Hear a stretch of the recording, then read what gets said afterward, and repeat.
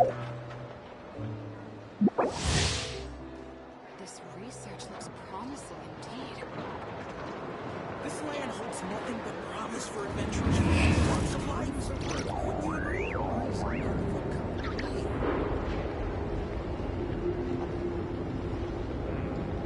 I better get me some alpacas. Once they've already opened the Snezhnaya, make a little extra myself. Read all about it!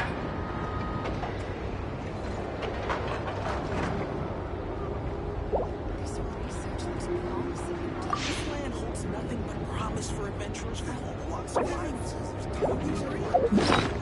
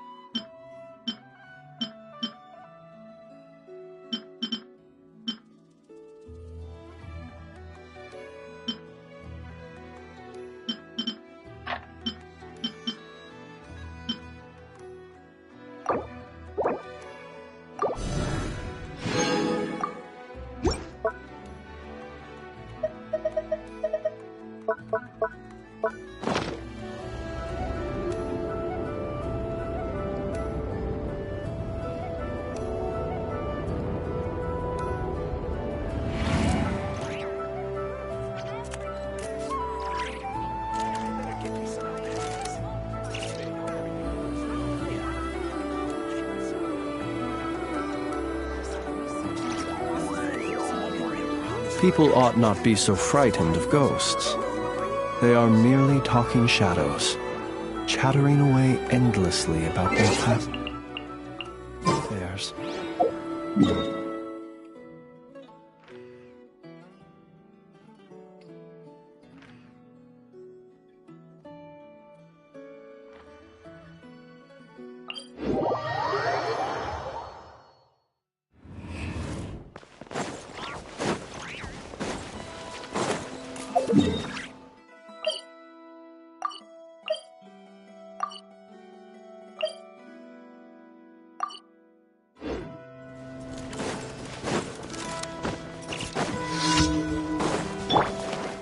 Lash attack! Animal test 6308. Absorption. Be silent. Close your eyes.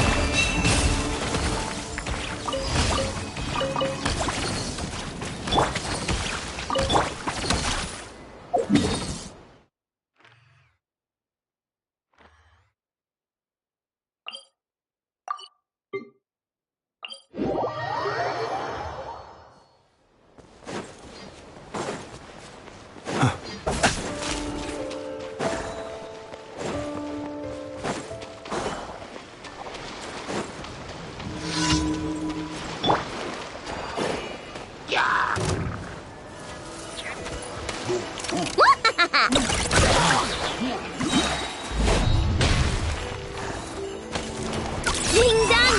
I'll settle this. Animal test 6308. Absorption.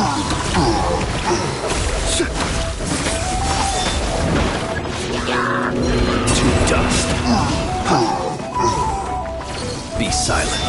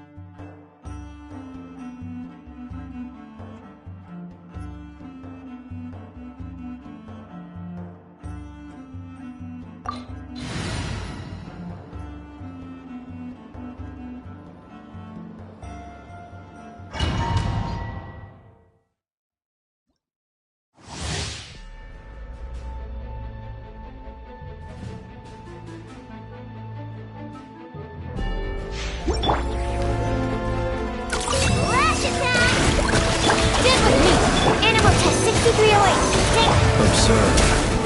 Night falls.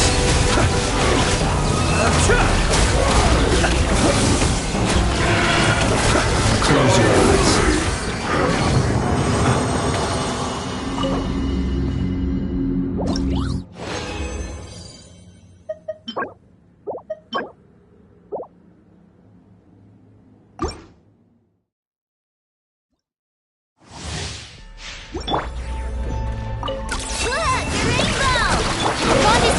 Absorption test. Stand clear. Observe.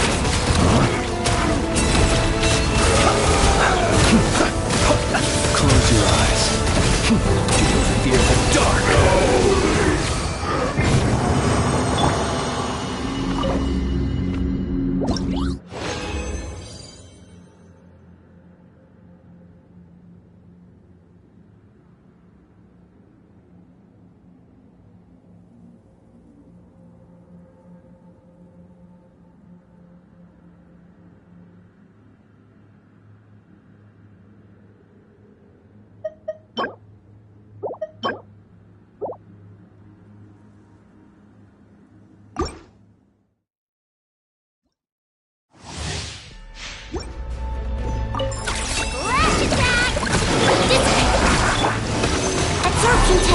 Be silent. Close your eyes.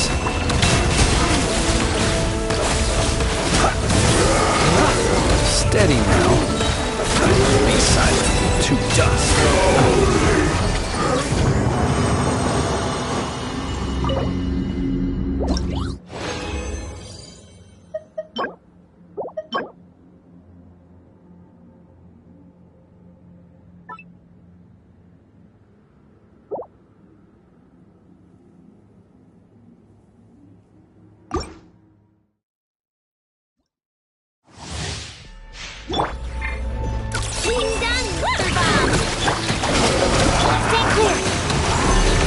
Observe. Close your eyes. Do you fear the dark?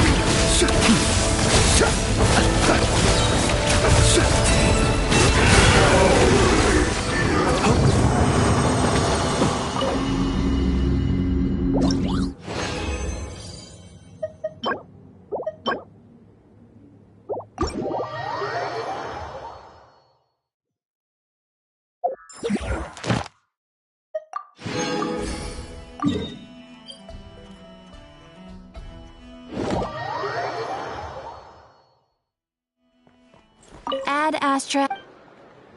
Thank you for completing. Add Astra.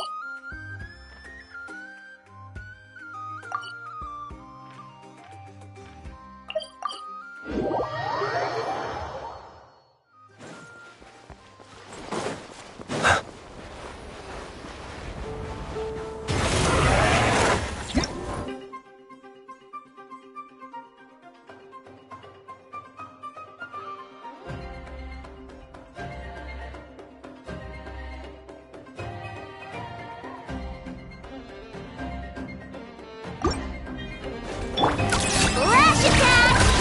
Stand with me! Squirrel, Mark 2, Animal Tech 6308.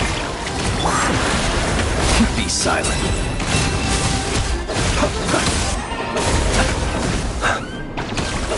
Close your eyes. Night falls. Hanggang! Dissipate! Out of my way! Absorption test!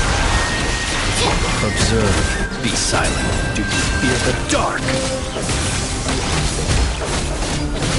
Close your eyes. Do you fear the dark? The bond is strong!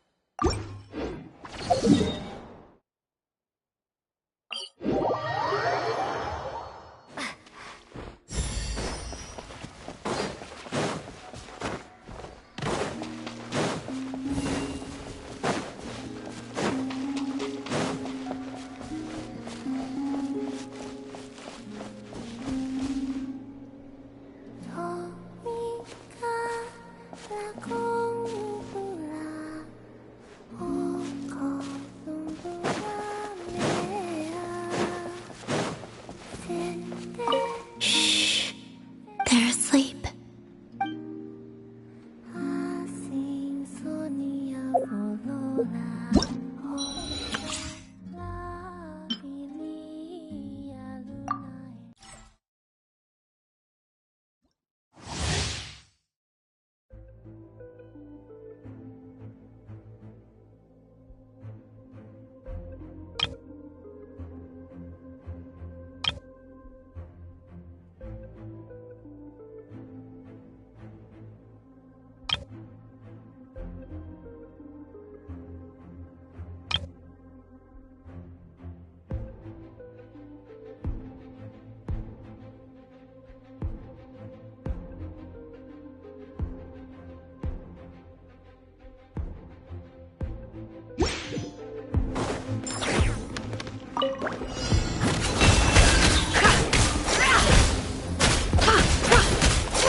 Can't hide the truth.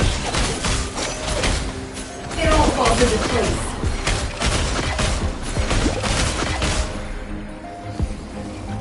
Seek within.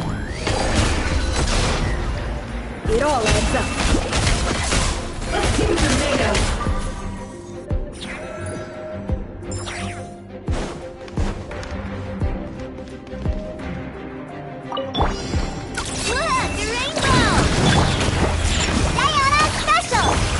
Frost moon of old. Forest? The deception ends here. Can't hide the truth. No more lies. Let's see what you're made of. Time to come clean. Hanggang weather bomb! For the everlasting forest, lush as the moonlight. Look at you! The mystery unravels. It all adds up. Become clean.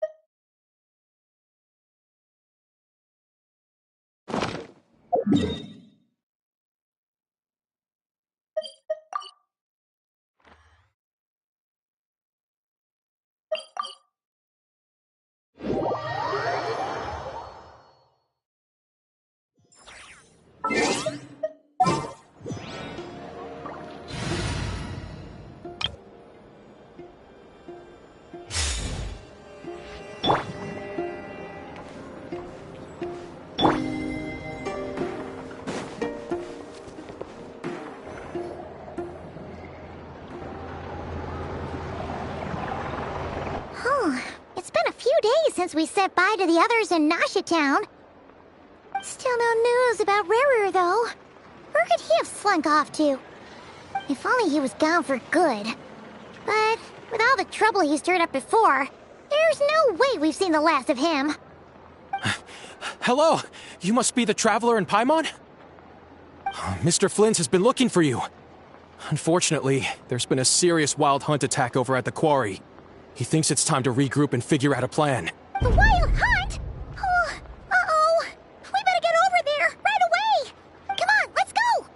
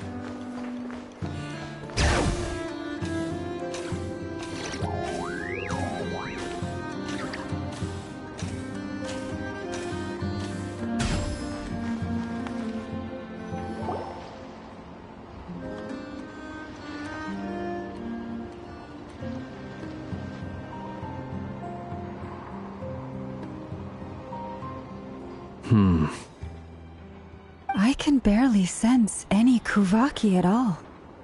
This whole area feels like a soulless husk. Looks like his appetite truly is insatiable. As if the power of that energy cannon wasn't enough. He's not seriously still getting stronger? What's his endgame here? Ah, everyone's here already. Hey, we made it. So, what's going on? We've all been on high alert since we split up a few days back, expecting Rarir to strike again.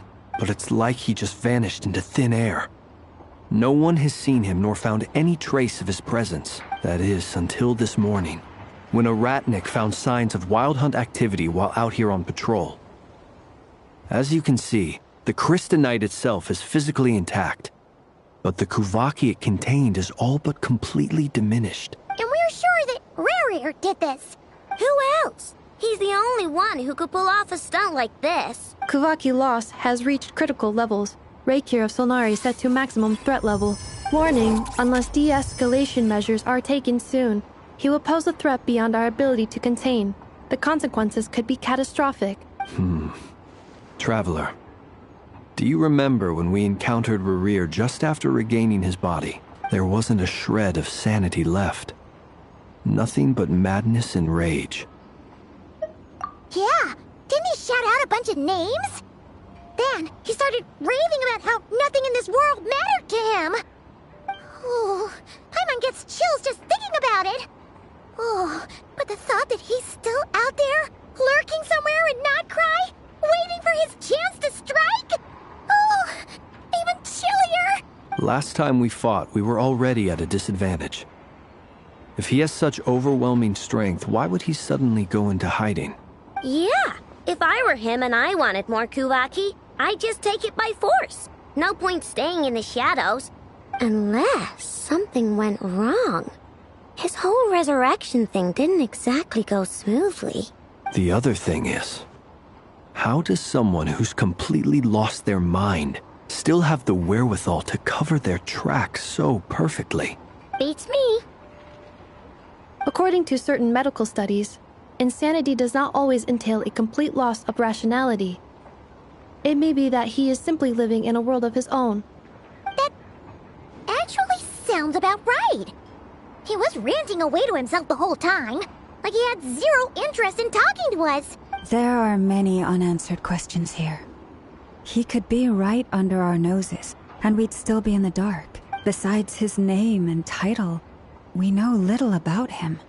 Certainly nothing about his past, or what he might be hoping to achieve. Exactly. And we wouldn't even know where to begin looking. Even Boss hadn't heard of the Rahir of Solnari before all this. I'd be willing to bet that even if we gathered together every scrap of intel in Krai, we still wouldn't find more than, like, 3 useful facts about him. So, if we do nothing, he'll just keep getting stronger. But if we want to investigate him, we have no idea where to look. Last time we had Marionette and her big robo-buddy to help us, and we still barely held our ground. If we had to face him alone, Paimon's head hurts just thinking about it. What are we supposed to do against a threat this big? Well, I do have a little hunch about his next move. Given that he attacked the quarry, I'd say it's likely he'll target other places rich in Kuvaki, somewhere like the Eye of Krai, or the Pillar of Embla. One thing's for sure. If we just sit back and let him keep absorbing Kuvaki, we really won't stand a chance against him. A perfectly reasonable hypothesis. However, it is worth noting that these 2 locations are quite far apart. To investigate them both, we'll need to split up. I agree, we should split up. Right now, Rarir's goal seems to be gathering Kuvaki, not fighting us directly.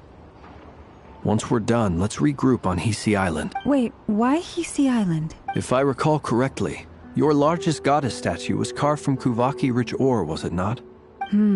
That's right.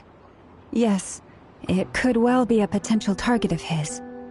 I should head back and start evacuating the pilgrims.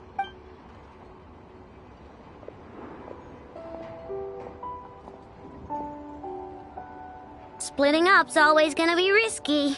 But I guess we don't have much choice, right? We're in a race against time here. And if we do run into Rarir, what then?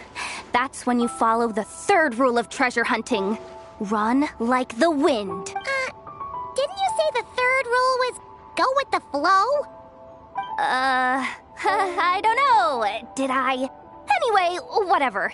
In this situation, go with the flow means go find backup. Agreed.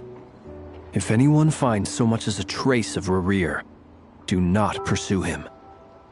Get out of the area and alert the rest of us as soon as possible. We need to put safety first. All right, we'd better get moving. Come on, Anefa, let's go.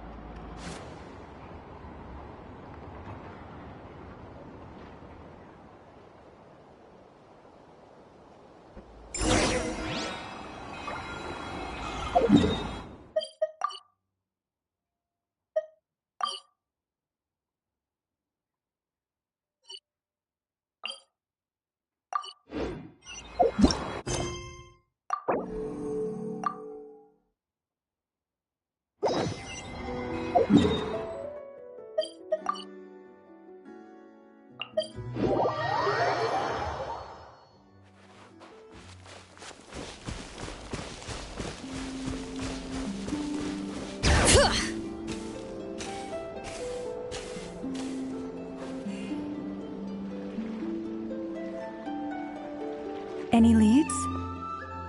Nope. Diddly squat. No clues to where he might be hiding. It's like he's a ghost. It feels like we're sitting on a powder keg that could go off at any second. Oh, I hate this feeling. I'd rather face him head on than be left hanging like this. So, you guys didn't find anything either? Not loving the word either. How about you, Flint's? I questioned a few Ratniki and eventually narrowed my investigation down to one suspicious individual. But by the time I got to his place, he was already gone. Almost as if he knew someone was on to him. Either that or he's just extremely cautious and doesn't stay in one place for long. He's been biding his time for a while now. The question is, where or what is his next target? No idea. Since regaining his body, he seems to have lost all interest in the fragment in my possession. If he did still want it, he's had plenty of chances to take it. All we can do now is hope that Ino and Anefa turn up some leads. Darn it, Rerir! If you've got the guts, come face me one-on-one! Wait, he's actually here? I didn't mean it! I swear! No, it's coming from Silver Moon Hall. The Lady Kutar might be in danger. Let's get over there, quick!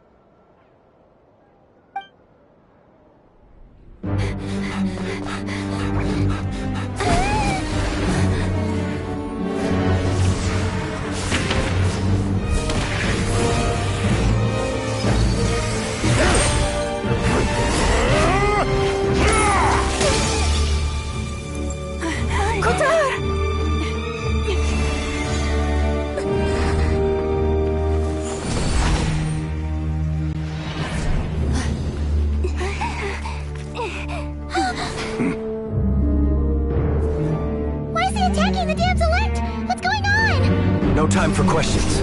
Stop him!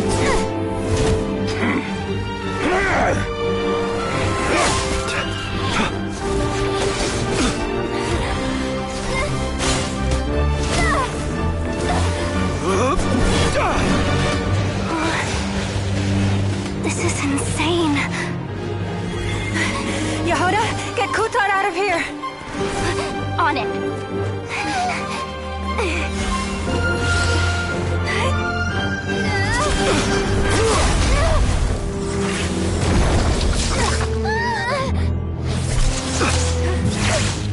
Look where your feeble might has gotten you. Now, you shall plunge into darkness. Felindus, soon, I will find a way. Watch out!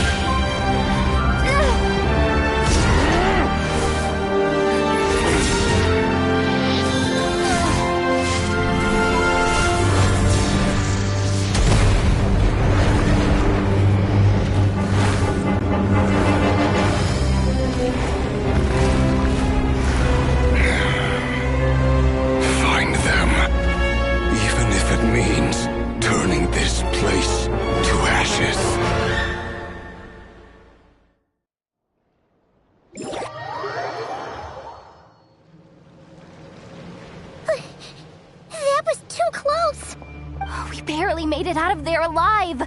What's that guy's deal? How'd he get so crazy strong?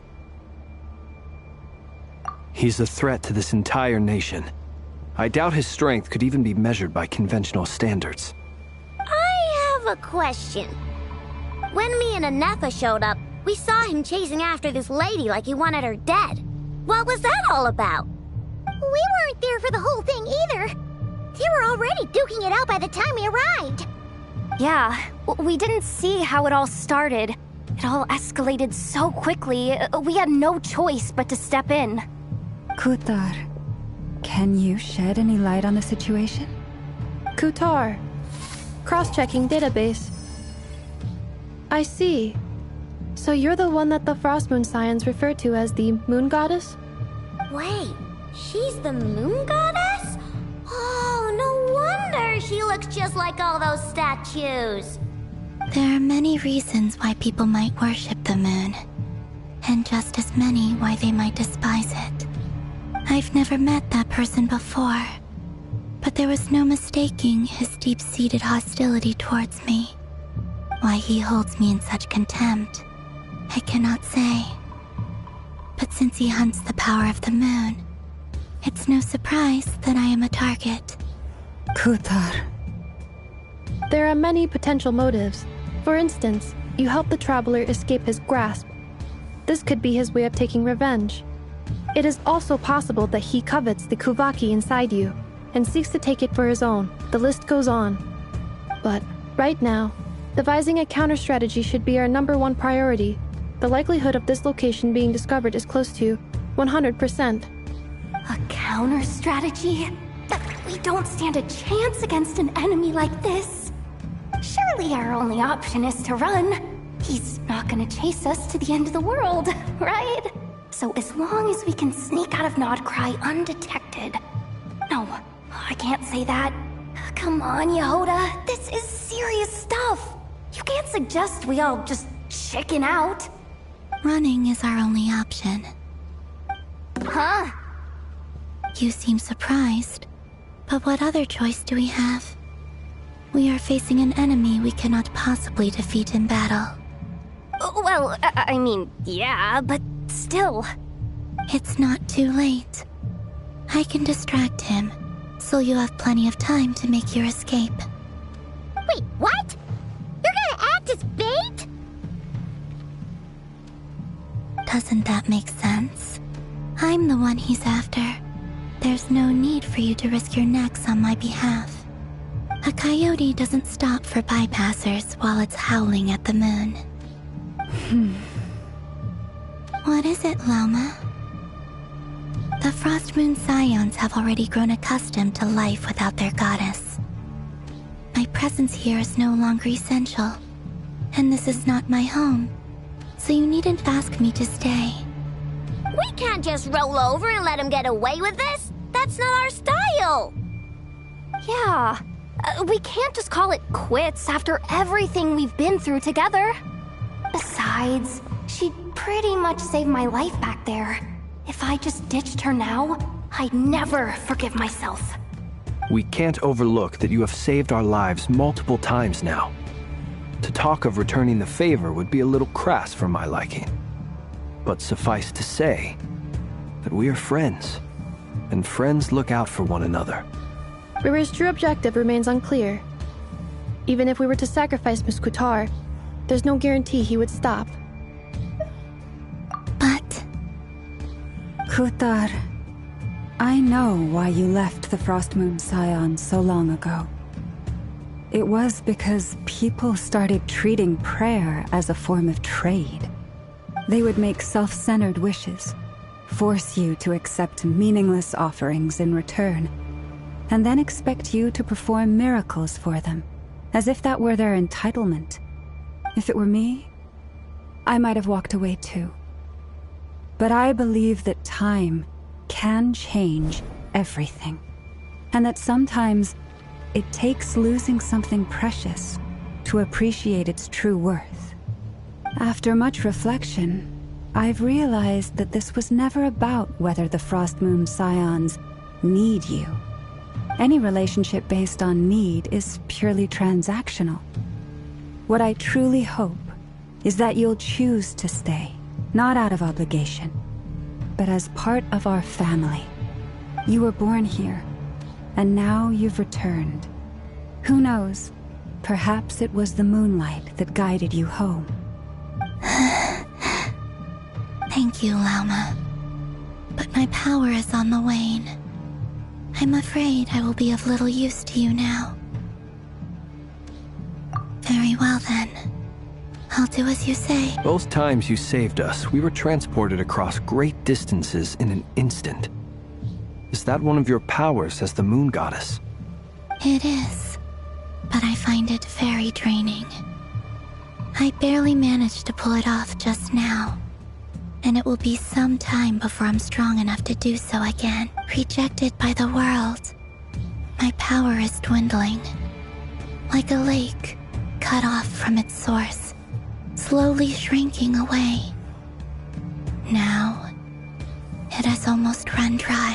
What do you mean, rejected by the world? The 3 moons belonged to the ancient bygone era in which they came into being. From the moment I was born, the world itself has been steadily sapping away at my strength.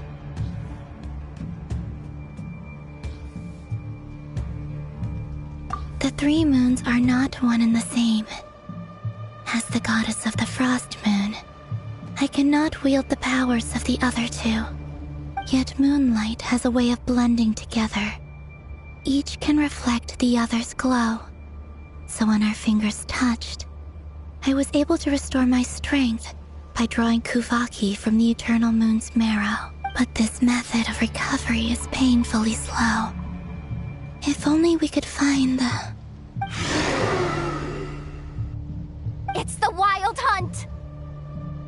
Even faster than we expected. We'll have to finish this conversation later. See how those Wild Hunt creatures are running away from us. They're likely just a scouting party, which means Rerir won't be far behind. Then what are we waiting for? Let's get the heck out of here!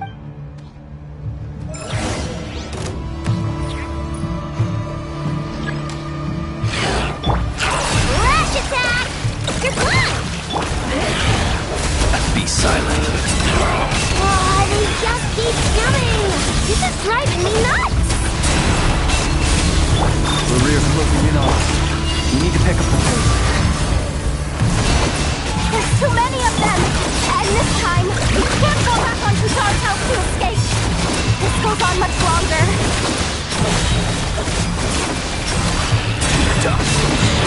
Prepare for dust up. Rush attack! The night comes. For the everlasting Christ, receive my blessing. Absorb to dust. Close your eyes. Feel the dark. Look, the rainbow! Annihilation mode. Cleanup sequence. Be silent. Balls.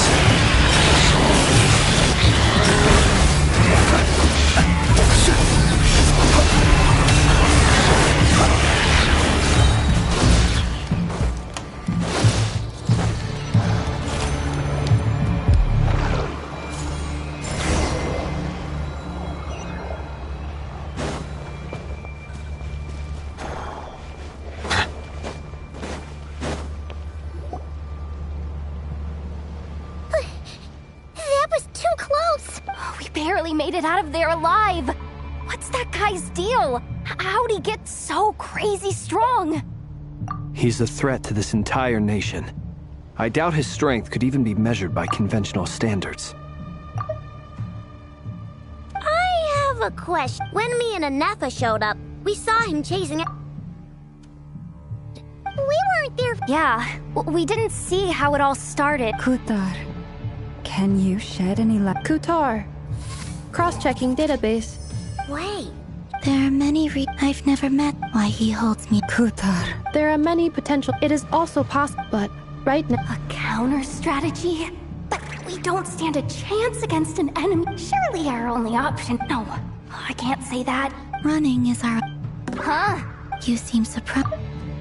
But what... Well, It's not too late.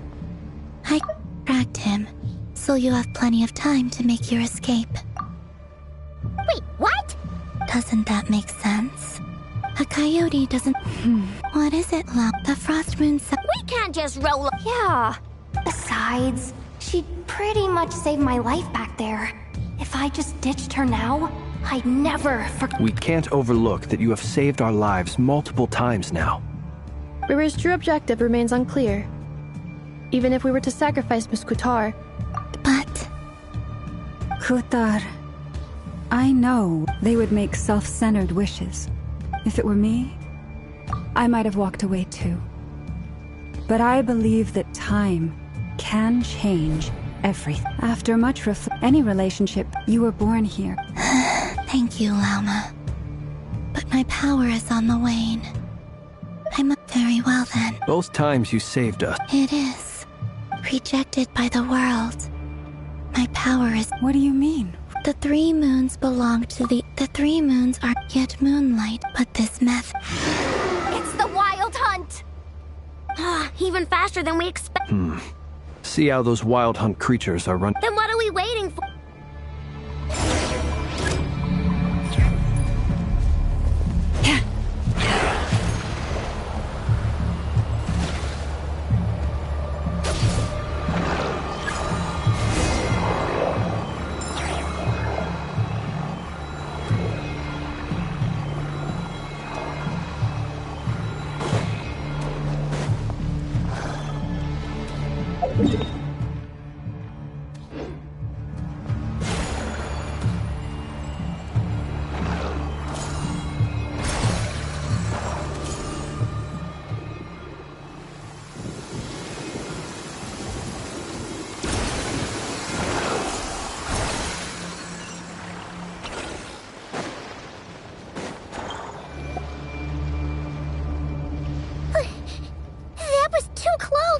barely made it out of there alive. What's that guy's deal? How'd he get so crazy? He's a threat to this entire nation. I doubt his strength could even be measured by... I have a question. When me and Anefa showed up, we saw him chasing after this lady like he wanted her. We weren't there for... Yeah, we didn't see how it all started. Kutar, can you shed any... Kutar. Cross-checking database. Wait, she's the... There are many I've never met why he holds me in... Kutar. There are many potential. It is also possible, but right now... A counter strategy? That we don't stand a chance against. Surely, Errol. No. Running is our... Huh? You seem surprised. Well, I mean... It's not too late.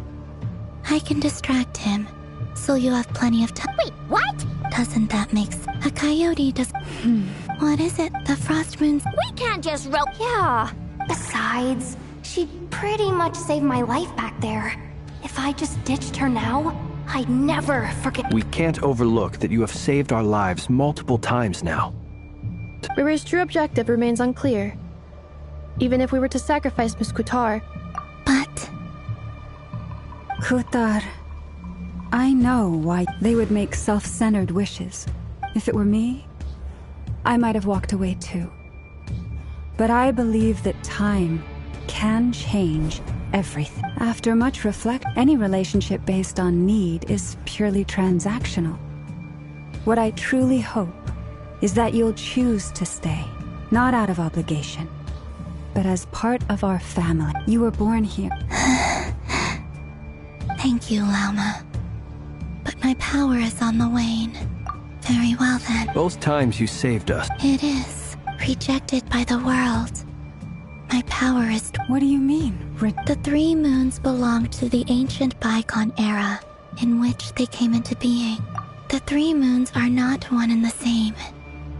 As the goddess of the frost moon, yet moonlight has a way... But this method... It's the wild hunt! Even faster than we expect. See how those wild hunt creatures are running. Then what are we waiting for? Let's get the heck out of here!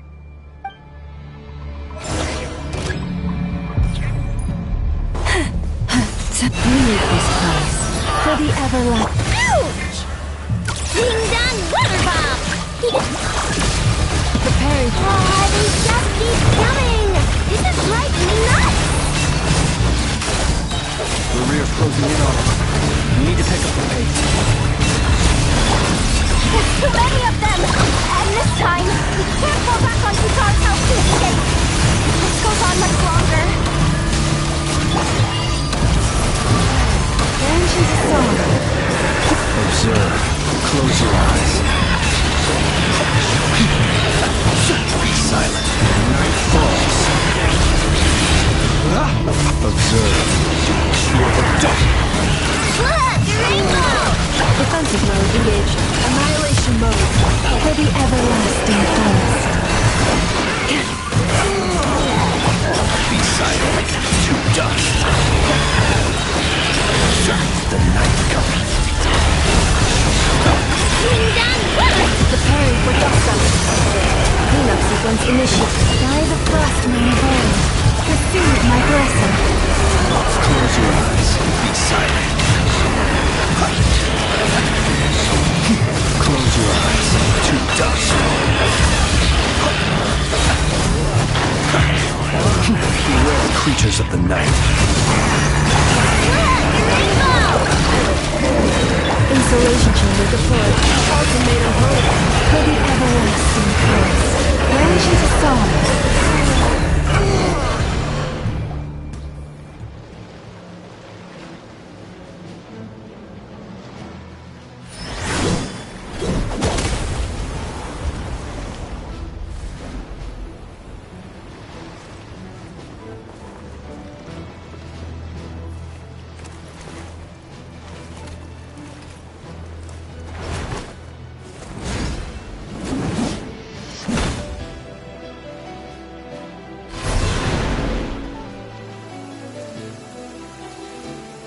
What's the matter? Bit off more than you could chew?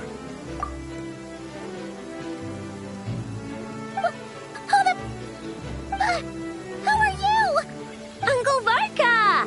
You're back from from Amsvartnir? Whoa! You're Varka? Grand Master of the Knights of Favonius? We could save the intros for later. Right now, let's get you all out of this hellhole. Follow me. I know somewhere you'll be safe. Oh, is that where I think it is? That's the one. Come on, move! There's no time to waste.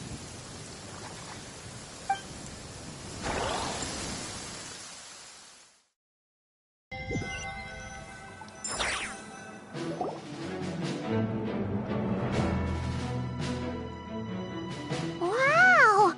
Where are we? This is so well hidden. Well, that goes without saying. This is the Knights of Favonius' meeting place in Krai, and a contact hub for the Northern Intelligence Network. AKA, the black market of intel.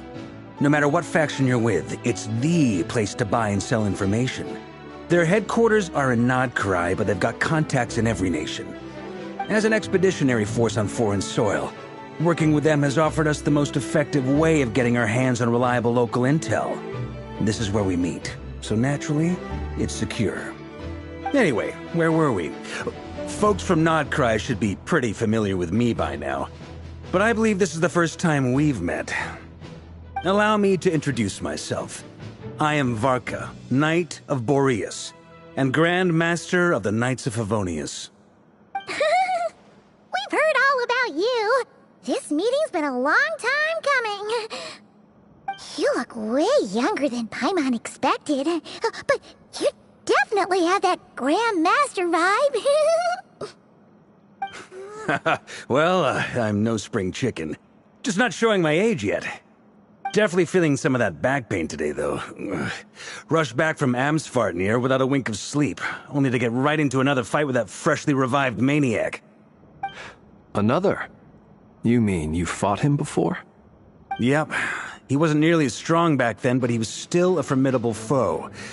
I brought some of the knights along to give him a little surprise, but he saw us coming from a mile off. My squad took heavy injuries, and I barely made it out alive myself. We knew it might have been our last chance, so we staked everything on it. But still, it wasn't enough to stop him.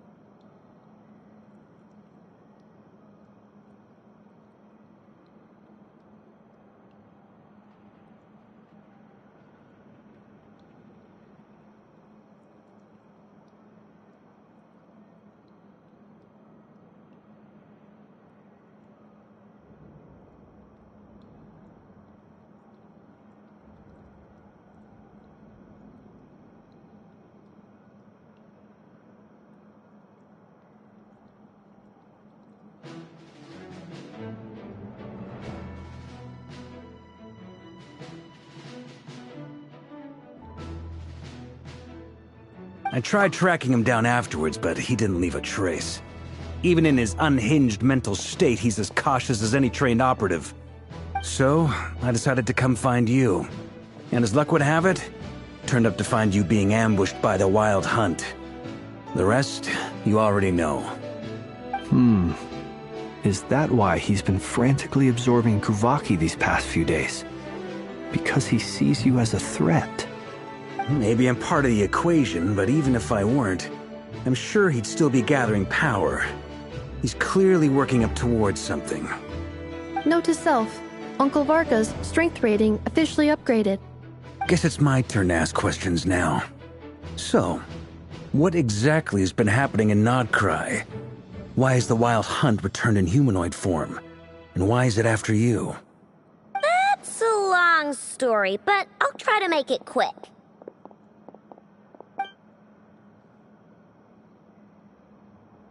Wow, I had no idea so much had happened. Sounds like you guys have really been through it. So, the Kutar is actually a Fatui Harbinger. And all this Wild Hunt activity in Krai is the work of the Raker of Solnari, one of the 5 sinners. Oh, that's a lot to take in. Need some time to wrap my head around it all. I'm truly sorry, Mr. Varka. You stood with us against the Wild Hunt, and did everything you could to stop it from escalating into a full-blown catastrophe. And then, the one time you're away, it all comes to a head and all your hard work gets undone. You've got nothing to apologize for, Miss Moonchanter. You can plan 100 steps ahead and still slip up. That's just life. No one knows what tomorrow holds. You can't predict which way the wind will blow next. And, to be perfectly honest, I can't say I'm surprised. For all the times we've defeated the Wild Hunt in the past, we've never been able to completely wipe it out. Turns out, we were just delaying the inevitable. But now that a new variable has come into play, fate may well take a different course.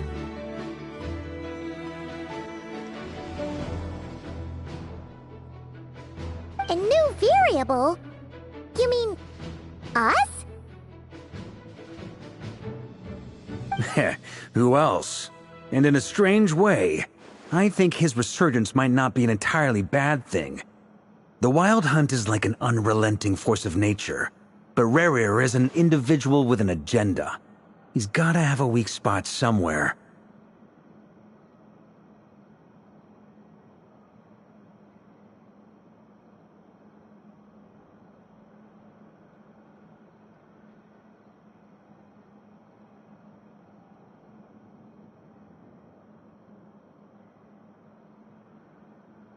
That said, while I was explaining everything just now, some of the points that Mr. Flint's added caught my attention.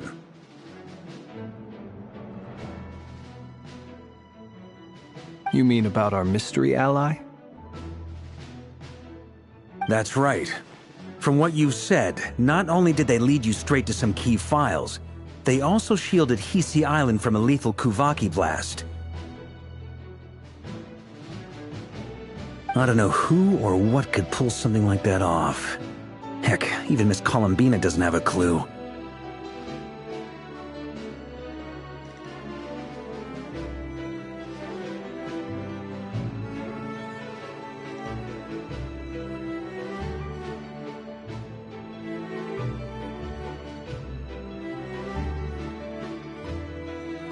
I hadn't heard the story about those files.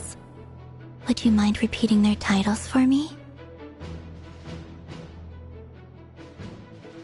Wild Hunt Phenomena Log, a Nodkrayan Ratnik's Field Journal, and Kuvaki Survey Log. Oh. No. Still doesn't ring a bell. Another dead end. Guess all we can do now is hope that our mystery ally keeps showing up when we most need them.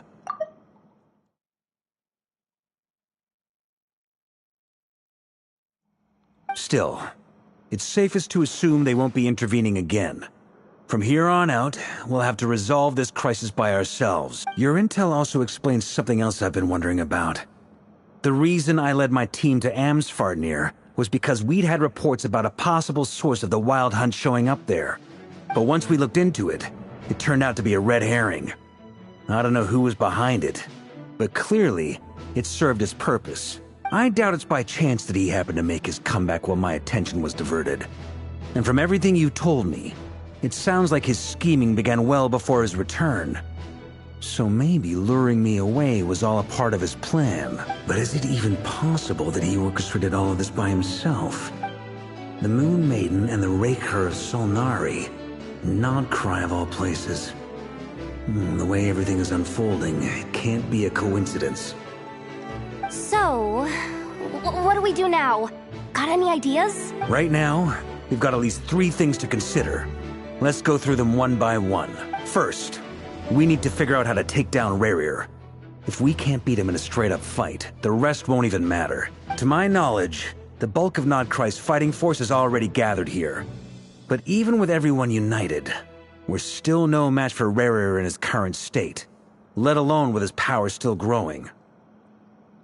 What if there was a way to tap into a new power of our own? How so? Have you thought of something, Columbina? 3 moons once watched over this world. The Eternal Moon was the largest. The Frost Moon was the brightest. And the Iridescent Moon was the most mysterious.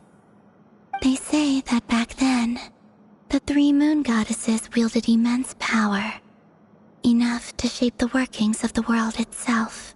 I now bear the Frost Moon's power, and the Eternal Moon's marrow resides within the Traveler. Hold on. Are you suggesting... The Iridescent Moon, the last piece in the puzzle. That's right.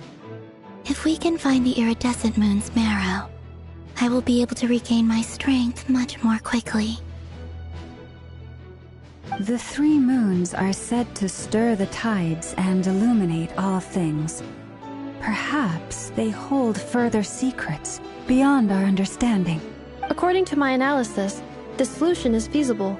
However, it is subject to one major condition. How do we locate the Iridescent Moon's marrow? I know a way, but we will need to visit the Fatui's Experimental Design Bureau. The Experimental Design Bureau? Are you saying we need to involve Marionette? Yes. I must speak with Sandrone. It's a long way from here to the Experimental Design Bureau. There's a high chance you'll be spotted. You shouldn't go alone. Then that's settled. Next up, our second priority. Somehow, we need to figure out Rerir's end goal. As you saw for yourselves, when he was still in his wild hunt form, everything he did was for the sake of recovering his body and resurrecting himself. His first act since then, after laying low for a while, was to try and assassinate this young lady. People's obsessions often reveal their greatest vulnerabilities. There must be a reason why he despises the moon so deeply. Perhaps it sheds some light on his title, the Raker of Solnari. The Wild Hunt has plagued Nodkrai for centuries now. If we want to stop it for good, we have to get to the root cause of what's driving it. It's true. We still know very little about him. If Kuthar hadn't given us that lead, we wouldn't even know his name.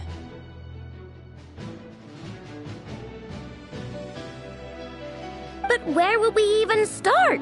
I doubt even the Intel Queen of Nodkrai has a clue, and she has info coming out of her ear. Oh?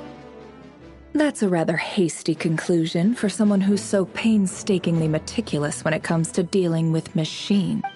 Ah, she heard me.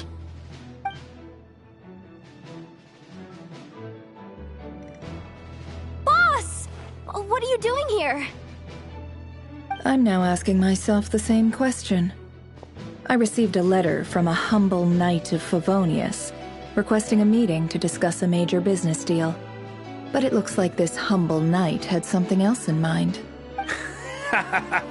Details. Miss Sneffer, the important thing is that you've arrived at the perfect time. Since his failed ambush, I've been racking my brains trying to come up with a plan to fight Rerir. Given the severity of the situation, I think it's fair to say that our only chance lies in uniting as one. And I'm talking all the factions in Nodkrai. We can't do this without the Curatorium. But I knew it'd be a tough job to win you over. So, I took the liberty of reaching out for a little chat. Wait a sec. How did you even hear about this place, Nefer? Didn't you say this is meant to be the Knights of Favonius' meeting spot? And a contact hub for the Northern Intelligence Network? And isn't it supposed to be super hidden? You really think he could have gotten settled in Krai without my help? Besides, I'm the one running this gig.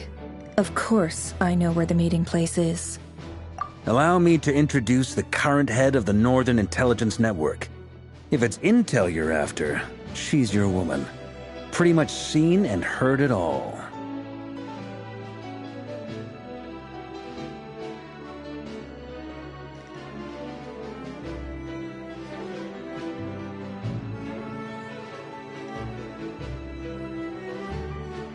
Please spare me the flattery. Let's cut to the chase. Seems like you've run into some trouble, huh?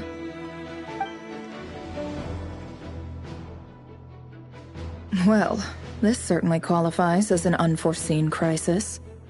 On behalf of the Curatorium of Secrets, I wish you all the best of luck. So you're just going to sit this one out? Why should I get involved?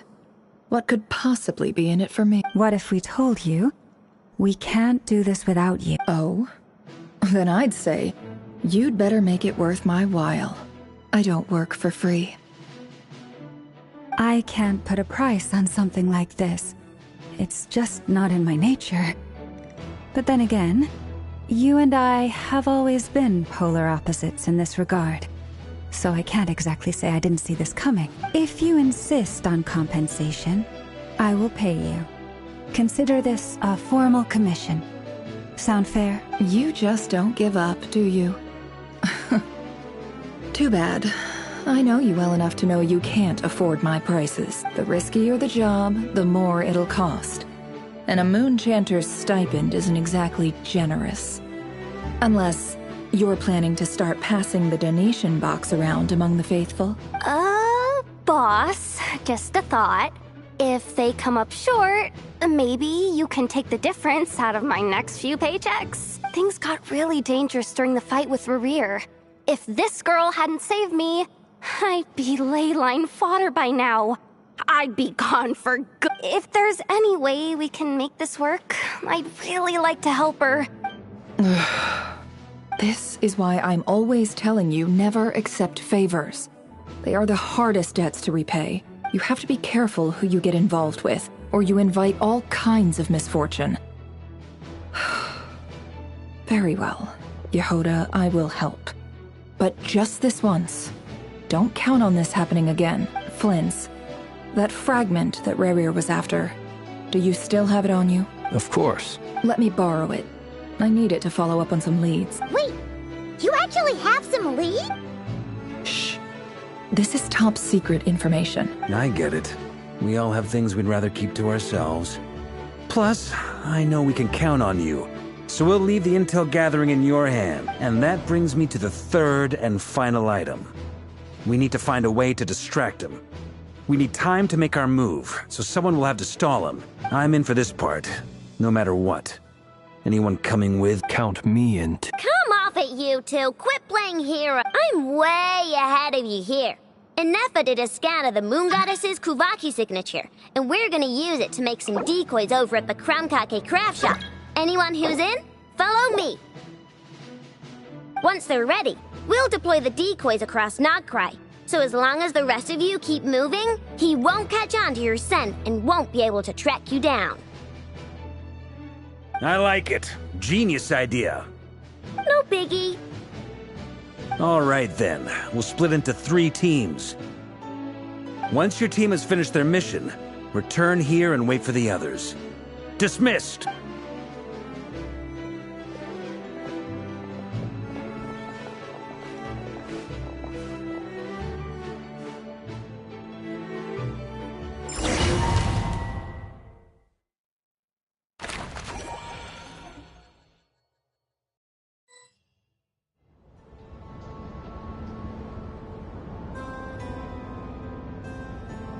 Lady Damselette.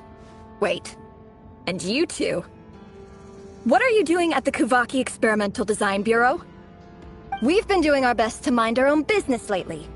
But if you're just gonna waltz up here like this, you're seriously pressing your luck. Don't blame us for doing what we have to. Huh. You really think that's gonna scare us off? We're not looking for any trouble.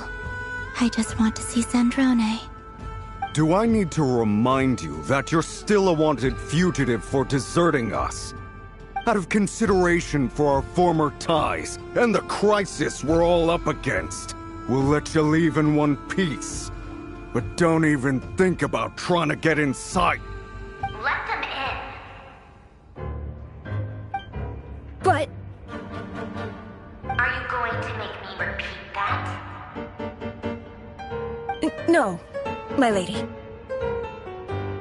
Zandrone seems to be in a good mood. Must be maintenance day.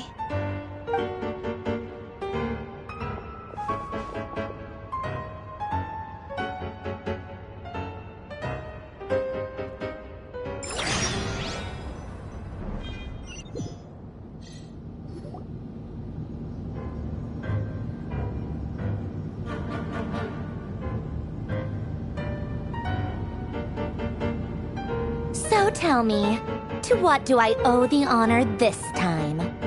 Actually, before you answer that, just so we're clear, we're not colleagues anymore, Columbina. I don't owe you anything. I promise it's nothing big. It seems like you've gotten the wrong idea here.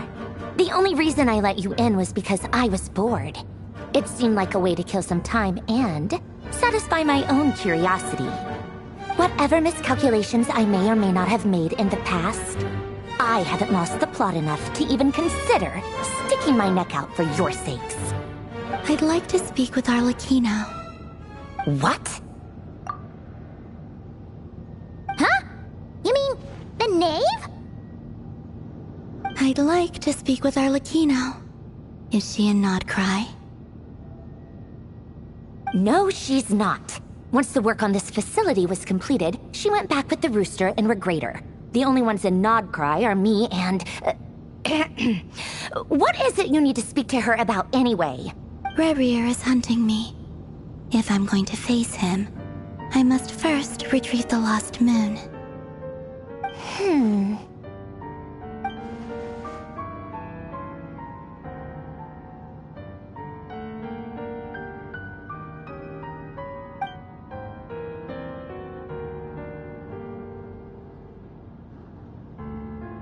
Is that a no, then?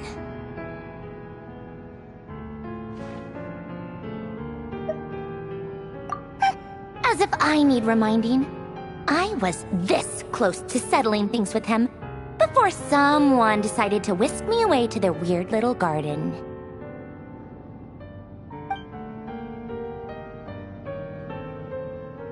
Have you held any tea parties lately? Tea parties? Yeah, obviously. You don't seriously think we'd pack it all in just because you aren't here.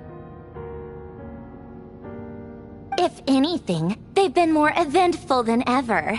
Just me, Arlecchino, and a bunch of insolent, insensitive guests who won't stop asking where you've gone. Oh, they've been a real joy.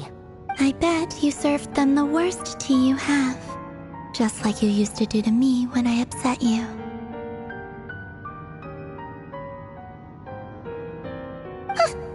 Who cares about how good the tea is when there's no one around to drink it? I keep losing people. First Rosaline, now you. I'm running out of people who can make me laugh. Honestly, what could be more ridiculous than the multi-centenarian goddess, who's only ever had the plain herbal tea she received as offerings?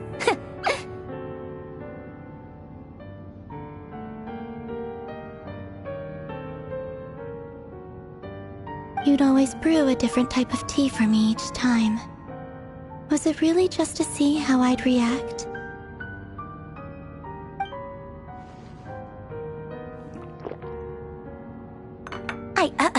Well, duh. Why else?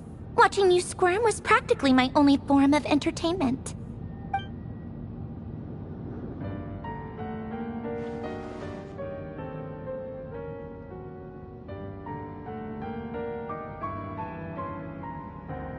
Oh, yeah. And Capitano sometimes used to bring Tartaglia around, too. But I guess we won't be seeing him again.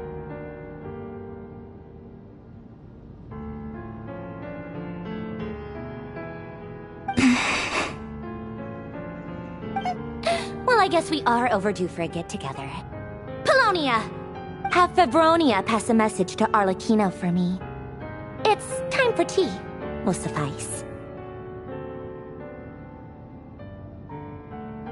Pass along a message for me, too, if you would. My body cannot contain the marrow of 2 moons, so I'll be leaving one of them in her care.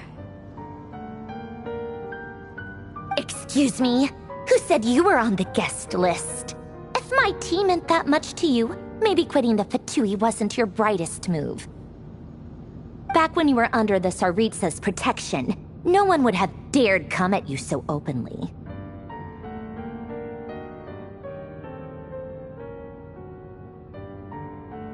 But that protection didn't come for free. In fact, I paid dearly for it. At the end of the day, it was just another transaction. I just got tired, that's all. I never wanted any part in their grand ambitions, and I've had enough of being treated like a bottomless supply of power. It brings back memories from the old days, when I was still worshipped as the moon goddess. Centuries on, it may be a different group of people, but I see the same greed in their eyes. I figured you'd leave eventually. You didn't have as much of a reason to stay as I do. The Tsaritsa gave you shelter and protection, but that was it. Nothing more, nothing less. Meanwhile, the Fatui demanded everything from you in return, until it was more than you could bear. I get why you left. And frankly, I have no interest in dragging you back just because the higher-ups told me to. But if you keep hanging around with this riffraff, the next time we cross paths, we might be enemies for real.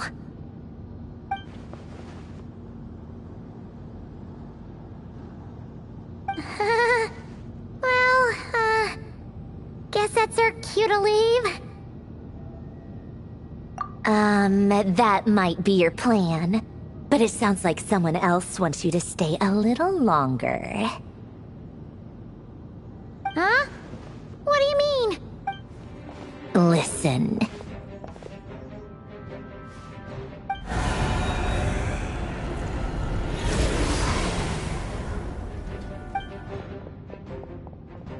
My lady, it's the Wild Hunt.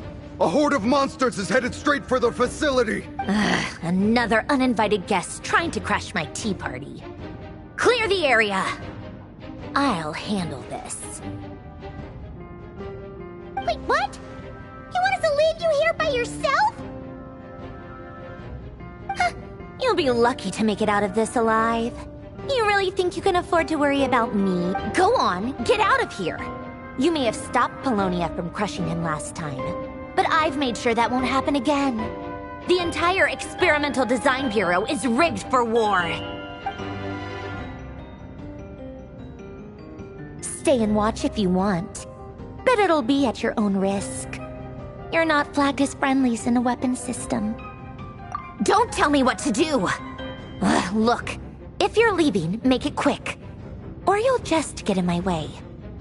There's a secret passage on the 2nd floor. It'll take you right to the plains out back. Stare all you want, Columbina.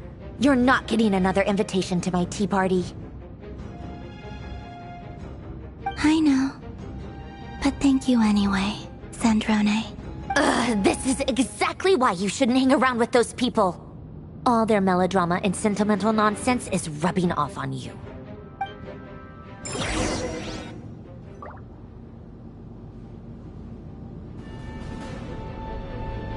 Come on then, Mr. Ray here. Let's pick up where we left off. It's your Wild Hunt monstrosities versus my beautiful creations. Let's see who comes out on top.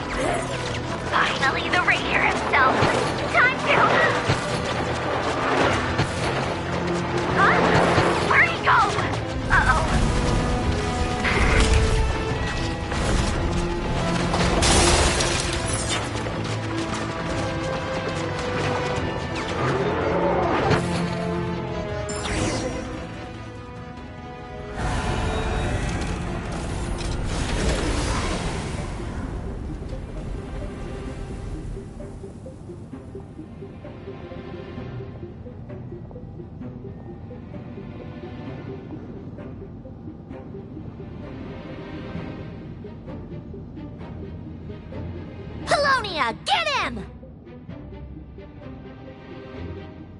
I've upgraded Livonia again since our last encounter, and uploaded every last scrap of your data. So let's finish this, once and for... She's not here. Where did she go? Hey! Over here, you big... Cursed moon. Oh, keep searching. She cannot have gotten far.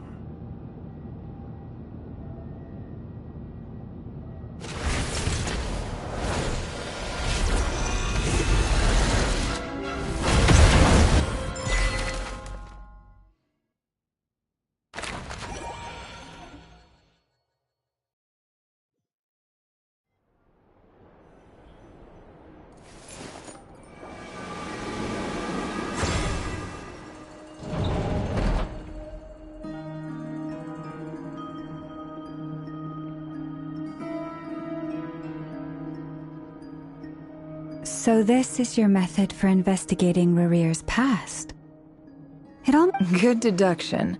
But it's quite a different affair from what you're used to with the Frostmoon Scions. Whoa! First time I've ever been in here. Boss always said it was off limits, so I pictured some kind of creepy dungeon. But it's actually kinda nice.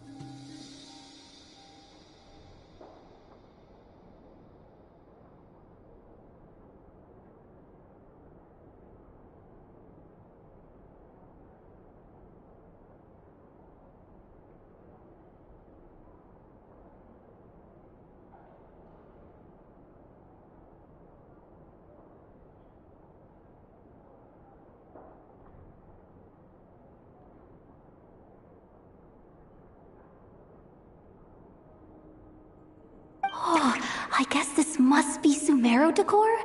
That's where Boss is from. And that nice shopkeeper who sold me my treasure compass. I'm not sure exactly what you've got planned, but it looks like you're all set. Whenever we wish.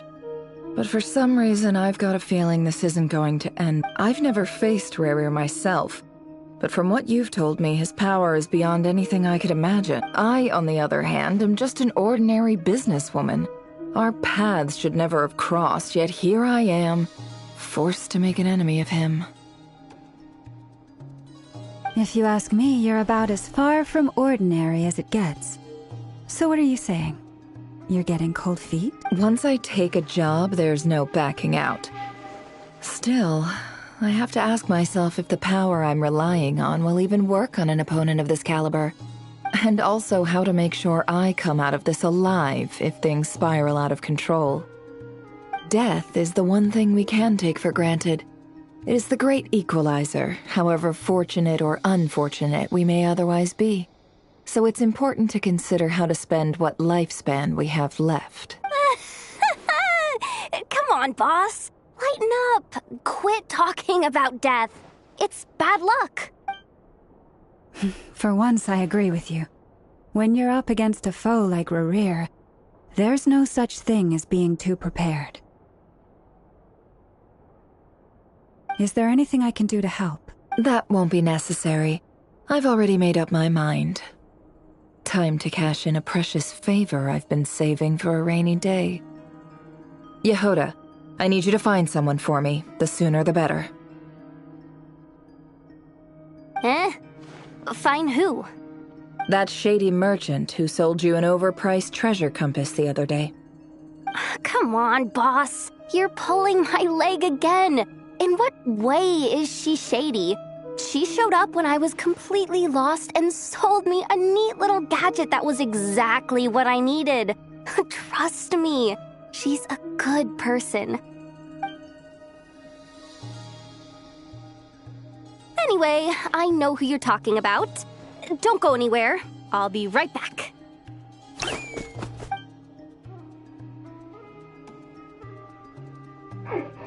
What's happening? I genuinely can't run any further.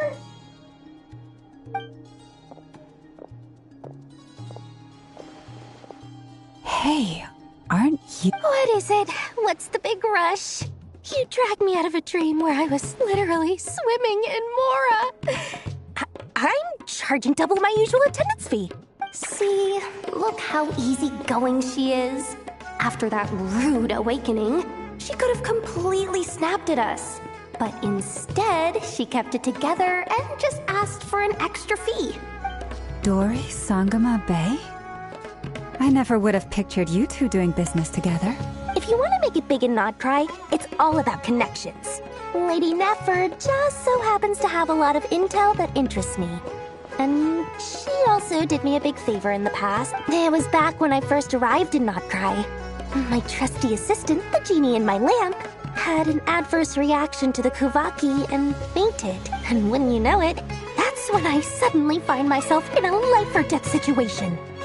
Good thing my compatriot was there to swoop in and save the day. I've been giving her a 30% discount off all of my goods ever since.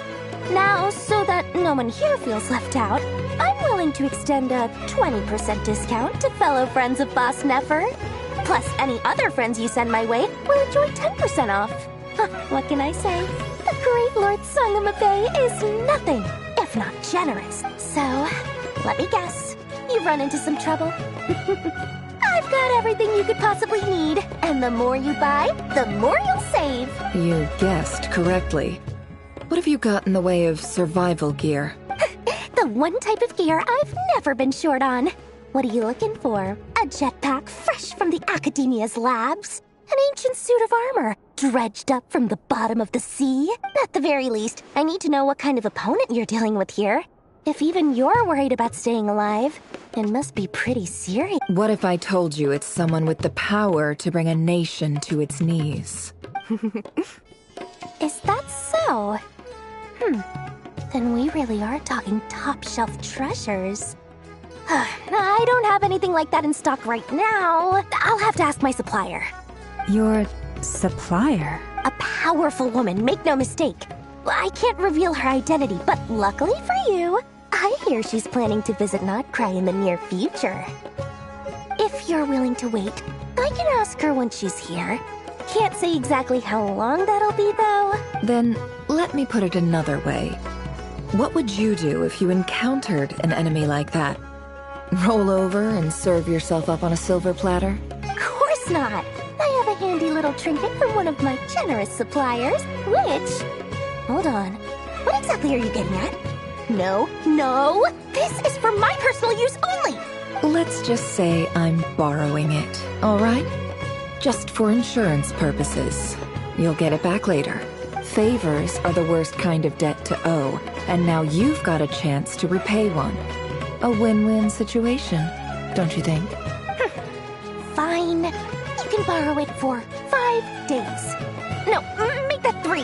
And for every extra hour after that, I'm charging you 1,000,000 more. Deal? Deal.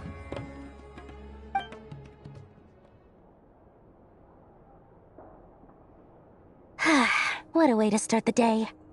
Now, was there anything else you wanted? Or can I go back to bed now?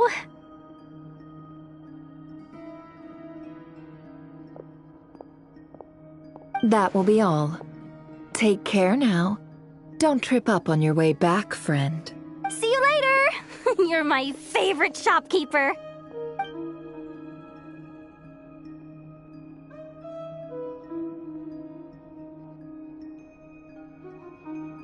Excellent. Everything is well and truly ready. The ceremony can now begin. After initiating the ceremony, your minds will follow me wherever I go. You will see many strange things in your mind's eye, so remember, don't be frightened, and don't make a sound. Now then, let us peer into the Raker of Solnari's past.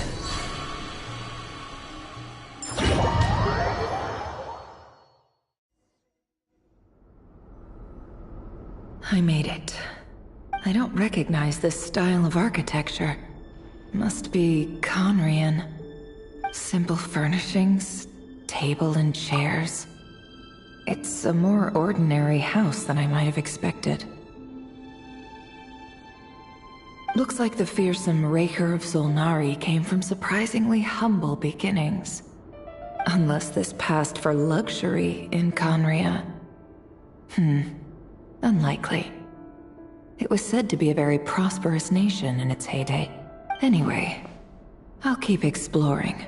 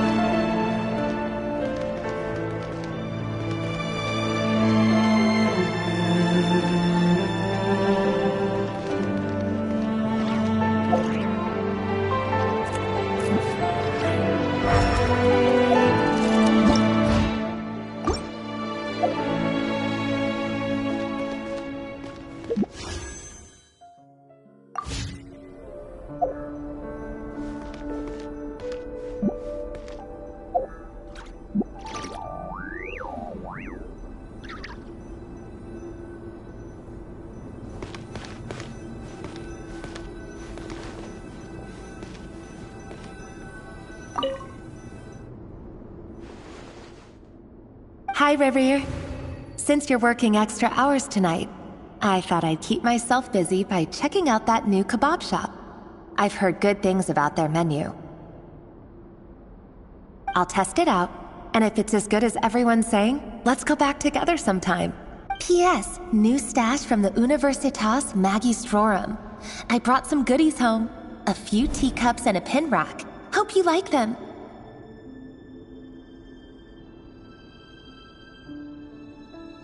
They didn't sign their name, but they must have been close. Sounds like they were living together.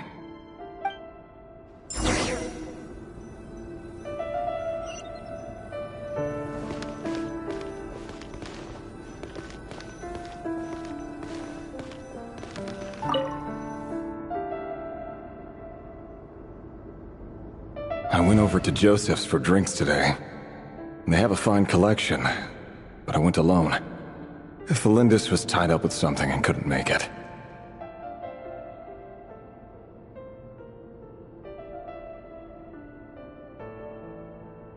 Joseph asked why I came alone, but I didn't really have an answer. He then went on to ask about other things. If you ask me, someone who asks that many personal questions is too nosy for their own good. But if he invites me again, chances are I'd still go. Felindis. That's the same name Rerir mentioned. Crane imports keep falling. If things don't pick up, we'll soon be back to meat and mushrooms only. Honestly, I'm not a huge fan of that new type of mushroom everyone's been into lately. Didn't it start out as a lab-grown variety? I heard it's even mildly corrosive. Seriously, why would you even eat something like that? I don't care if it's an impressive feat of alchemy. That just isn't the kind of thing I like to eat. Grain has to be imported, and they're eating a diet of mostly meat and mushrooms. Could it be because Conria is underground, so it doesn't get much sunlight?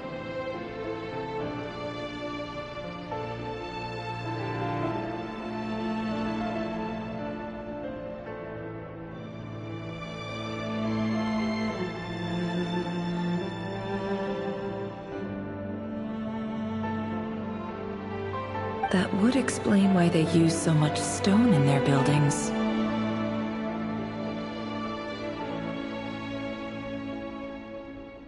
They even use alchemically modified strains for food. Seems like the people of Conria don't have many options when it comes to dining. I've just about saved up enough now. Time to buy it and keep it somewhere safe.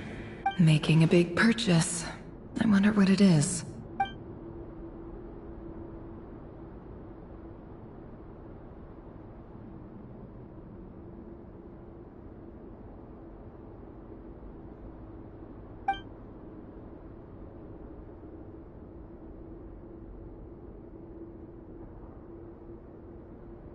He really is a professional. No wonder he's so good at covering his tracks. Despite what he's become, it seems like he's retained certain habits, at least in this regard.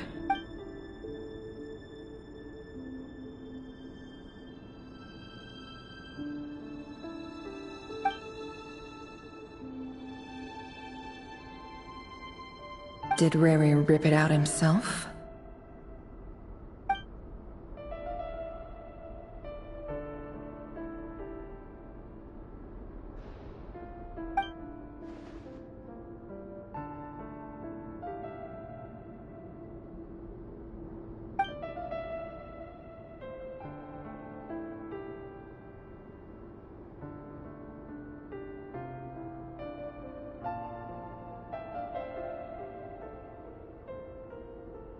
Before I met you, I was convinced that my heart was nothing more than a stagnant pool, the burial place of a fallen moon, a withered, windless grove where the waters rested forever unrippled. It was you who helped me see that my heart hadn't entirely withered away, that it could still beat to the rhythm of love.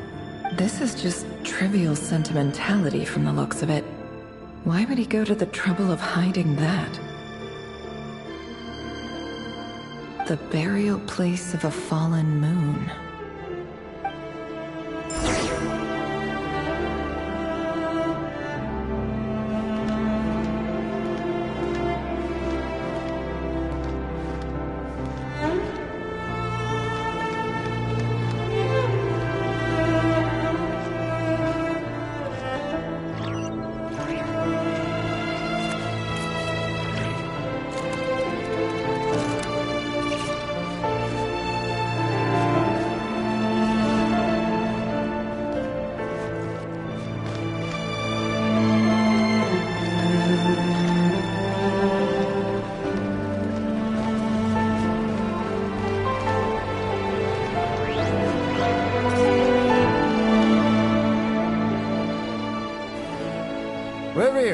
Over here.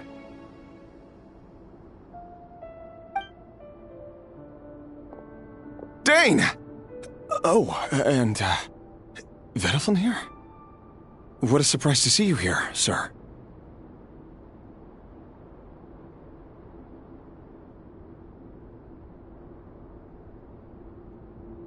Hello there, Rerir. You need not address me so formally outside of court.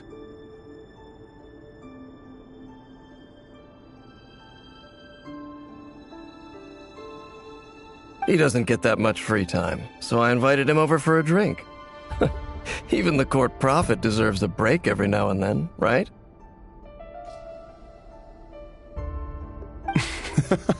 Well, I'm flattered. So, what are we discussing today? Hey, don't look at me. As far as I see it, we don't need an excuse to have a few drinks. Come on, don't give us that. Didn't you say you were about to pop the big question? How's that coming along? Who'd have thought the great Twilight Sword was an even greater gossip? I just didn't expect you to be the first one to settle down and get married, that's all. Yeah.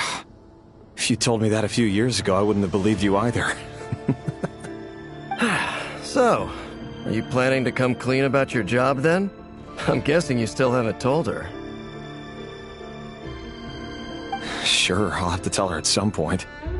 But I'll need to pick the right time and place. To be honest, I have no idea how she'll take it. Come on, stop being such a pessimist. For all you know, she could be thrilled. I bet she'll be much more impressed by your actual job than the one she thinks you're doing now. A member of the King's Guard. Quite the cover story. Does the king himself even know?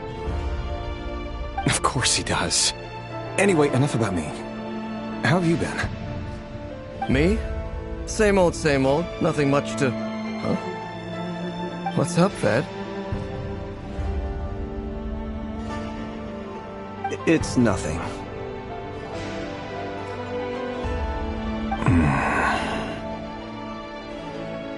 Vadafulnir, Dainslift's elder brother. Renowned throughout the court of Conria as the Visionary, and said to possess a wisdom far beyond the reach of any ordinary man.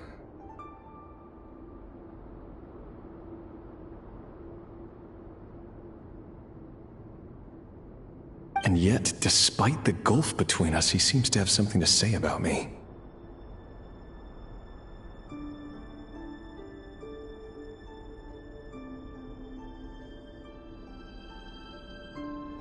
Does he even know me?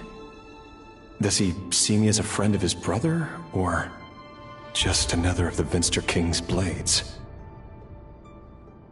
Why did he react so strongly? Was it really to do with what we were talking about? Brown, curly hair and brooding blue eyes. So this is what Rerir looked like back in the day. Perfectly normal. No different from anyone else. As frightening as this monster is in the present, there's something even more unsettling about seeing the human he used to be.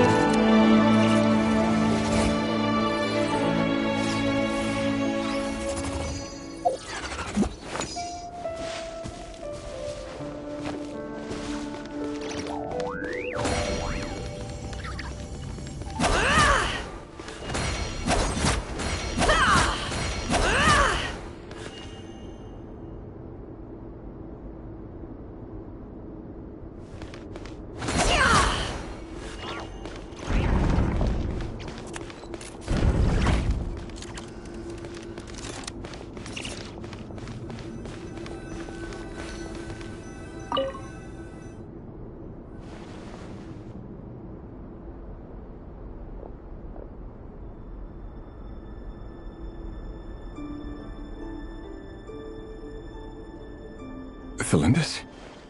You're back early.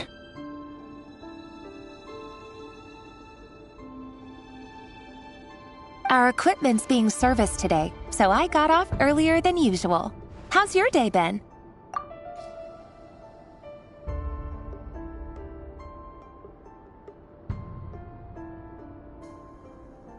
Aw, why the long face? Is something the matter? Has your boss been giving you a hard time again? Went for a drink with Dane and the others after work. Isn't that a good thing?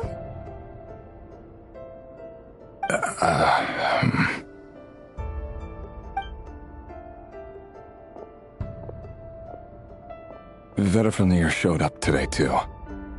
You know, Daneslif's older brother. Ah, Mr. Vedifnir. Yes, I've heard of him. They say that everything he says ends up coming true.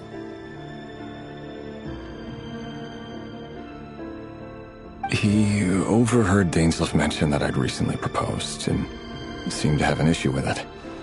But when I asked what it was, he kept it to himself. So, you're worried? You can be such a child sometimes, Revier. We're nobodies. Why would the Visionary be concerned about us? I'm sure someone in his position has much bigger fish to fry.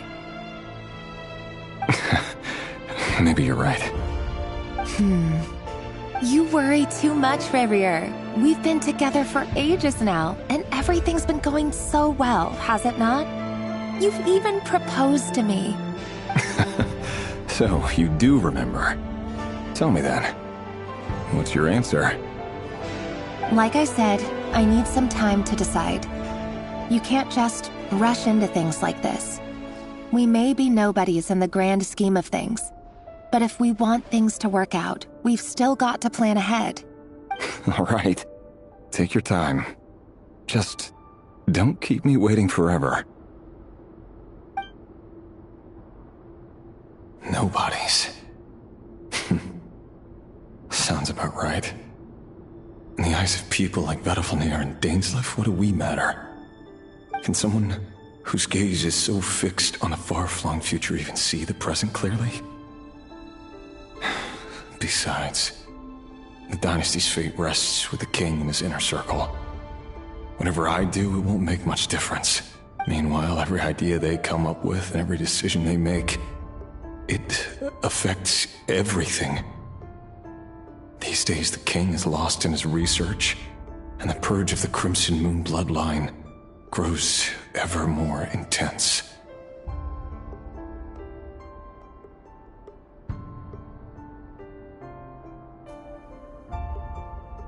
The opposition tried to speak out, but nothing came of it. And I'm under no illusions as to why. Because we eliminated them and got rid of their bodies. A man can have 1,000 reasons to carry a sword, but there are few good excuses to use it. Yet the king has never even considered a gentler approach, and he never will.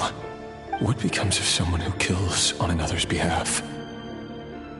Can he ever find true peace?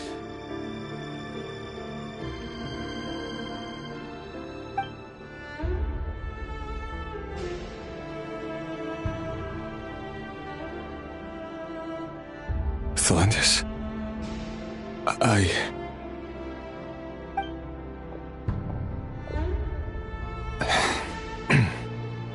It's nothing.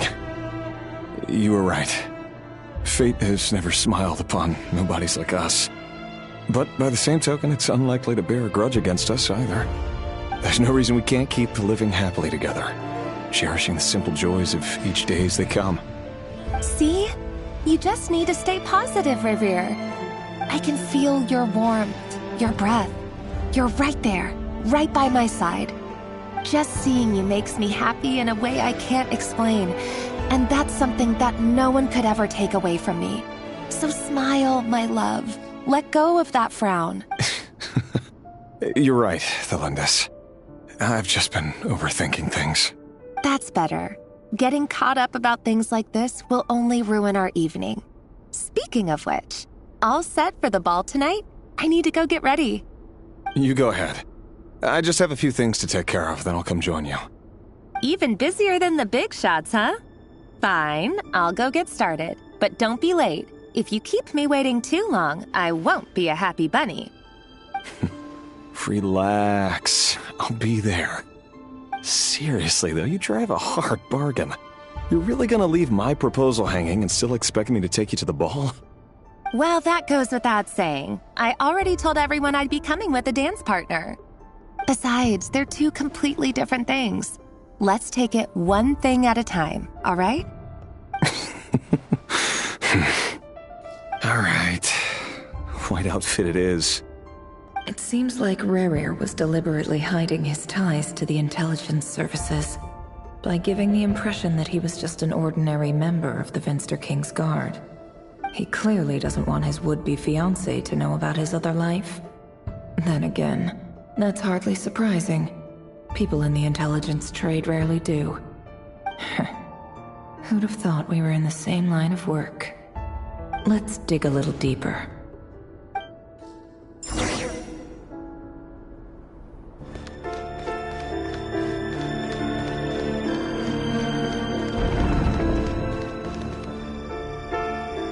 Our last operation was a resounding success, and all thanks to you, Rahier of Solnari.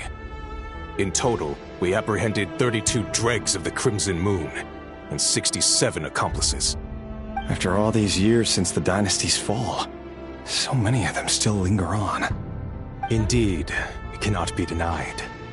Yet it was destiny that the Crimson Moon should be overcome by the eclipse, and that His Majesty, the all-seeing Venster King, now guides our nation on the path to prosperity. Khaenri'ah has no further need for a dead moon. But alas, there will always be those who refuse to see the truth, choosing instead to romanticize the past.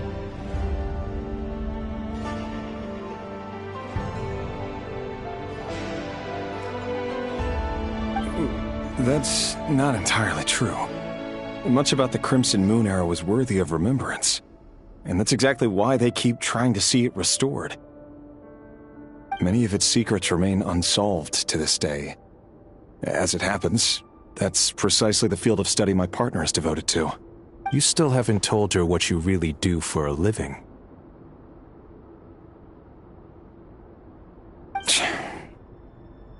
Where would I even start? How do you tell someone that you're one of the king's hand-picked executioners? That your hands are steeped in blood? You didn't choose this life, any more than I did. Orphans like us don't get a say. But I'll sure as heck be the one to pay for it. Speaking of which, we need to be more rigorous in the way we identify direct descendants of the Crimson Moon. Someone, it seems, has strong opinions about my future plans. Most likely my marriage in particular. I have a feeling that we may soon become targets of the Crimson Moon's retribution. Your concerns are not unfounded. They've taken out many of our colleagues these past few years, and for that very reason. These are no helpless lambs we're leading to the slaughter. They're wolves in sheep's clothing.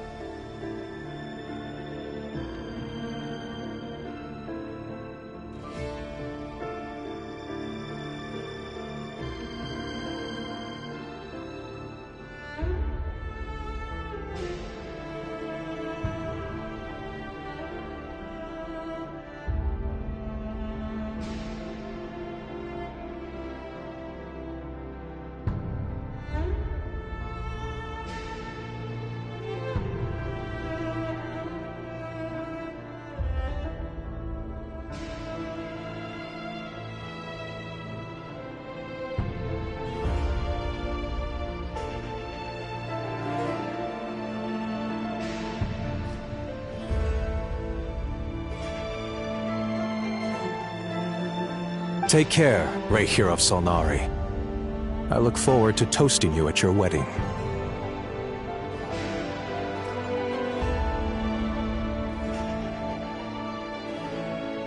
Thanks, Thorkel. You look after yourself, too.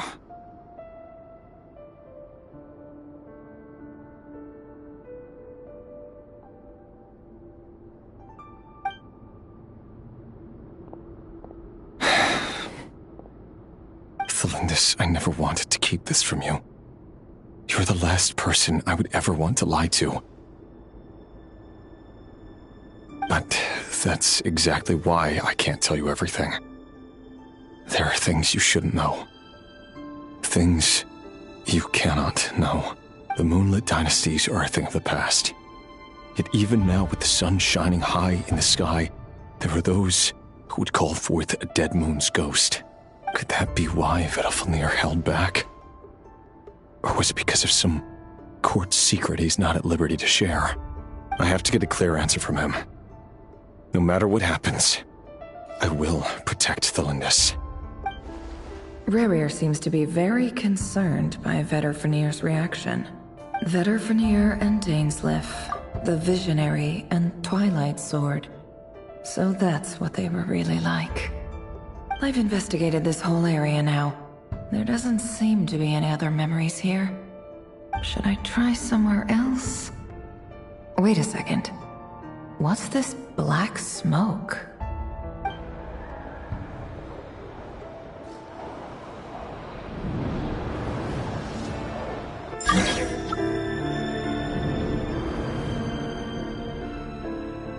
So, he's late after all. Just you wait, Rerir. You're in for it. Big time. Are you waiting for someone, ma'am? Could I tempt you into buying some flowers? Oh, sure. Pick me out a pretty bunch if you would. Thank you. But I'm afraid none of them are as pretty as you. For someone so young, you sure have a way with words, don't you? I'm only telling the truth. Look me in the eyes. You'll see I'm not lying.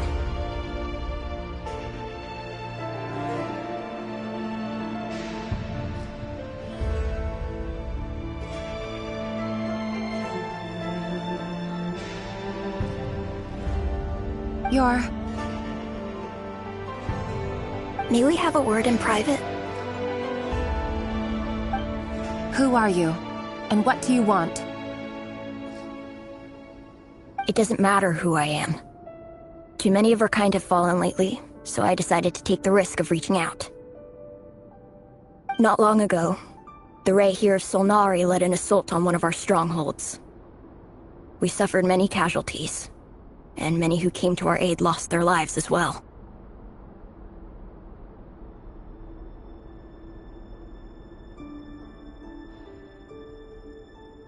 Sorry, I don't know why you're telling me this. And I don't want to get involved.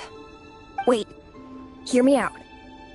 This time we finally got a clear look at his face and learned his true identity. His name is Rerir, and he claims to be one of the King's guards. What did you say? A cruel irony, isn't it? The man you're set to marry leads a double life as a brutal executioner. But surely, you must have caught a whiff of the blood on his hands. Why are you telling me all of this now? Simple. It's because... How strange. Rerir was nowhere to be seen in that memory. It clearly belonged to Thelindis. Rerir couldn't possibly know what happened if he wasn't even there.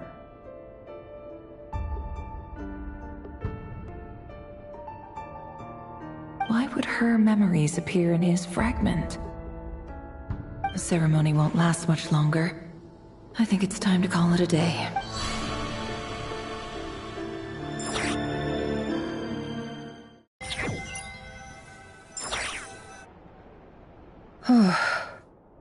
So that was your doing? Did you just pull us inside Rerir's fragment to spy directly on his memories? Any more questions, and I'll have to start charging. I had no idea you could do that, boss! Seriously, That was amazing! Word out. I gotta admit, though, I'm itching to see what happens next. Feels like we barely scratched the surface. I'm just as curious as you are. But the ceremony only allows for limited time inside. That's all we can see for now. Luckily, we managed to learn quite a lot. So far, so good. I just hope the others are doing okay, especially the group with the Traveler. Their mission is a risky one. If you're worried about them, go see how they're... If I know Boss, she's gonna need some time to write up all the details and make sure it's all coherent. I'll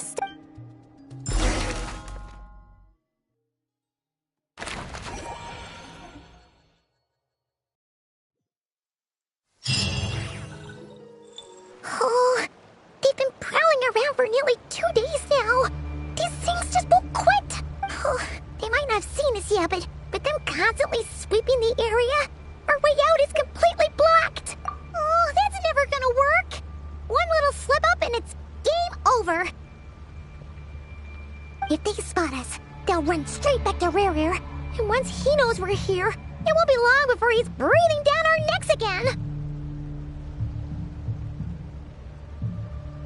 Oh, guess you're right. All right, time to zip it.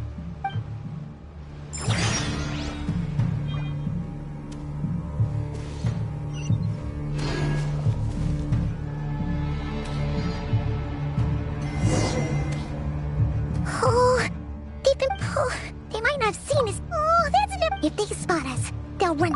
Oh.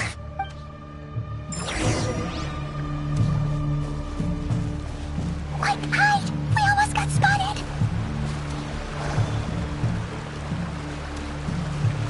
Phew! That was a close call.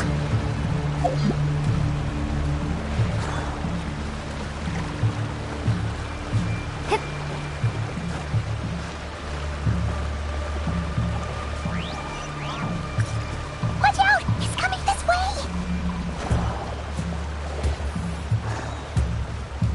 Keep going. We're nearly there. This is the final hurdle.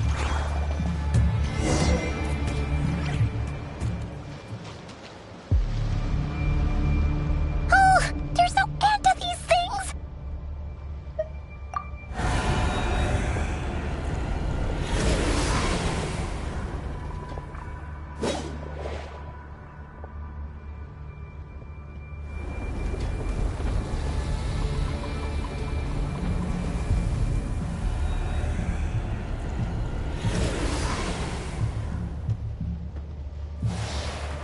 Fire.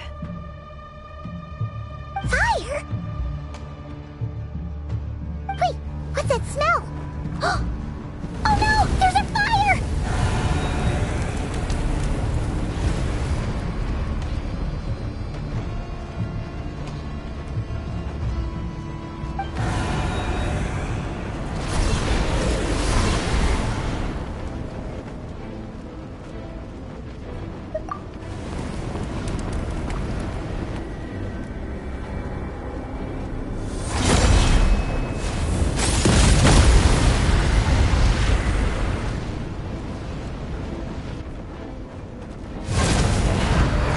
Zandrone was right.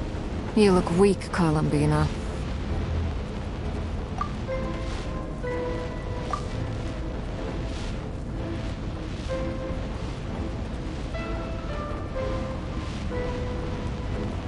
The old you would never have let such lowly creatures bar your way. Word has it that you did something for the Tsaritsa, and that's why you've lost most of your power.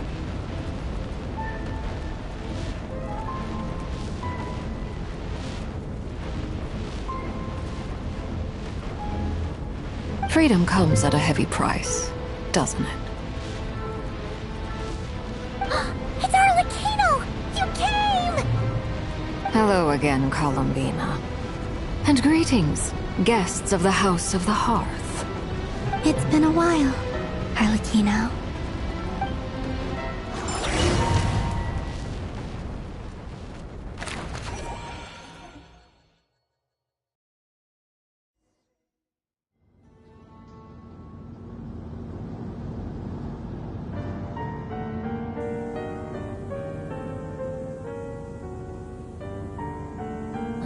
stupid right here of stupid Solnari.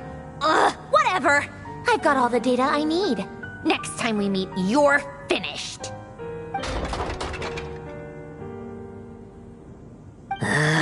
He sure doesn't pull his punches. Excuse me, do you need a hand? You can do me a favor by staying out of my way. Can't you see I'm busy? Wait a minute. I recognize that voice. Hello, Miss Sandrone. Father sent us over to help.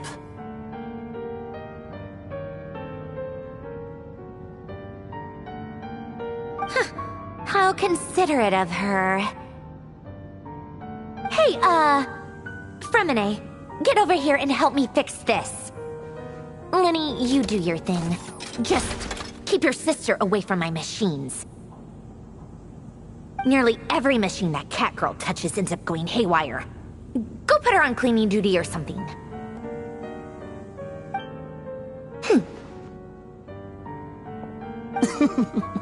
Then let's start downstairs. Fremine, we'll leave this place to you. You've got it. Wait a second. Pretty sure there's still some tea in the cupboard. If you want some, you'll have to make it yourselves.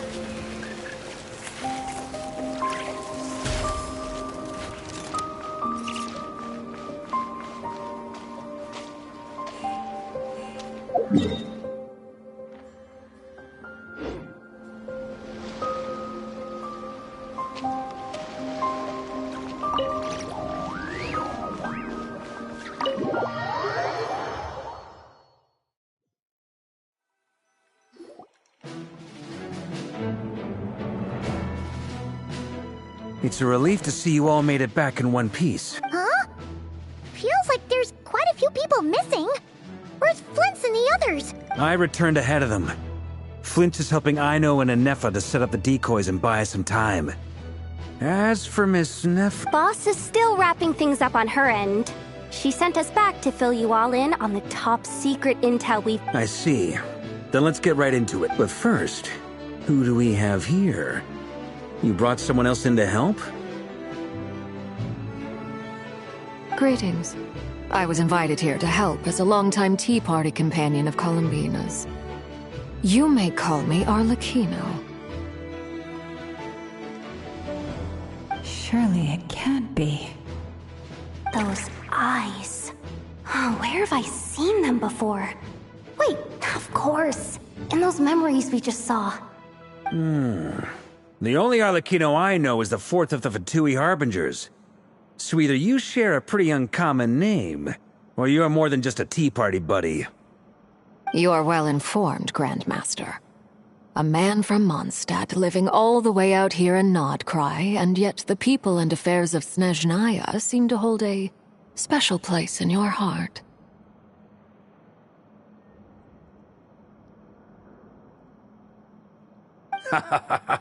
Oh, the feeling's mutual. Sounds like you know all about who I am, too. A Fatui Harbinger. The atmosphere in here just got really tense. Guess we can't just start trusting Fatui Harbingers, even at a time like this. I must admit, though, I'm a little curious. Seeing as the moon goddess no longer belongs to the Fatui, what makes you so willing to put your neck on the line here? Nor does Nodcry belong to Mondstadt, Mr. Varka. Yet still, you're fighting for it all the same.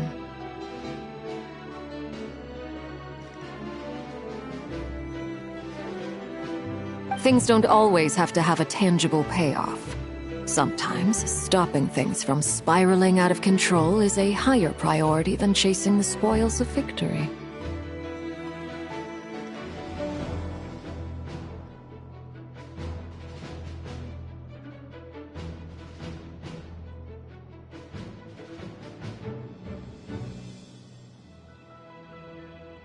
Of course, I can't say there's nothing in it for me at all. But that's between Columbina and myself.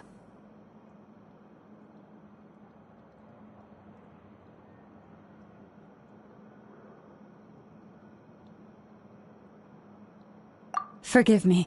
I don't mean to doubt you. It's just that the Fatui really have been the source of many of our troubles. We have our own way of doing things here in Nodcry. But ever since they arrived, the Fatui have treated us with nothing but hostility. I know there's been a lot of bad blood between us in the past. I've done my utmost to avoid friction whenever I could. But sometimes fundamental conflicts of interest simply can't be settled amicably. That's why I'm here solely in a personal capacity. This has nothing to do with the Fatui. As a gesture of good faith, I'll be frank. I can help Columbina track down the iridescent moon's marrow, which will help her restore more of her power. Anyway, what else is on the agenda? Let's begin. She says she'll be frank, then completely skips over the details. Looks like she doesn't want to give away too many secrets after all, but she clearly wants to change the subject. It'd be awkward if I tried to bring it up again now. I guess we'll just have to go along with it. She's the fourth of the Fatui Harbingers after all. One look and you can tell she's not someone you'd want to mess with.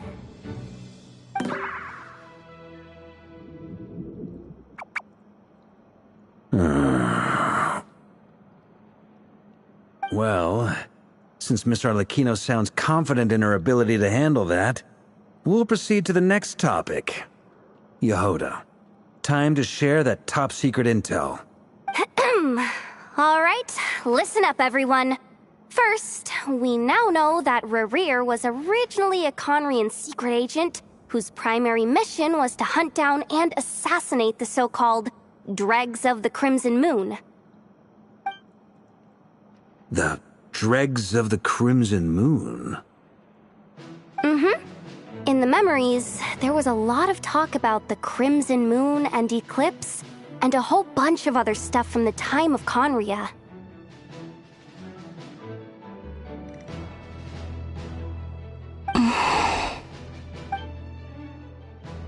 To my knowledge, those were the names of two different Conrian dynasties.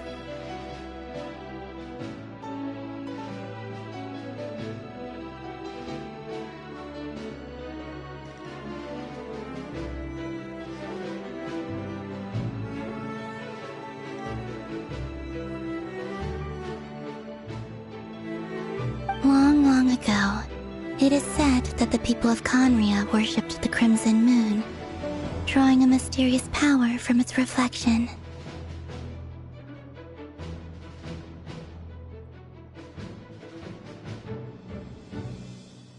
But one day, a coup saw the Crimson Moon eclipsed, hence the name of the new dynasty that replaced it, and how it became the new emblem of Conria.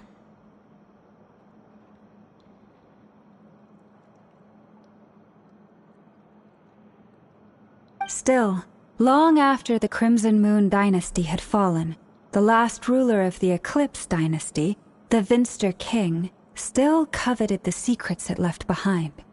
So, he sent the Rehir of Solnari to secretly hunt down the Crimson Moon's few remaining followers.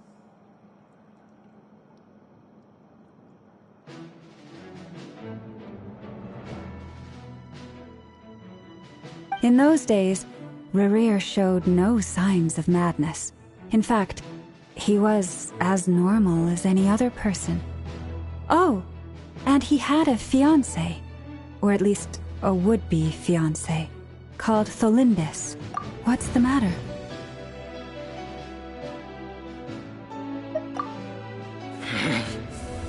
Stephanie, Granddaughter, Flinders.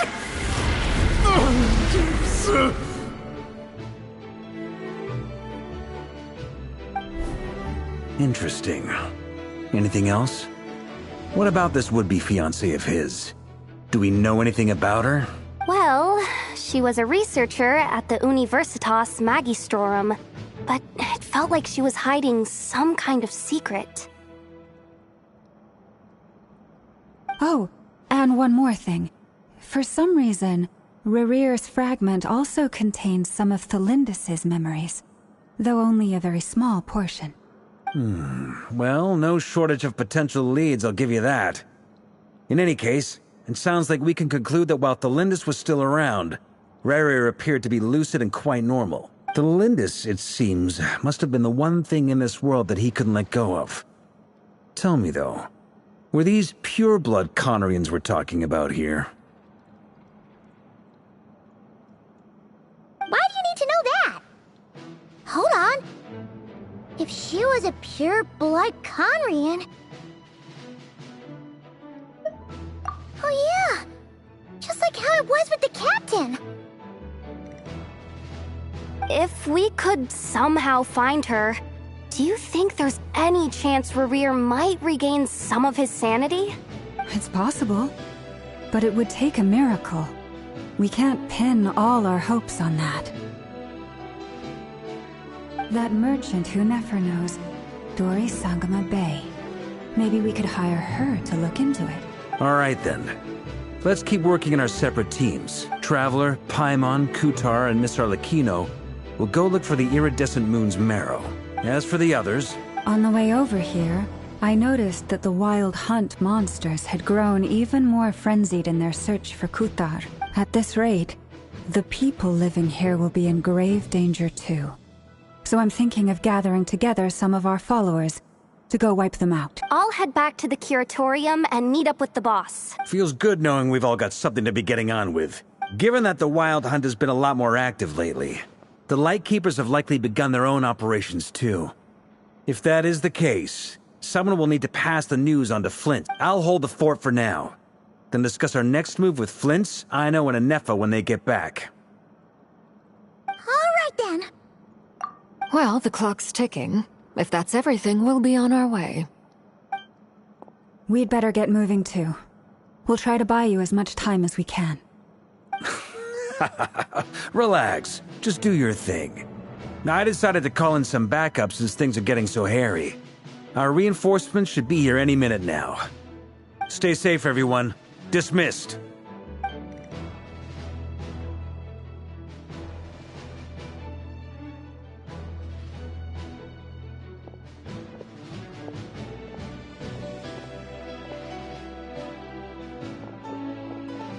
We're back. Did we get here a little early? Or a little late? A tad late. The others have already set off. To summarize, our resident moon goddess has found us a new ally, and Boss Nefer has uncovered some promising info. Everything going smoothly on your end? Not great. I don't know how long we can stall them for. The decoys are getting taken out way faster than we imagined. I'm gonna make some more later, but I need a timeout first. I'm so tired right now. Oh, right! Inefa, could you fill in Uncle Varka on what we just discussed with Flint's? Sure. Uncle Varka, you previously told us about how when you went to investigate a source of the Wild Hunt in Amsvartnir, you discovered that it was just a diversion. But according to Flint's intel, several outbreaks of the Wild Hunt had already occurred in Krai in the period leading up to that. That was before Rerir had regained his body, when he was far from regaining his full strength. In other words, in theory at least, he still lacked the means to act in two places at once. Flint's, with everything that's been happening, The Lightkeepers across Krai are rallying to fight back against the Wild Hunt. They're gonna need your help. I know, I'm sure you're capable of coming up with something far more effective than decoys. But for now, you should stay here and get some rest. And Effa and I will head back over to Amsfartnir to see if there's anything I missed. I told you Uncle Varka would say that, didn't I? A deal's a deal. Not a word about my snack intake for the next week. Database updated. Reliability of Aino's predictions increased. What does that mean? They were betting on how you'd respond after hearing their intel. It's the obvious choice, isn't it? That's hardly worth betting on. We already decided that Anefa should go investigate the situation over at Amsfartnir on her own. You might as well stay here and keep watch. Someone needs to hang back and oversee our strategy meetings. And besides, you still haven't fully recovered from ambushing Rerir. So I've ended up with the easiest assignment. Well, I appreciate it, everyone. See you when you get back.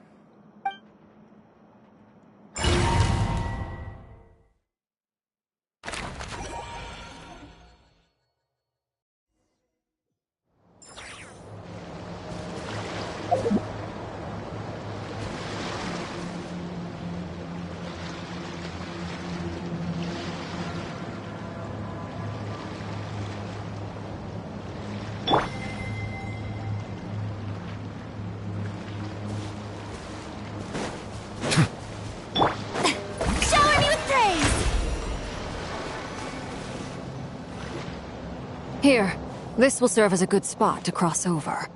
Arlecchino, hold up a second. Since you brought us all this way, would you mind telling us what you've got planned?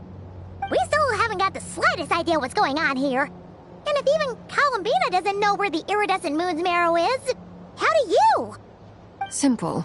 Because I am an inheritor of the royal bloodline of the Crimson Moon. And one of the last surviving embers of the Two Worlds' flames. Huh? Are you serious?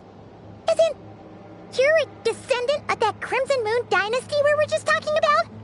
The one from ancient Conria? Your surprise is understandable.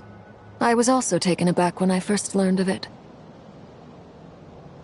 But the more I thought about it, the more I realized the signs had been there all along. When I was young, I discovered I could wield a very special kind of fire. It coursed like blood through my veins and smoldered away inside my nerves. What's more, whenever I experienced strong bursts of emotion or drew too deeply on this power, it was like some kind of presence within the fire would begin to gnaw away at me, consuming me from the inside out. Exactly. That is why my hands are like this, too. At first, I saw it only as a curse, but once I became a harbinger, the jester apprised me of the truth. Together with my own investigations, over the past few years, there are several things that I have gradually come to understand. For instance, take the so-called Crimson Moon. In truth, it is nothing more than the shattered remnants of the iridescent moon, fused with the abyss to prolong its lifespan. Since this blood flame was bestowed upon me by the Crimson Moon, it is a fusion of the iridescent moon's former power and the corruption of the abyss. You all understand the nature of the abyss well enough. I draw upon its power, and in return, it hungers for my soul. This strange blackness is the mark of corruption it has left behind. If I recall correctly, you once told me that if the corruption ever made it to your heart, you'd become a completely different person. Yes, and that's the reason I'm always careful not to push my power too far. It's essentially a never-ending tug of war.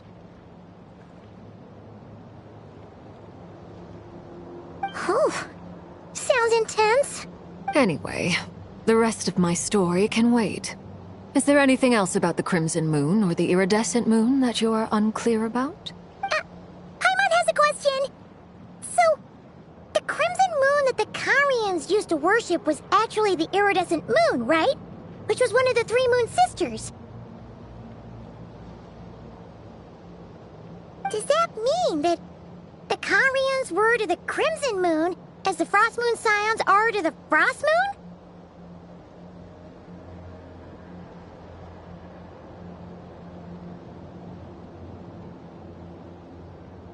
So much of that history has been lost. We have no way of knowing exactly what they were like. But I would suspect that the Conrians weren't as devout in their moon worship as it might appear. The iridescent moon's remains simply served as their link to the Abyss. Later on, perhaps someone discovered a way to make direct contact with the Abyss. Or maybe there was some kind of ideological divide. Either way, a dissenting faction staged a coup and drove out the royal heirs of the Crimson Moon dynasty. Still, even with the dark sun looming high overhead, the Crimson Moon's glow never truly faded. If you want living proof, it's standing right before you. The first time we met, I sensed something familiar in your presence. When I looked at you, I felt I could see that mysterious red moon in the corner of my eye. In your flames, I saw its broken image, surrounded by a strange black aura. Well, I appreciate that you kept it to yourself. Much about the Crimson Moon is still a mystery, and I'd prefer not to end up as the object of an insane research project. Anyway, time is against us here, so if there's any other questions, they'll have to wait. I just want to make sure I've got one thing straight. In her letter, Sandrone mentioned that since you are unable to contain the iridescent moon's, you intend to leave it in my custody. Correct? That's right. For now, it's the only way I can pay you back for your help. The iridescent moon is already part of who you are. So with its marrow in your possession, you'll be even more powerful than before. Deal. Then let's get started. Get what started? What does this place have to do with the Crimson Moon? When I first became a Harbinger, the Jester gave me a book called Paranhari, also known as Leobranto Inamorato.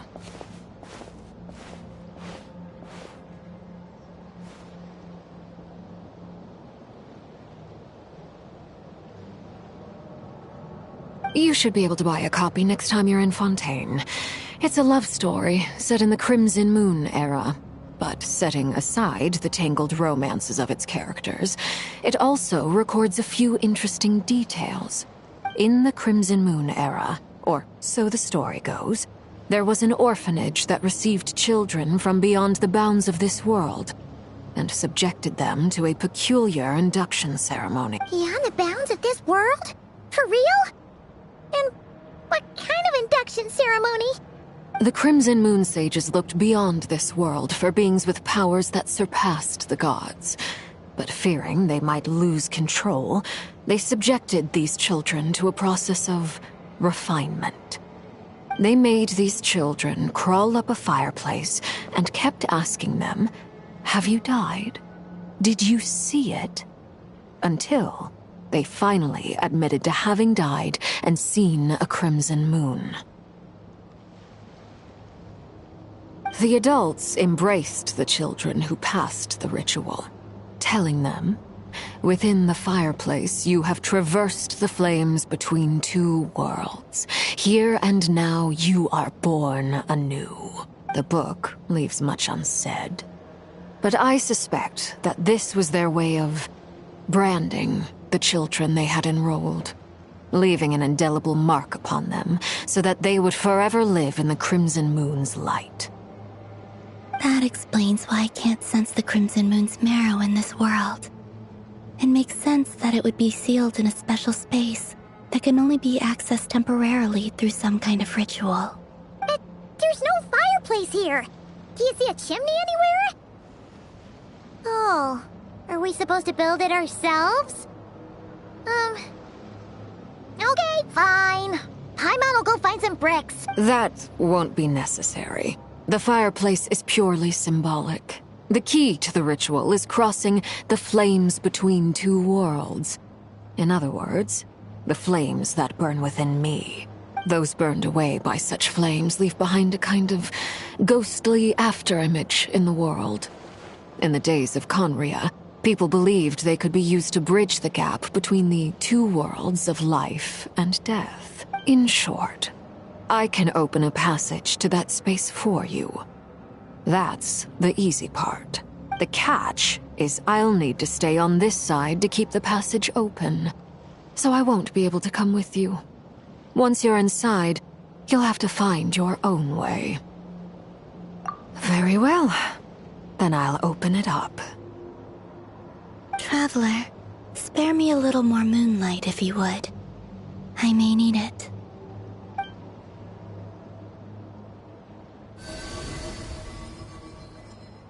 Thank you. I feel like I've recovered some of my strength now.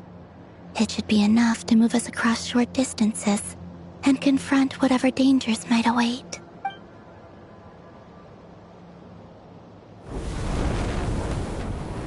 Mistress of the seven hues of ages past, great mother of the present, crimson-clad sovereign of the two realms, by fire severed, by fire renewed, I offer myself now and beseech your descent.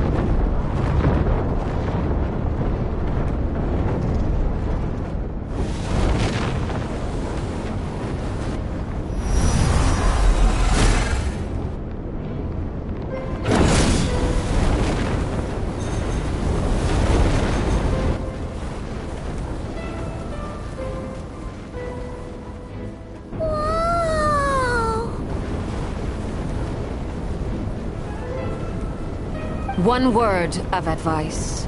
As you're crossing over, no matter what voices you hear, do not answer. Got it! I sense a sinister gloom inside, but also the familiar light of the moon. I feel that I am about to meet an old friend who has changed beyond all recognition. All right, let's go.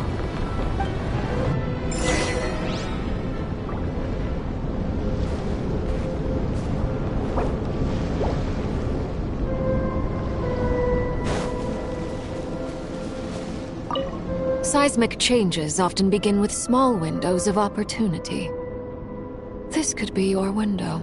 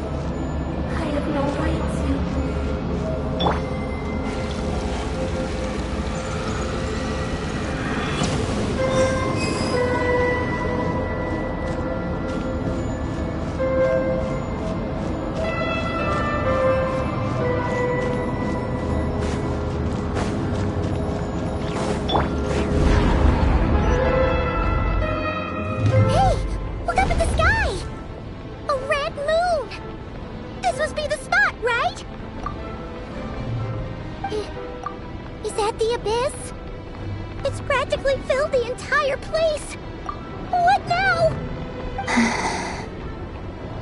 What a tragic sight. Fragments of your broken body, seized by the abyss, and hung up aloft like mummified remains. Iridescent moon. Was this truly what you wished for? Careful! There's something spooky about this place. Feels like something is lurking in the fog. Paimon's right behind you. Whatever you do, don't run off without her.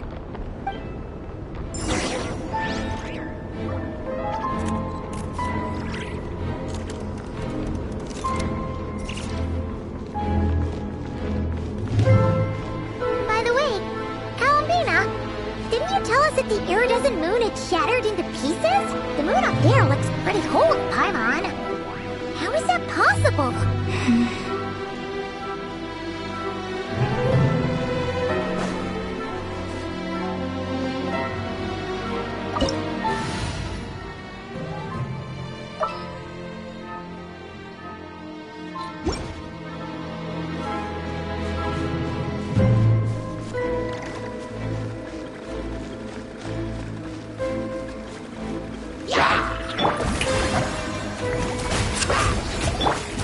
With nature.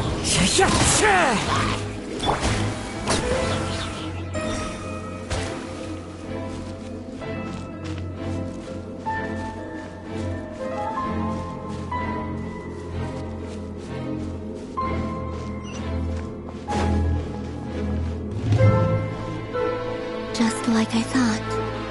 It was only a facade.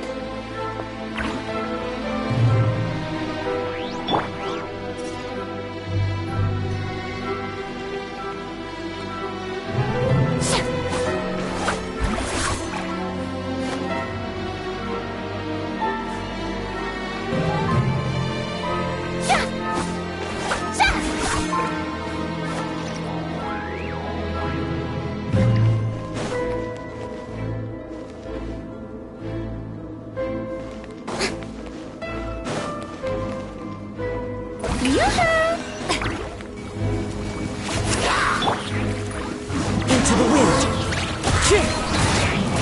Time to go.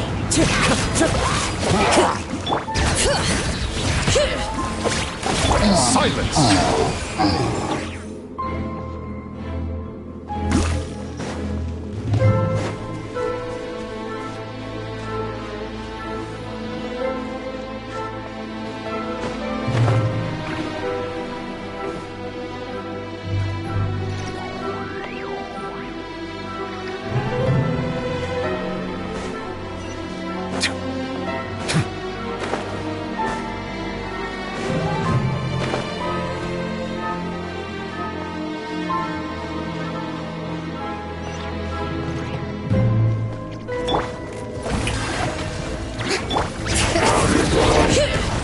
Wind strike. Settle down.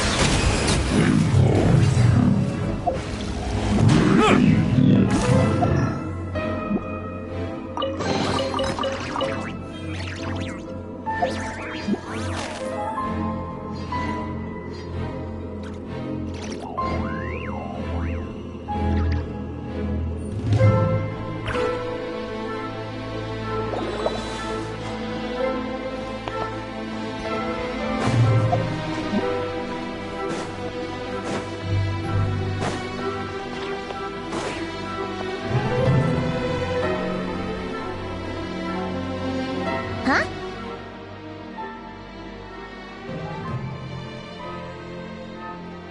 Huh?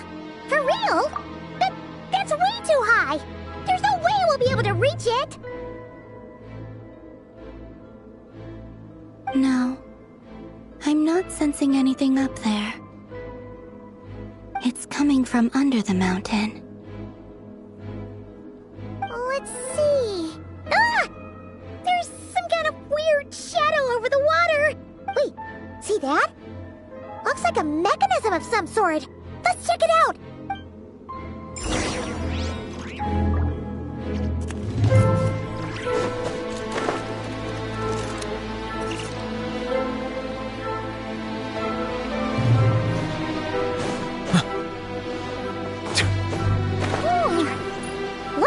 survives from the time of Kharia.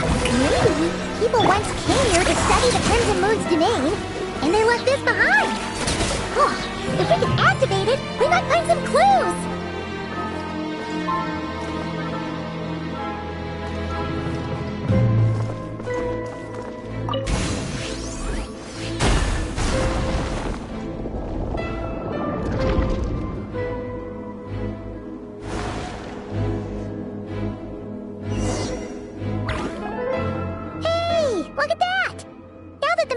Running, the shadow in the water looks different. Do you think these mechanisms might be the key to unlocking the secret? Let's try to find more of them! Felindis, we'll leave the rest of the research in your hands. We'll be heading back now.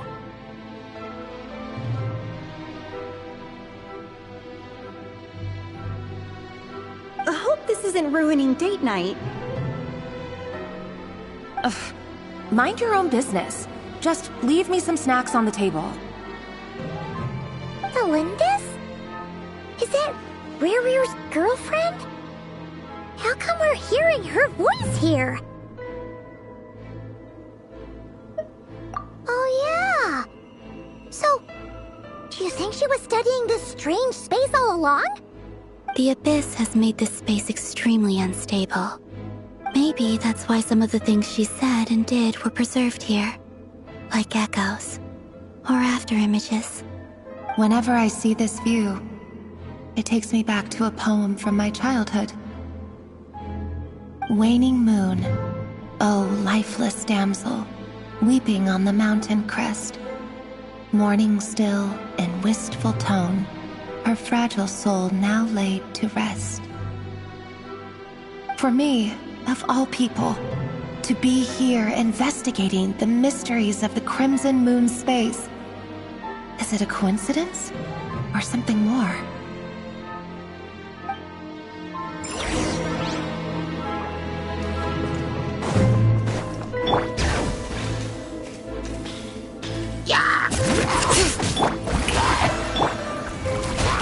The winch knows it.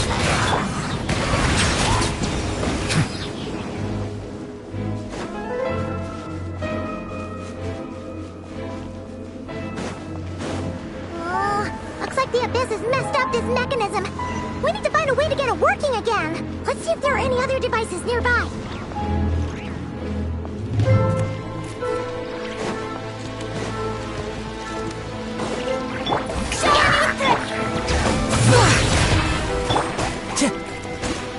One with nature.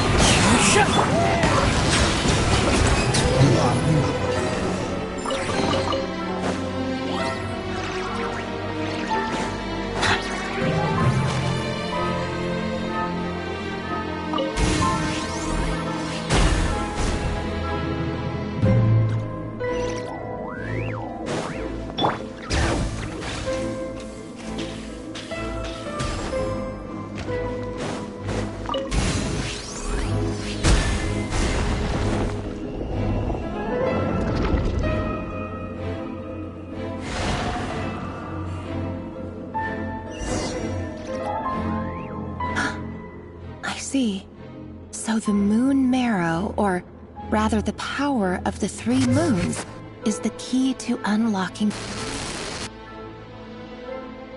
If it really does exist, then maybe this madness can finally be put to an end. If it really does exist,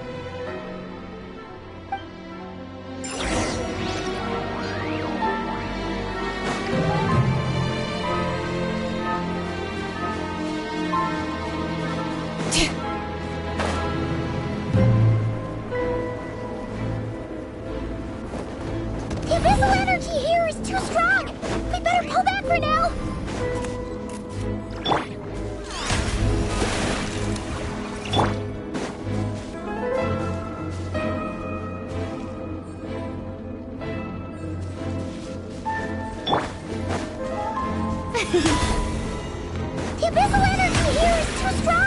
We better pull back for now!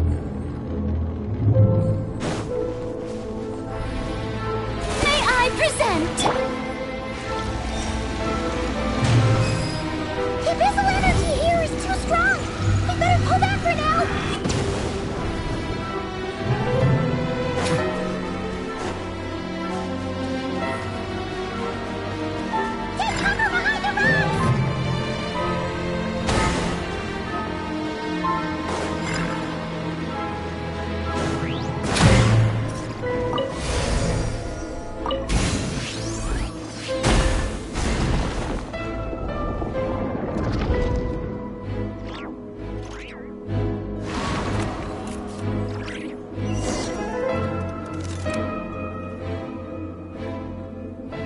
With the Abyss inhibitors in place, I should be able to access the chamber with the moon marrow.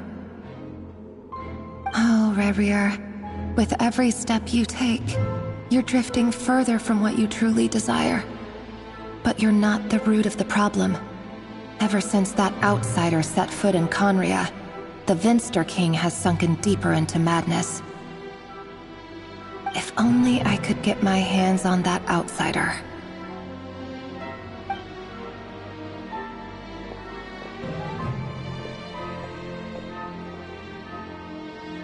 Hey look! The moon's reflection is back to normal! Felindus's voice mentioned a chamber with the moon marrow. Do you think maybe it's hidden in the moon's reflection? It must be. For within it, I sense the fragile aura of a dying soul. Then there's no time to lose! Let's go!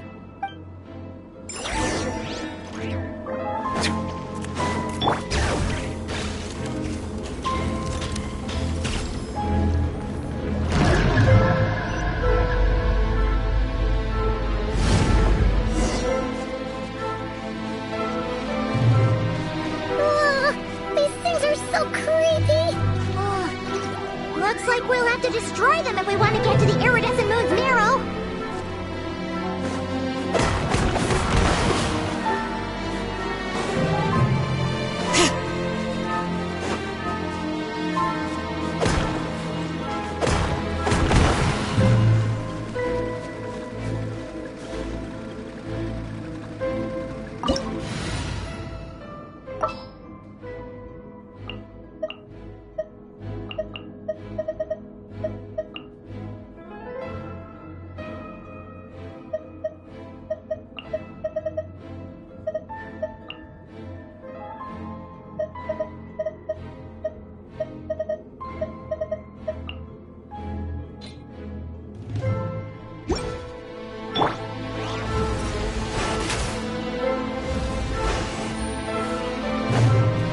The iridescent moon's marrow! Oh, we'll need to destroy these things before we can reach it!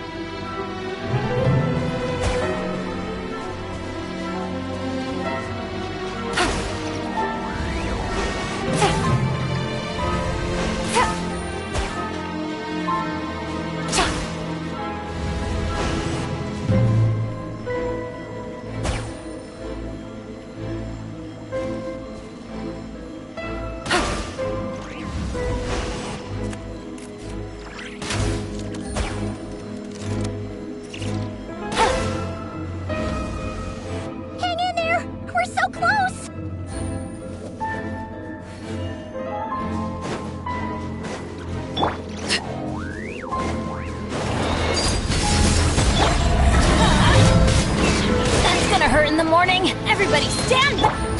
Busted. Things are about to get dicey.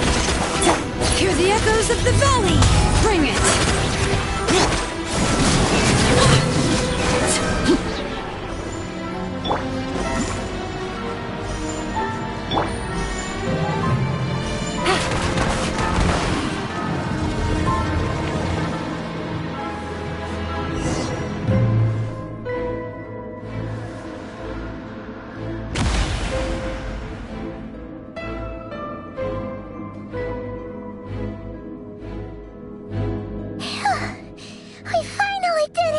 The iridescent moon's marrow, still burning away like an undying flame, yet now contaminated by the abyss.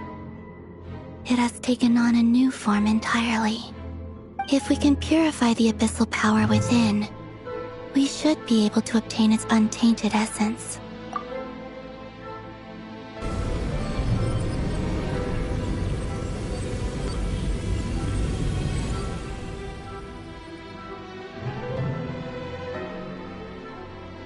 It's so cold.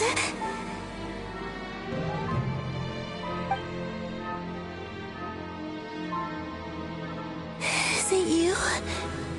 Are you here? Huh? Are you talking to us? At long last, I can see you once more. Our fates have crossed. and I am finally free.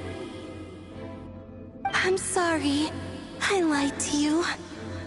Even knowing what was to come, I still couldn't let go of the fear in my heart as death drew near. The moment the moon shattered, my body began to split apart piece by piece. Like I was being cut into pieces by 1,000 blunt blades. My thoughts scattered as the cold crept in, but I could not bear to fade away like that. Tell me, what was it that brought you to us all that time ago? If only I had possessed your courage, then I might have been spared this torment more painful than death. You look so puzzled. That's how I felt too when I first saw you. But trust me when I say that everything happens for a reason. Farewell, Hypo.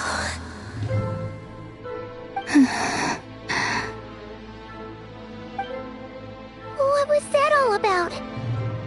Was that the goddess of the iridescent moon?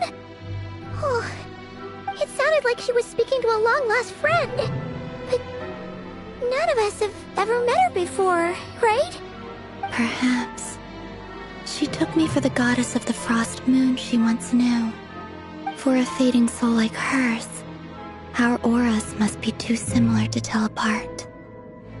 But anyway, we've got the iridescent moon's marrow now. That should help you regain your strength, right? Alright, time to leave this place and meet back up with Arlecchino. Let's go!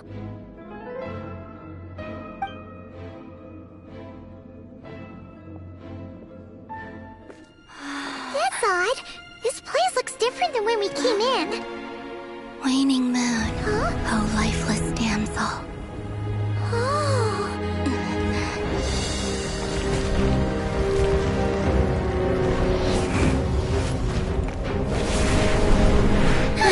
Hurry! The place is collapsing!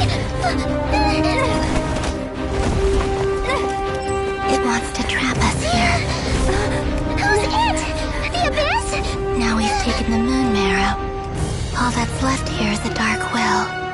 It will show us no mercy.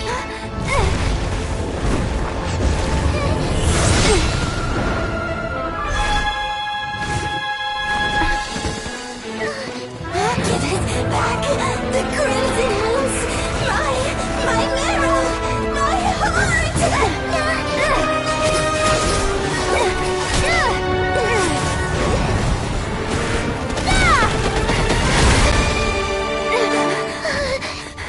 Finally! Huh? Oh no! The exit's blocked!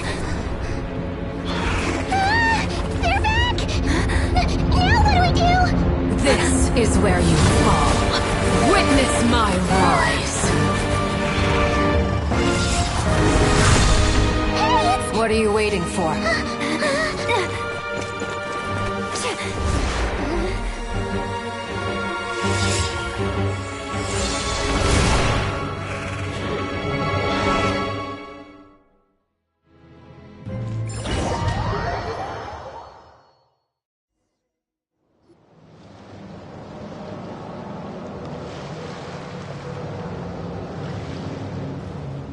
Oh, we made it!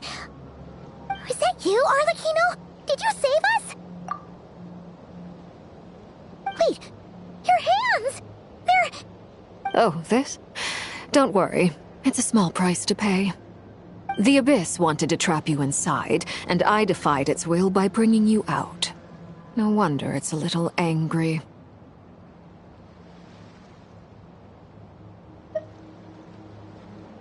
No.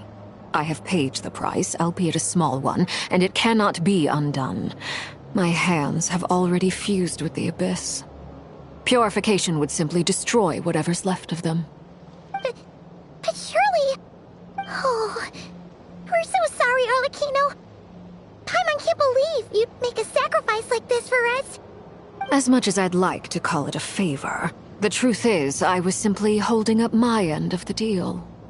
Well, Columbina. Yes, you did your part. And as promised, I will leave the iridescent moon's marrow in your care. From this day forth, may the two worlds' flames burn ever more brightly.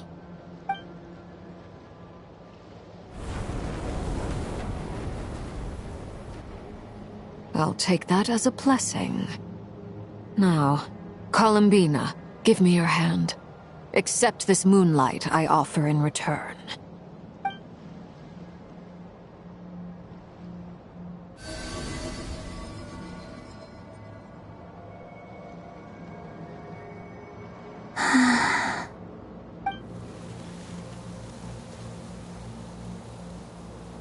Feeling stronger? Hey, Columbina! Are you okay? I'm fine. Our powers are a little at odds, that's all. By the Frost Moon's authority alone, wielding the power of the other moons was always going to be a stretch. Still, I think it's fair to say that your strength has returned. At least to the level it was at as Third Harbinger. It's still not enough. There's no way I can hope to challenge Rayrir like this. Just one more ray of moonlight, if you would.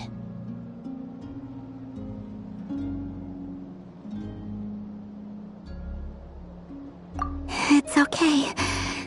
I can take it.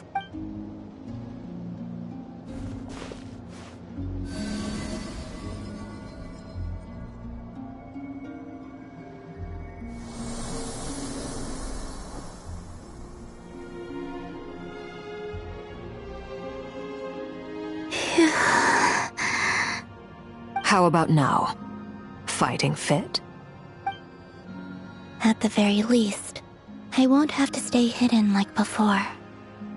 I want to see him gone from Not Krai. The Rayhir of Solnari and his wild hunt must be sent back where they belong.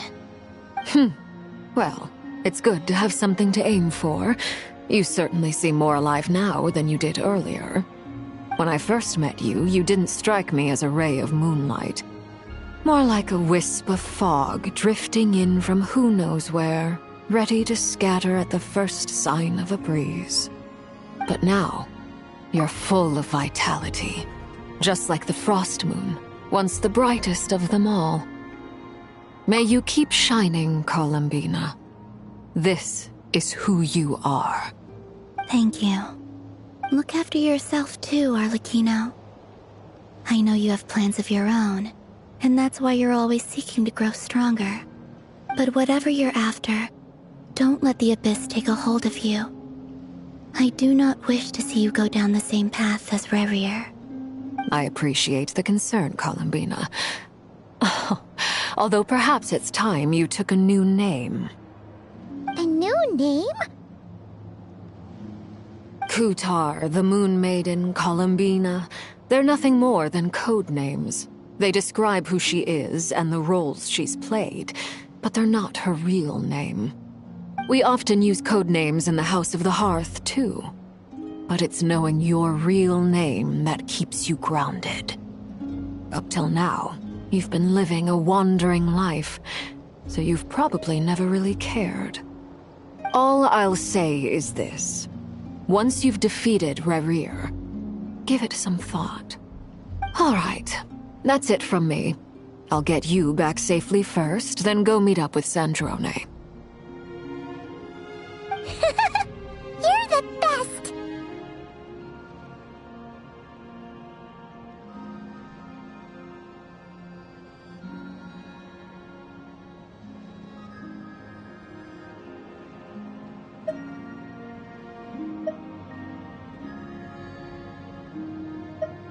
I appreciate the gesture.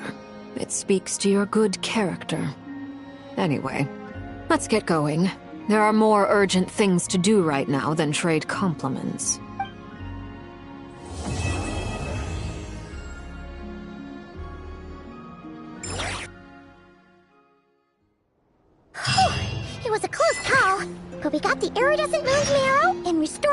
Columbina's strength, and that's all that matters. In other words, mission accomplished. Paimon wonders how everyone else is doing.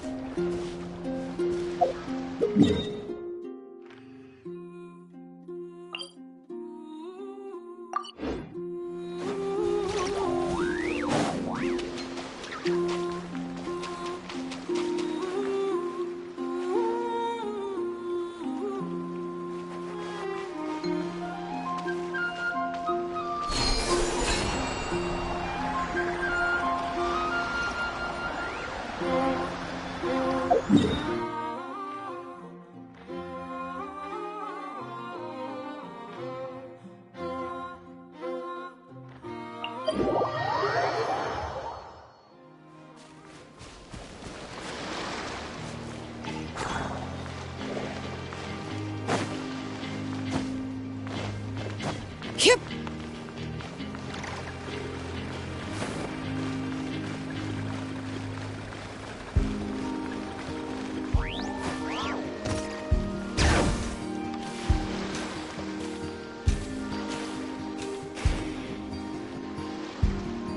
Oh, do you think the others are making good progress? Hope it's all going smoothly.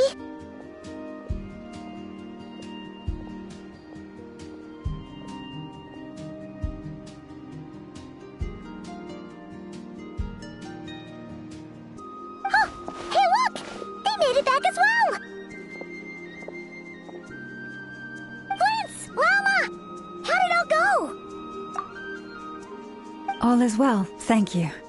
Nefer and Yehoda had to stay at the curatorium to wrap things up, so they won't be joining us for now. I ran into Miss Nefa and Miss Aino on the way back. Their work is still in progress, so I suspect they won't be back for a while either.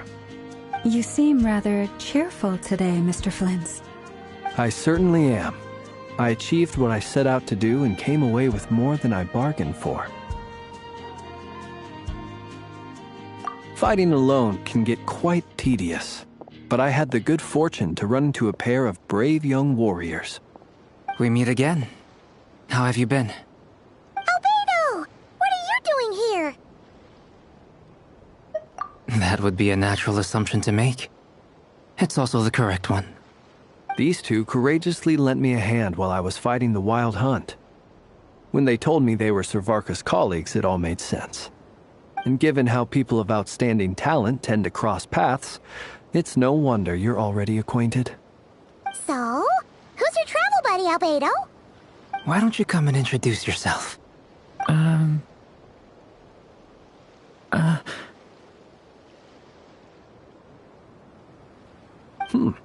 A gentleman of few words, I see. And a rather stern countenance. I presumed you were acquainted with him. Is that not the case? It's nice to meet you. Again. We've technically met before. Wait a sec! You're Minnie Durin! That's right. It's me. I'm glad to see you again. By the way, he says it's okay if you drop the mini. Yeah, I'm not as mini as I used to be. Interesting, isn't it? The first step towards blending into human society appears to be reflecting on whether one's name really reflects who they are.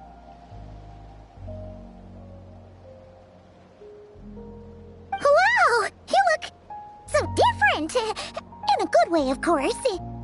It's great to see you looking so healthy. Thank you, Paimon. And although you're as mini as ever, I understand that diminutives don't always convey endearment.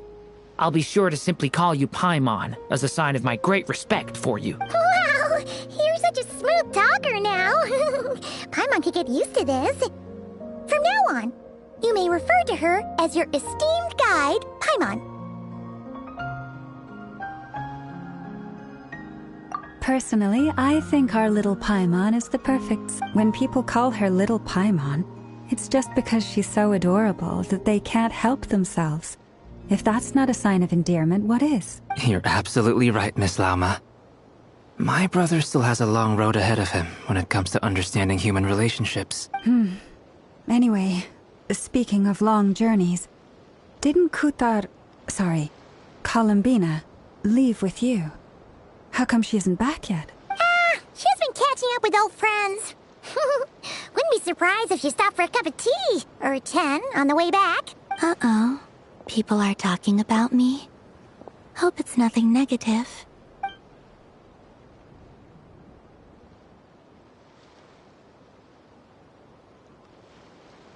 Judging from your expressions, I'm guessing it all went well? It's getting crowded here. I'll go grab some chairs. No need. This is a job for an alchemist. I'll whip some up momentarily. Thank you for your hospitality, ladies and gentlemen, but I was merely escorting my friends back. I'll be meeting Sandrone shortly, as we still have some things to discuss. It's been a pleasure, everyone. But this is where I'll say goodbye. We really appreciate your help. Oh, come on. Spare the formalities. I'm just glad I could help out some true friends. I understand. Well, bye for now, Harlequino.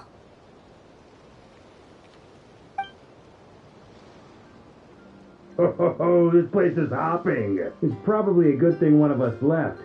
Otherwise, we might not fit all these people. Are you saying we're about to run out of chairs? As a matter of fact, I am. Come on in and see for yourself.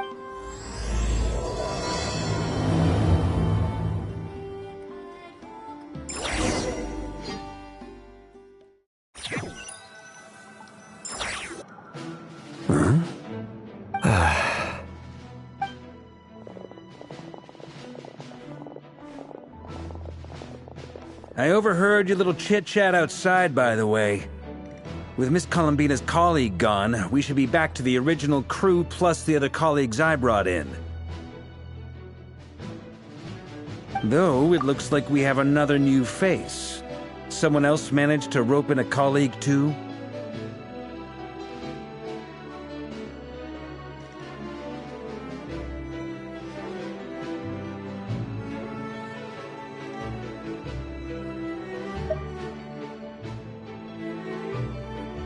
Frankly, you and Paimon are the only people I know here. This here is Deansliff, colleague of Tibet's greatest guide, Paimon, and greatest adventurer, the Traveler. Well, not exactly colleagues, more sort of friends. When someone else jumps in to do the announcing, you know you're speaking to someone important. Let's hear what he has to say. Note to self. Once Paimon knows your name, the rest of the world will soon follow.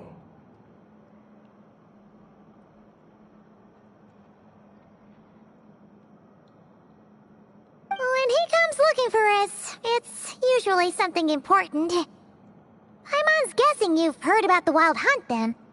From the looks of it, you're about to hold a meeting. If I were to say that the Wild Hunt is our mutual enemy, would that earn me a seat at the table? As the saying goes, the enemy of my enemy is my friend. Mr. Dainsliff, there's a seat with your name on it. Though, I can't promise the same for everyone else. Hey, Albedo, think you can rustle up a couple more chairs? After all this time apart, Grandmaster Varka's first order is to rustle up a couple more chairs. I've missed this. Is he being sarcastic? Hey, he's your brother. Why are you asking us?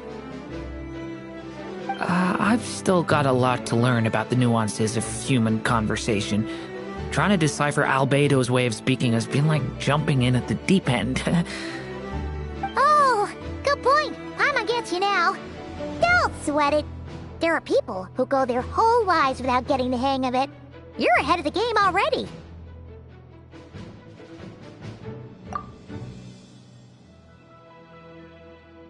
I wonder what's taking Nefer so long. Perhaps you should go and check in with her. If anyone can hurry her along, it's you. I just got back from the curatorium. Besides, aren't you curious to see what's taking her so long? Miss Nefer doesn't strike me as the type to share secrets. And since gathering intel is her specialty, I'm guessing she'd prefer to keep her methods confidential. Under such circumstances, would it not be tactless for me to impose? Oh, but it's fine for me to impose. What can I say? You have an unrivaled ability to garner people's affection, Miss Moonchanter. Besides, you have far more in common with her than I do. All right, then. Impressive. She barely fought back at all. I admire your powers of persuasion, my friend. As I'm sure Miss Lauma will realize soon enough, the trick in life is to always pitch in with other people's responsibilities so that you can be selective with your own. Another trick is to simply hide in the background. Spoken like a true sage. Anyway, looks like we've got some time to kill before the meeting. Let's take a little breather, folks. And feel free to chat amongst yourselves. We'll get down to business once the other two arrive.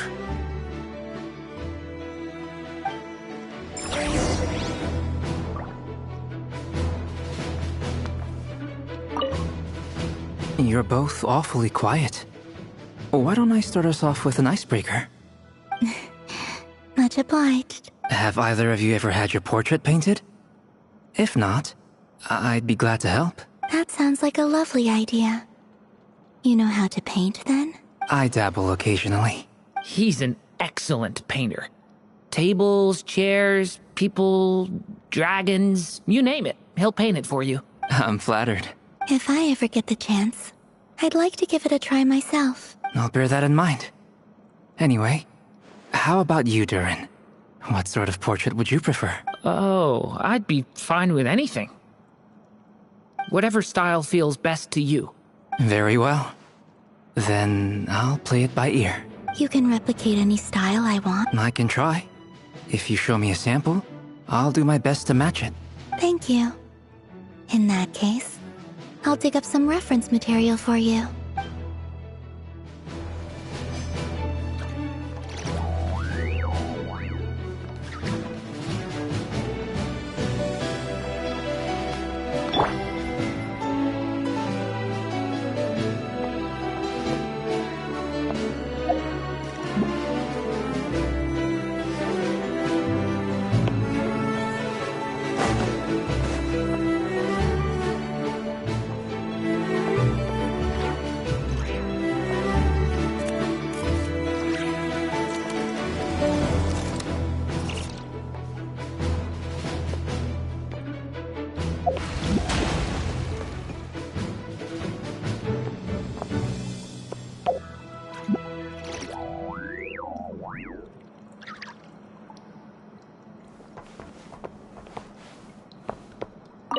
Truth be told, I can't remember the last time I was in a meeting with so many. You're not alone there, my friend. The Lightkeepers also... I don't doubt that. I've only ever met two Ratniki. Itlua is a good apple. I'll give him that. He's kind, honest, and regularly delivers... So you're what? A fake Ratnik? That's what it sounds like you're... Come on, why the Sorry. I'm not even gonna bother. Now that... Let's just keep this between ourselves. Probably best if Elo... That goes without saying. Gotta be... Anyone else in the know? Let me guess. The Traveler and Paimon? It's dangerous being too sharp for one's own good, you know. Then, in the name of the Animo Archon Barbados himself, I swear, your secret's safe with me. When we went for drinks, you said that you and Barbados were practically best buds. In the light of that claim, do you really expect me to take your oath seriously? Of course. Just as long as you don't go spreading around the fact that I'm close with Barbados, all right? Fair enough, then. Nothing like a bit of mutual leverage to seal the bonds of friendship.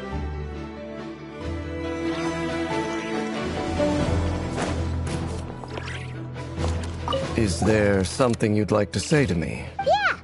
For starters, why'd you just show up here without even giving us a heads up? If you think back to our previous interactions, you may recall that that's hardly out of character for me. You do have a point there. Oh yeah! You'll need to find somewhere to stay the night too, right? Want to tag along with us? You never know. We might get a group discount. Sure. Let's do that. Great! Paimon will handle it! And in return, we can get Dainslift to be our very own personal bodyguard. that's what you had in mind, you should have said so sooner. I'd be happy to help. Oh, okay then. Paimon was only kidding, but good to know. Anyway, since we're all here together, we might as well watch each other's backs. That's just what friends do, right? Indeed.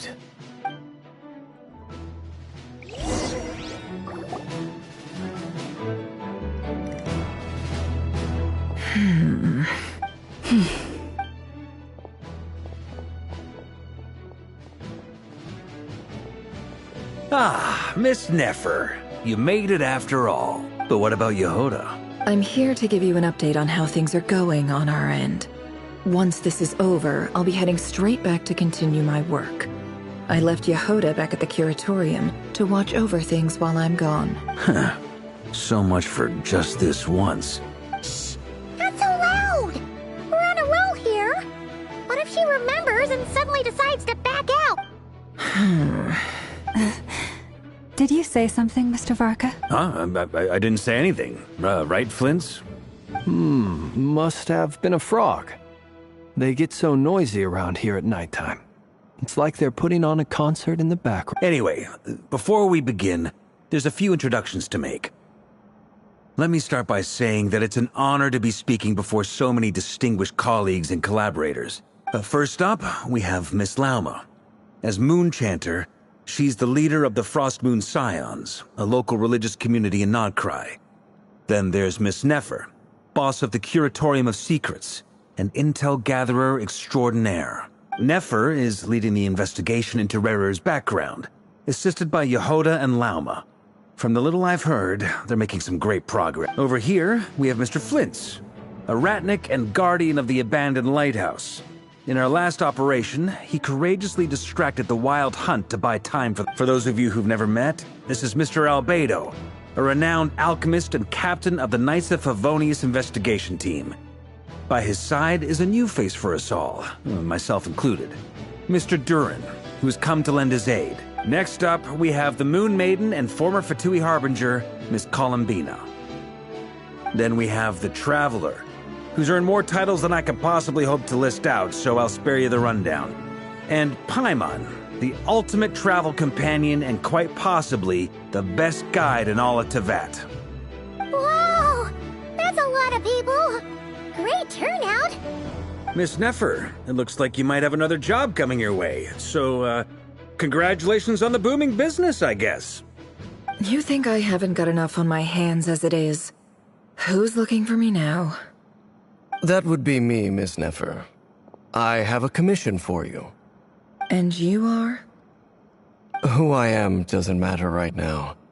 What does matter is that I'd like you to gather more intelligence about the Recher of Solnari. Well, it's not as if we never take on anonymous commissions.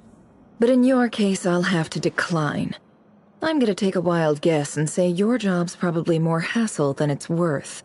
Something about you seems like bad news. It's my eyes, isn't it? Conrian, I assume. And what's with the mask? Are you trying to hide your identity? In any case, the fact that you're even still alive raises an awful lot of questions for me. My name is Dainsleif. And yes, I am from Conria. As I'm sure you're aware, the Recher of Solnari's real name is Rerir. He was once an acquaintance of mine. Really? Then you must have been quite an influential figure yourself. You flatter me, but none of that matters anymore. My point was simply to clarify why I have asked Miss Nefer to investigate Rerir's background. So you're both from Conria, and it sounds like you used to be friends? What am I missing here? Surely you already know how he became one of the Five Sinners.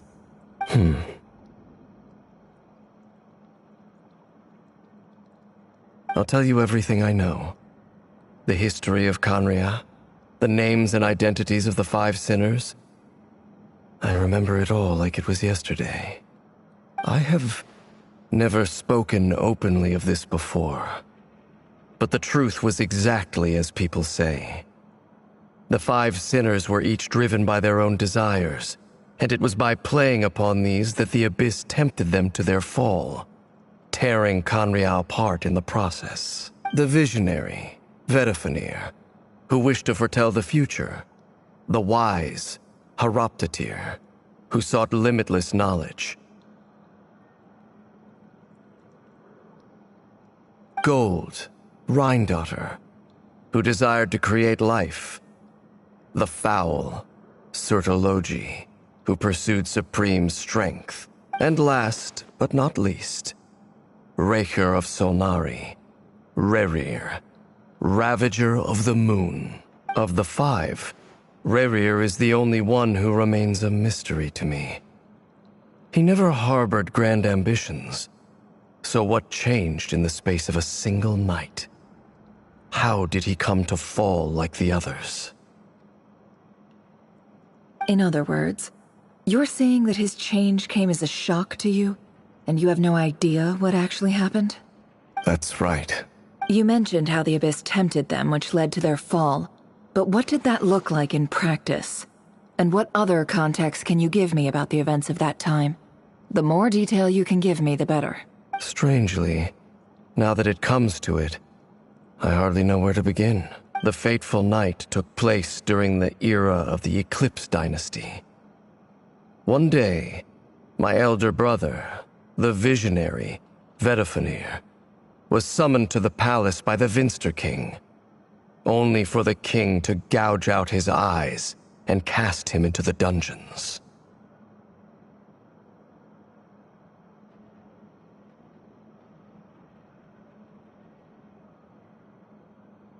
When I came to hear of this, my fury knew no bounds. I gathered together every ally I thought I had, and together, we set a night to storm the palace and free Ved. Centuries on, the memories of that night still haunt me like a never-ending nightmare. We broke through the palace gates, just like we had planned, each striking towards our separate targets. But then, I was betrayed. Even Vedifenir, the very person I had come to rescue, abandoned me and partook of the Abyss's power. So, it's personal after all. Then tell me, Mr. Dainsleif, what price are you willing to pay? You, of all people, must know that nothing comes for free.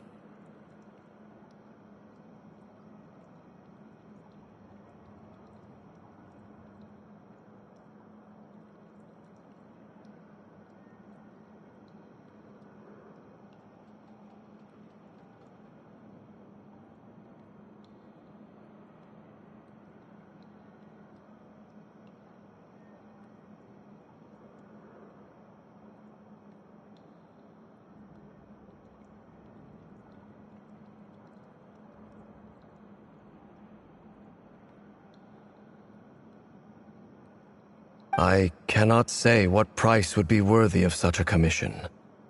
But know this, Rerir was not always a madman. Believe it or not, there was a time when he was just an ordinary man, working for the Conrian Intelligence Service. Uncovering the truth of Rerir's past is the only way to unravel this mystery. But before you decide if you will accept my commission, I will tell you more about him. Enough, I hope, to help you plan your next move. Sounds pretty good to me. Feels like we just flagged down a random passerby, only to discover he's actually a master strategist who has a score to settle with our enemy.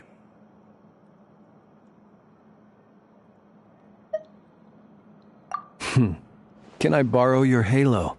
It could be useful in the lighthouse.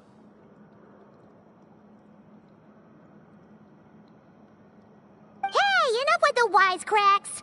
Besides, isn't that lamp of yours bright enough already? Relax. It was meant to be a compliment. If that was a little over the top for your liking, I'll make sure to tone it down next time. I'll give your proposal some serious thought, Mr. Dainsleif. Let's speak in private once the meeting is over. Before that, there's a few things I'd like to share.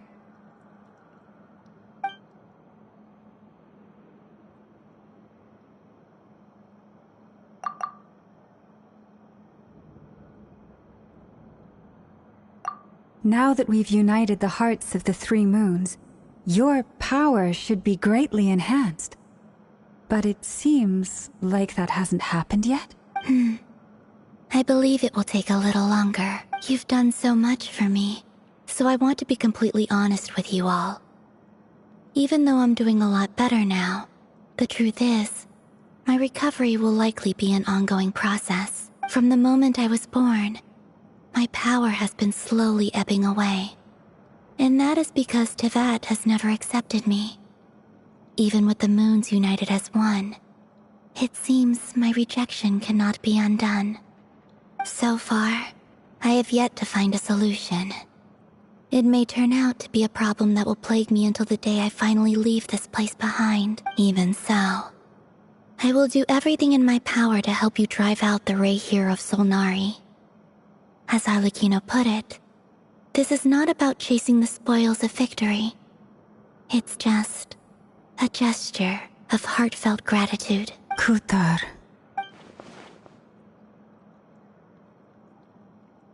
Defeating the Ray here of Solnari will be no easy task. While my strength slowly recovers, we'll also need to gather more intel. Naturally. We should take all the help we can get if we hope to defeat him. We've considered several viable plans now, but our choice hinges on the answers to a few key questions. Is it even possible to kill Rerir? What experiences shaped the person or monster he became? And what's he really after? Given Albedo's expertise in alchemy, I think we should leave him to try and answer the first of these questions. Understood. As for the other two, I'm afraid we'll have to count on you again, Miss Nefer. Believe me when I say it's not my wish to burden you. But right now, relying on your skills is our only option. So you're placing all your hopes on me, huh? We can't thank you enough for agreeing to help us. Honestly, I can hardly... You sure have a talent for changing your tune, Miss Moonchanter. Timid like Yehoda one moment, then flinches insincere flattery the... Ladies, please. I must object to your portrayal of me. That's all. I almost don't want to leave this room. I'm curious to see how this plays out. I have faith in you, Miss Nefer. Something tells me you'll stand by us until the very... Oh? And what makes you so sure of that? What if I suddenly decide that my compensation is insufficient? This isn't about the money. I can sense that you've got a deep-seated distaste for Rerir. And knowing you, that alone is motive. Look at them getting along so well. Like two peas in a pod. And I'm the one they accuse of insincere flattery. Miss Lauma, you have to understand something. Unlike you, I don't actually enjoy having everyone's hopes on my shoulders. Is that right? Well, maybe the fact that I'm willing to put my hopes in other people says more about me than you. But the fact is, I also trust you. And that's because I know that you're someone we can count on. Anyway, we've got our plan, so let's get moving. Mr. Dainsliff, let's talk. And Traveler, once we're finished, if you've nothing else planned, I'd like you to come with me. This whole experience is teaching me a lot. For instance, I now know that when other issues come up in the future, I'll have far more luck getting Lauma to convince Miss Nefer than trying to do it myself. Hate to say it, friend. Why? You think I've got... Quite the opposite. But what makes it so hilarious is...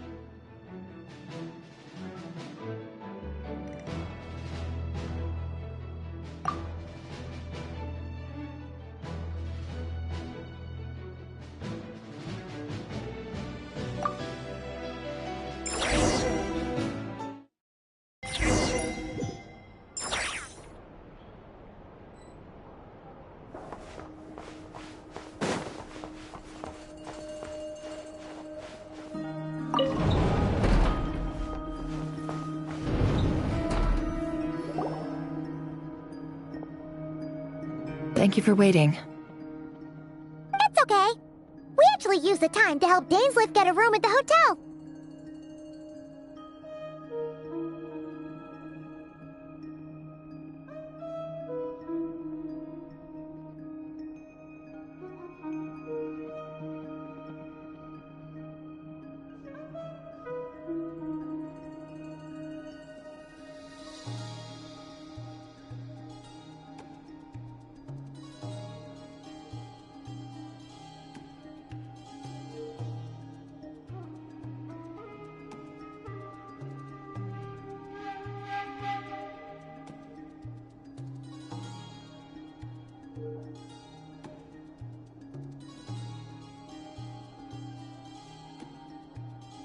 That's very considerate of you.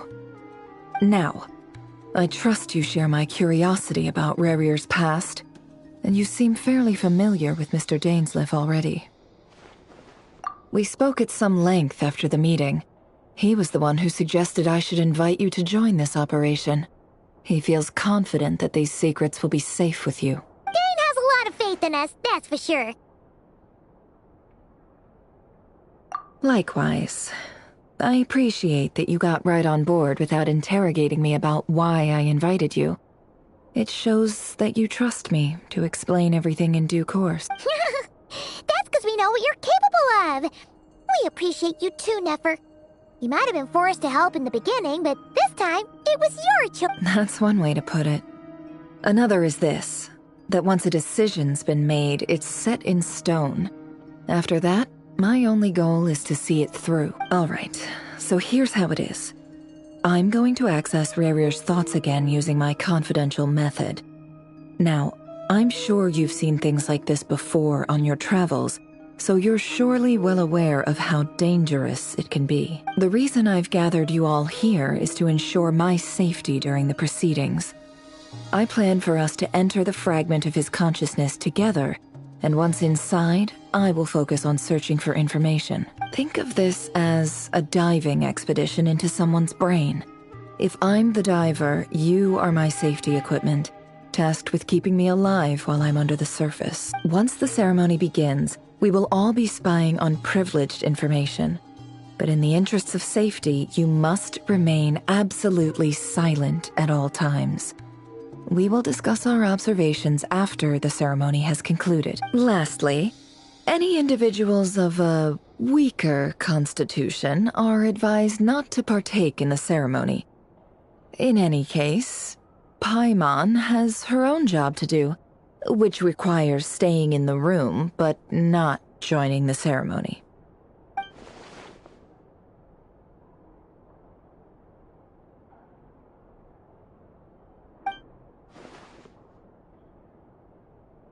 Well, good luck, everyone! Sounds like all Paimon can do is cross her fingers and root for you guys. There's a little more to it than that. I was being serious when I said you have a job to do.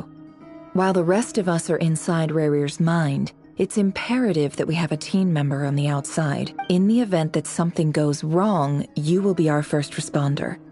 I don't anticipate any issues, but the extra level of safety will be greatly appreciated. I second that.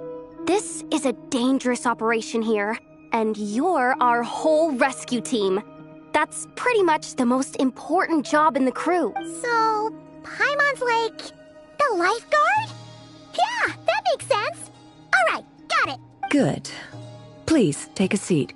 We'll get started momentarily.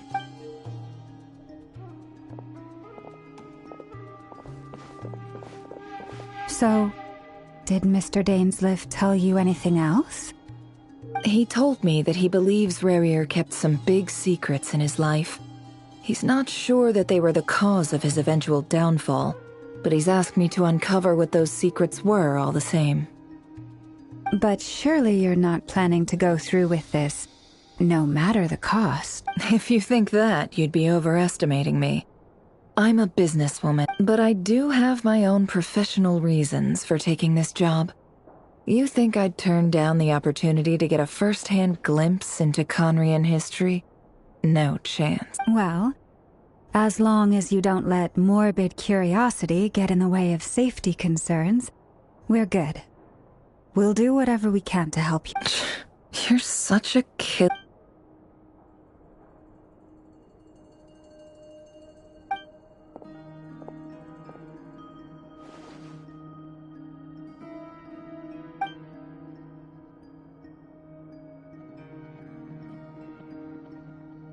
All right, I'm good to go. All set over here, too.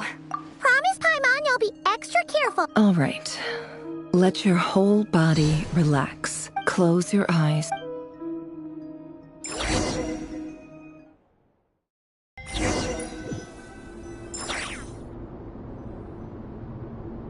Phew. Could this be his office? Pretty standard setup. Bookshelves, paperwork, files. According to Dainsliff, Rarier used to be an intelligence operative. Chances are there's plenty of top secret intel stashed away in this room. Is this where you keep your secrets, Rarier? Can't say I'm not looking forward to this.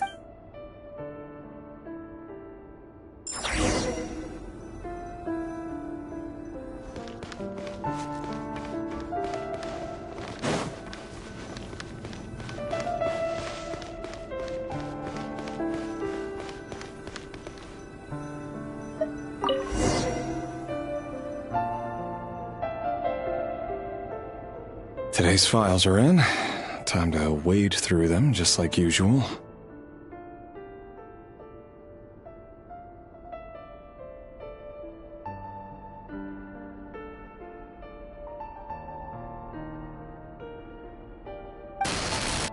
Male, 51. Occupation, cook. Confirmed Crimson Moon descendant. Has maintained frequent contact with other descendants over the past year. Poses a threat to the dynasty.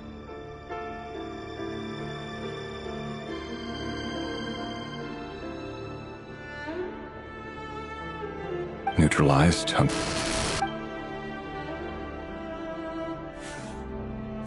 This one should be archived under purged targets.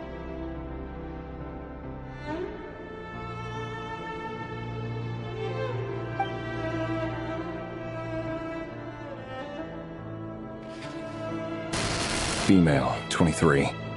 Occupation, office clerk. Confirmed Crimson Moon descendant.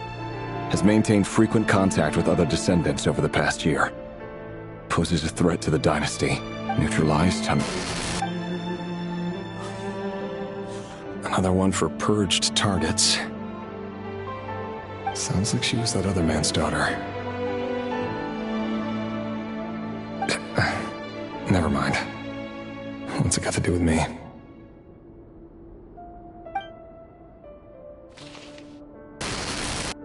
Male, 40. Occupation, teacher. Confirmed Crimson Moon descendant. Has neutralized.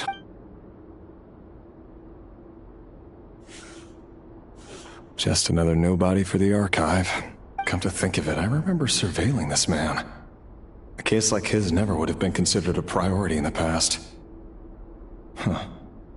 He barely even Female, 16. Occupation, none. Orphan and confirmed neutralized. Filed. I have no recollection of this girl. None whatsoever.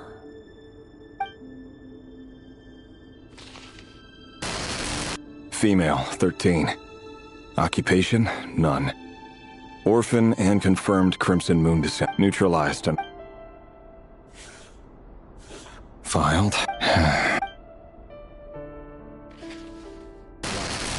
Male, 11. Occupation, none. Orphan and confirmed Crimson Moon descendant. Has neutralized and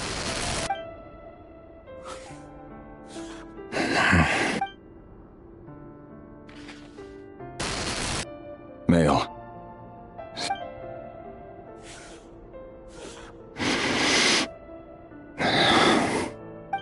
It's funny, isn't it? Your job is becoming both harder and easier at the same time, depending on how you look at it. Sooner or later, the Crimson Moon descendants will be completely wiped out. But as their numbers dwindle, they become harder and harder to track down. That's not how it is. Fortunately, however, most of the able-bodied adults have already been taken care of. The remaining weaklings will be increasingly easy to deal with. No! No. My job is to ensure the survival of the Eclipse Dynasty. And the only way to do that is by eliminating any and all potential threats. It's a perfectly legitimate line of work. Every single one of my colleagues can attest to my fairness. And if my friends were aware of the facts, I know they'd back me up too. Assuming, of course, that they were aware of all the facts. He looks even gloomier than last time. I wonder what's changed.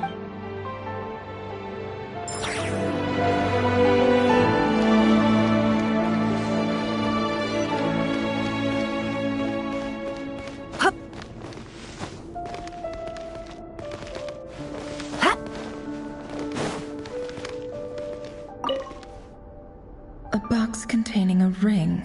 It must be for his girl.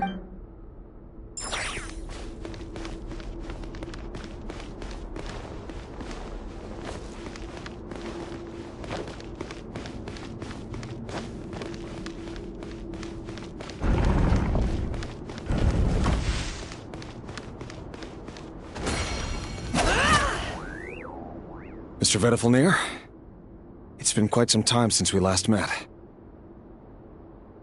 Rerir, I trust you're here because you have something important to discuss. Forgive me. I wasn't tuning out, it's just, I noticed you didn't even phrase that as a question. As if you knew I was coming. Tell me, does someone in your position ever feel the need to ask questions at all? It is indeed within my power to foresee certain things. Things like your arrival. I was just thinking. It won't be long before I'll be inviting both you and Dane to my wedding. That isn't a lie, but nor is it a fact as such. It's a wish, isn't it? No fooling a prophet, is there? Ever since that day we met for drinks, I knew it was only a matter of time before you came looking for me. Does it feel good? Knowing how the future will unfold. I'm afraid the notions of good and bad fail to capture the complexity of what such a power entails. Once you've seen what will come to pass, it can be all too easy to succumb to fear and melancholy. Unless, of course, you learn to abandon these feelings. You fear my silence, and long to hear the words I left unspoken that day. That's right. You must have noticed my reluctance to broach the subject. And the reason is simple. Because the truth could never have lived up to your hopes. For both our sakes, such words are better left unsaid. The burden of prophecy was never meant for your shoulders. So who exactly do you deem worthy to hear your prophecies? None but our exalted king? Or rather, our king as he once was.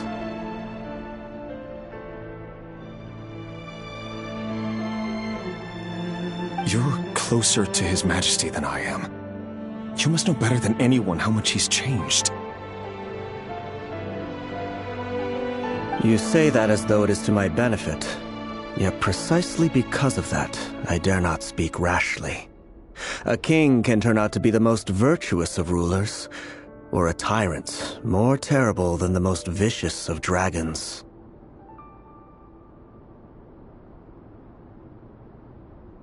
You are so wise and far-sighted, yet still you would have me live in fear of the unknown? You make a fair point. Especially given my silence alone was all it took to send you spiraling downwards. Very well then. Let me offer you some advice. And I say this not as a prophet or a visionary, but simply as the brother of your friend. For many reasons, there is very little chance of your marriage ending in happiness. If happiness is what you seek, you should find another fiancé.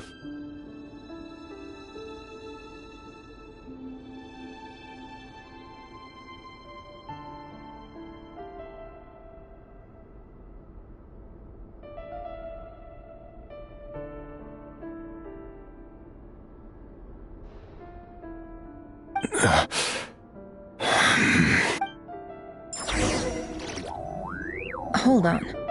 There's that same black fog again. Could this memory belong to Thelindis? Guess I better tread carefully.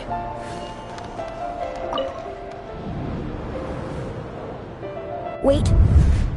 Hear me out. This time we finally got a clear look at his face and learned his true identity. His name is Rayrir, and he claims to be one of the king's guards. What did you say? A cruel irony, isn't it? The man you're set to marry leads a double life as a brutal executioner. Why are you telling me all of this now? Simple. It's because I want you to kill him. You are the only person he would never suspect. No, absolutely not. I would never dream of doing such a despicable thing. So you'll just stand by and watch him slaughter us to the last? Do not forget that the blood of the Crimson Moon flows in your veins too. The blood of the Crimson Moon? What does that matter now? The dynasty has long been dead and gone. You think that alone is reason enough for me to throw away everything I have? Why wouldn't it be? You too were once a child of the Crimson Moon, just like me. Don't tell me you've never felt so much as a flicker of fury for the way we were trampled into the dust. As long as you promise to abandon this pipe dream of restoring your dynasty, I can try to persuade him. Or have him persuade the Vinster King. Persuade the Vinster King? Do you even know why he's so obsessed with hunting us down? Why he keeps trying to force us to hand over our secrets? Over and over again? Or why we refuse to give up on restoring the dynasty? The Vinster King. A blind fool. His eyes clouded by powers from beyond this world. A petty little man with a miser's heart. And he dares to sit upon the throne? Mark my words. Sooner or later, Conria will fall. And it will be his doing. If you can't bring yourself to do it, so be it. Just you watch.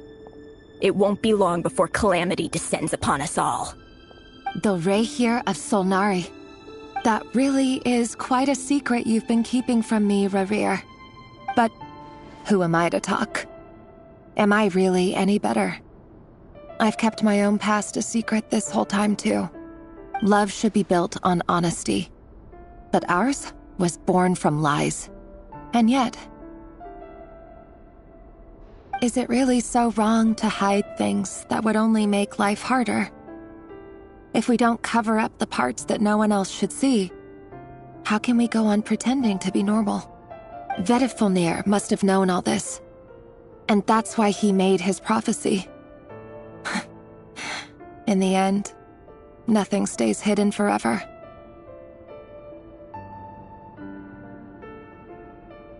But I won't just sit by and watch this disaster unfold.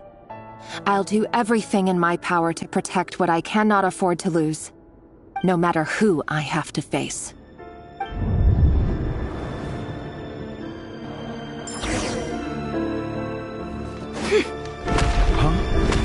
Was that Rayrir who just walked past the window? Doesn't it give you the chills that he still takes the same road to work every day, as if nothing ever happened?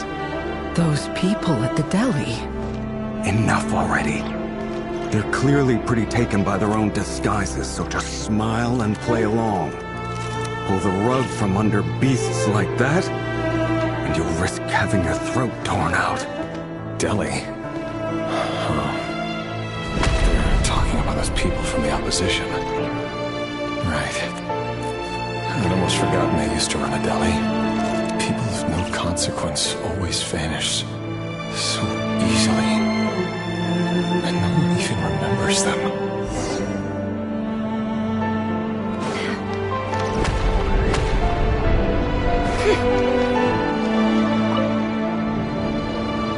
But surely you can see he's not the man he pretends to be.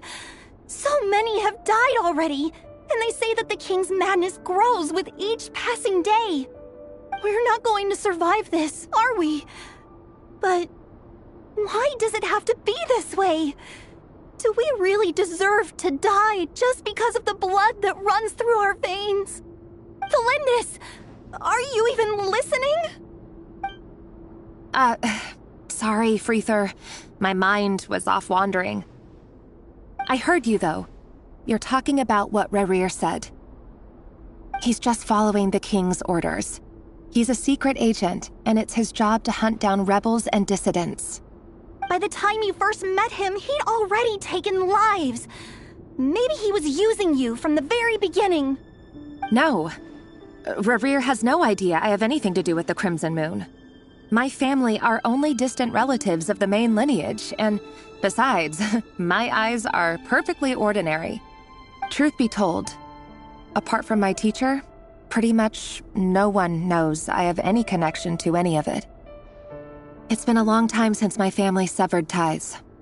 But as Orlog said, who could possibly talk sense into that raving lunatic of a king? No one. I'll work something out. Trust me, I'm with you all. But for now, you need to keep yourselves hidden. Don't let anyone find you, anyone at all. Don't forget that Rerir is an Eclipse operative. You need to be extra careful when he's around.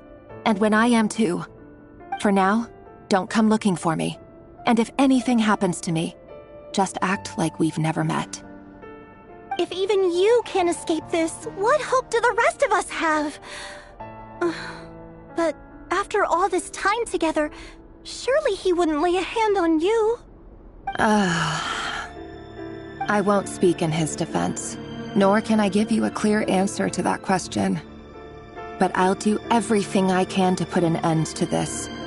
Here, hold on to this. If an opportunity to escape presents itself, take it. You'll be glad you took some spare change. You call that change? But what about you? I've got a job, and there's still money coming in.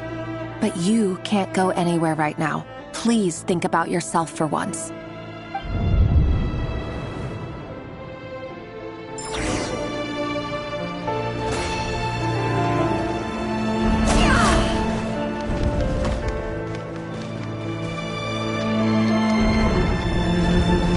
Another day, another round of assassination training.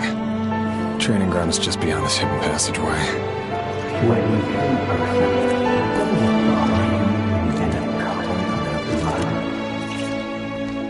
Why would it? Aren't we all just walking blood bags? but not everyone is accustomed to hunting down others like prey. You've been a hunter for so long now, you seem to have forgotten that most people don't just go around killing one another. Leave me alone.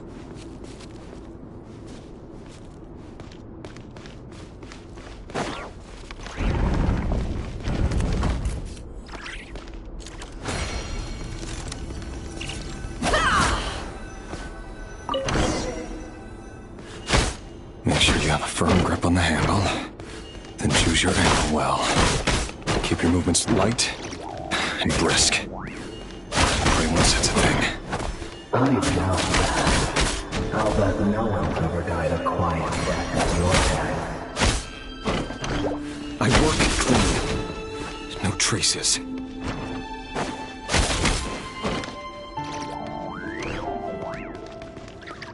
No more lies. That doesn't make it open. The king just happens to need you right now. Sometimes he doesn't. That won't happen. Let her think the spell of that power. It will give the guilty. But now... The ones I've dealt with have always been guilty. And I've carried out my work flawlessly.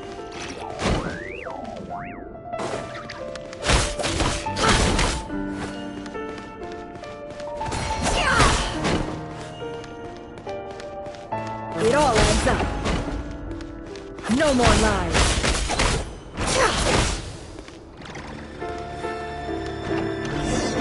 You know I can't accept your proposal, don't you? What do you think Mr. Genshin trust you?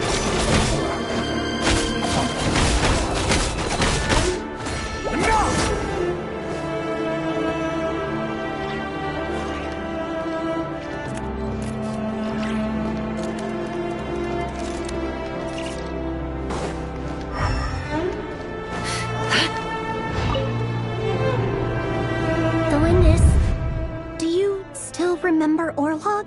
Orlog? The boy who was pretending to sell flowers. You spoke for quite a while, didn't you? Yes, we did. What about him? He was arrested 2 days ago. Chances are he's already dead.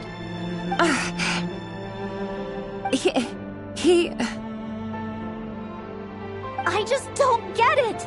After everything he's done, why do you still stand by him? Or does it mean nothing to you that people keep dying? No, that's not... Just hear me out. I need to go now, Thelindis. They're looking for us. You take care too. If you ever need a place to hide, come find us.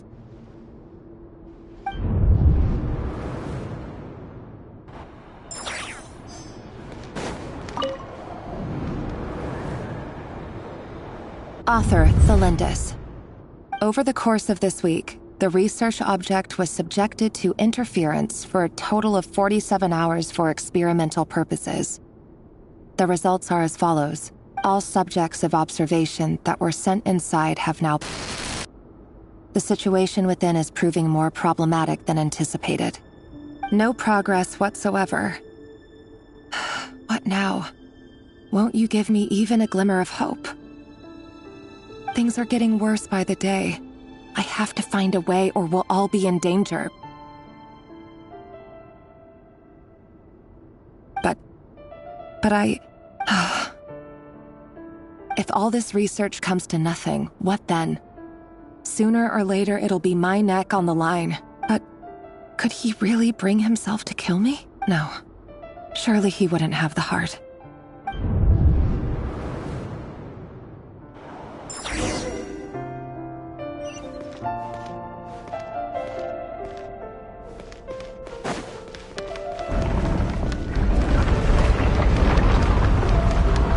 Why won't you just let us go? We don't even know each other. All we want is to live ordinary, peaceful lives. You want... to live?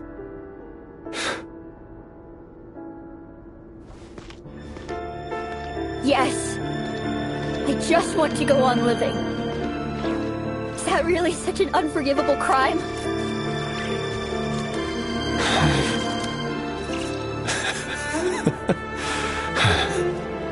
You want to go on living. I want to keep living too. To keep living forever. That's why I have no choice but to continue on the path I'm on. If only some savior would suddenly swoop down and change the way the world is. Too bad that's not going to happen. Imagine that. If there really were such a person, you and I wouldn't be standing here like this, would we?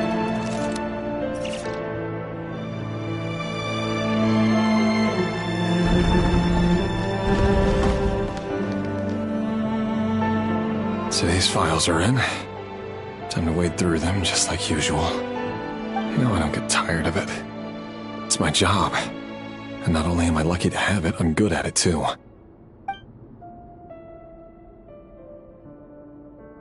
Huh. Wait. That's... Thelindis?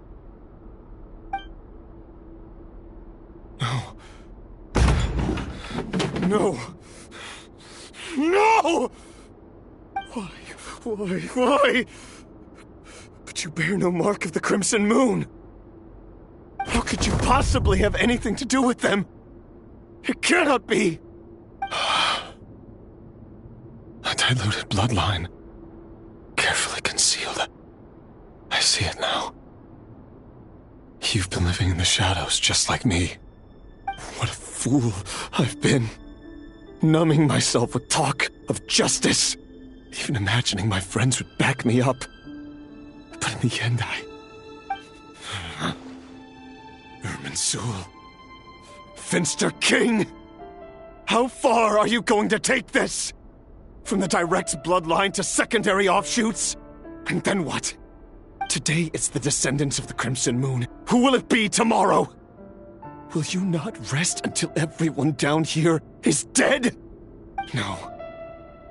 This cannot go on. This is where it ends.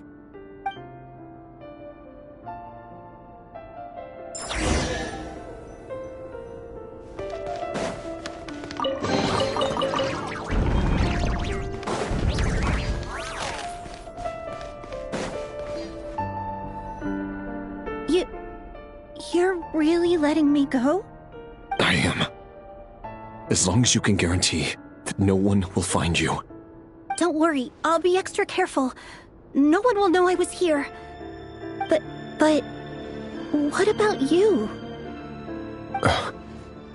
Me? If you let me go, you won't be able to complete your mission, will you? Good point. In that case, maybe you should stay. No, please! I just want to see the outside world again. To... Go on living? Yes. I know you're a man of your word. So please, just let me go. If I let you leave, what will become of me? Just kidding. Go, but remember, don't let anyone know you were caught. We'll be seeing each other again very soon if you do. Even shadows in the dark must live by a code. But you can't save everyone. You've been whispering in my ear for days now, Vedifalnir. What are you trying to do? Break me down? I only say this because you long for an answer to your problems. Let her go, Rerir, or you risk losing everything. I will not abandon Thalindis. Then you'll need a little more vigilance and a lot more power. The world is changing, Rerir. Keep your eyes peeled for your moment of opportunity. That voice used to be so unclear. But now I know exactly whose it is. It's Vedifalnir. He won't tell me how to actually resolve any of this, but he keeps trying to manipulate me like a puppet. What's his game here? Tell me then. What will this moment of opportunity look like? And...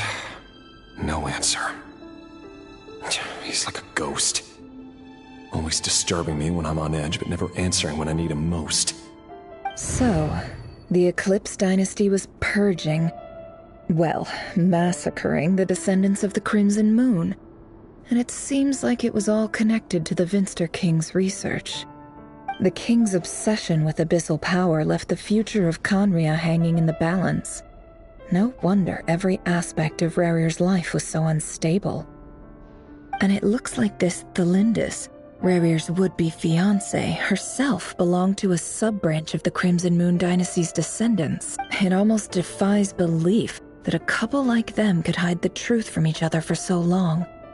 If the Finster King hadn't intervened in such a drastic way, they might have gone on deceiving each other for the rest of their lives. And why does Vedifalnir, Daneslif's older brother, keep talking in Rerir's head?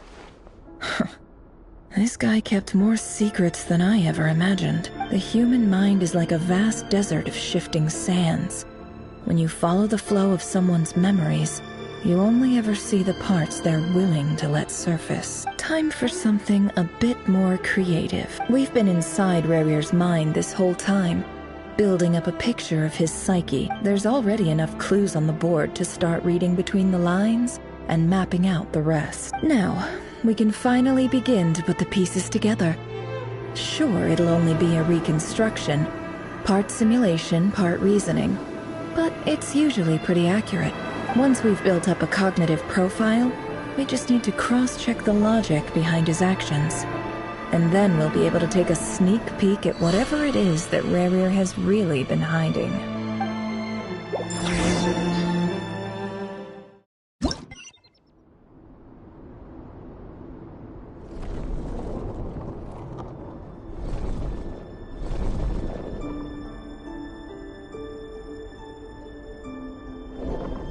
Rerir, are you there?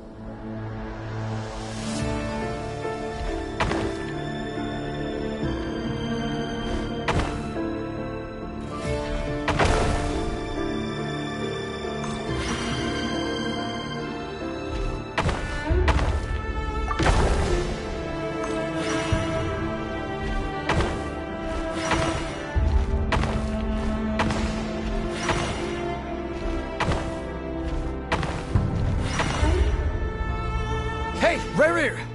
Come out, it's urgent! Dane? What's wrong? Quick, come with me. I'll explain everything once we've met up with the others.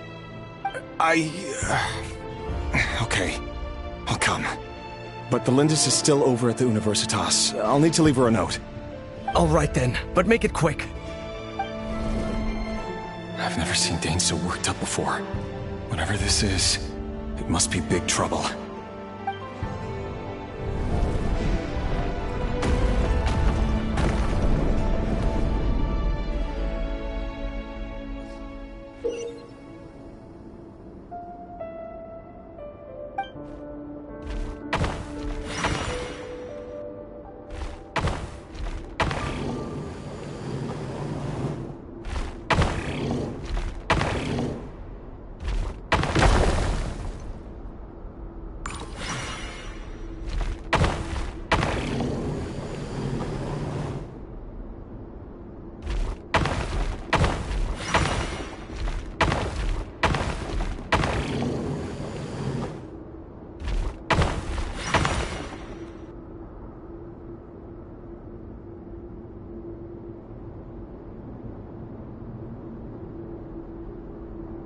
Well, this is a nice change, meeting you all at this hour.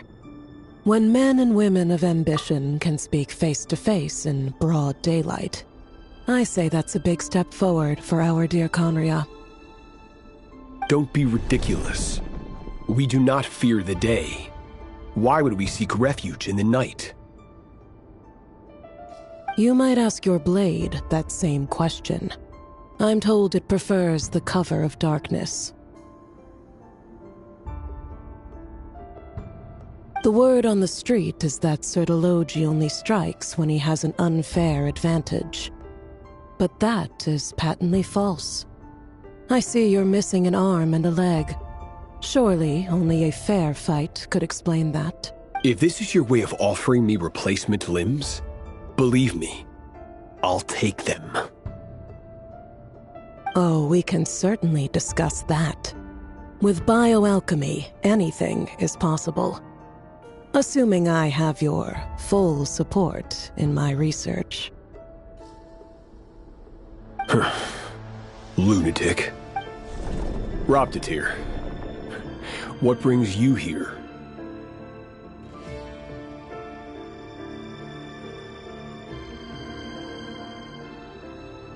Why, Dainsleif, of course. He invited me. Please, cast aside your apprehensions, Miss Rhindaughter. Whatever the rumors may say, I am but a humble servant of the king, and I can assure you he affords me no greater convenience than he does you. Well, the Universitas Magistrorum won't stop fawning over you, so at least some of the rumors must be true. You're clearly doing well for yourself, so drop the humble servant act. It endears you to no one. You're president of the Universitas Magistrorum, the chief royal mage known as the Wise by royal appointment, and by far the most favored among the 4 pillars of Comria. Vice President Veit doesn't even try to hide his envy when he sees you. My success is the product of hard work and good luck. It's as simple as that. Were the king not such an extremist, I hardly think I would have received a senior post at my age. Of course, no job is without its gripes. Serving a king like ours can be a challenging task, as I'm sure you can imagine. And as for Efterveit, in missing out on the presidency, he's dodged a mountain of stress. Like everything else in life, it comes with pros and cons. You're all here. I apologize for the short notice, but it was an emergency.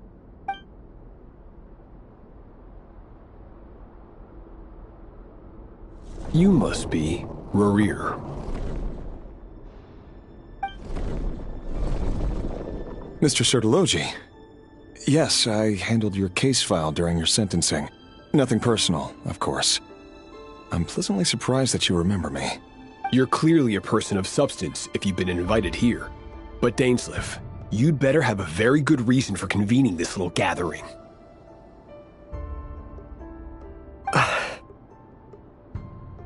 It's my brother, Vedofenir. After he spoke at the court this morning, the king was so infuriated by his words that he had him blinded in both eyes and thrown in prison. Vedofenir in prison? Strange. I thought the king trusted him and Roptatir more than anyone else in the world. Does this mean the king's circle of trust just got even smaller? It has nothing to do with trust. It's about what the king wants, which is as clear as day to anyone paying attention. I simply appease him, because it's in the best interests of the Universitas Magistrorum.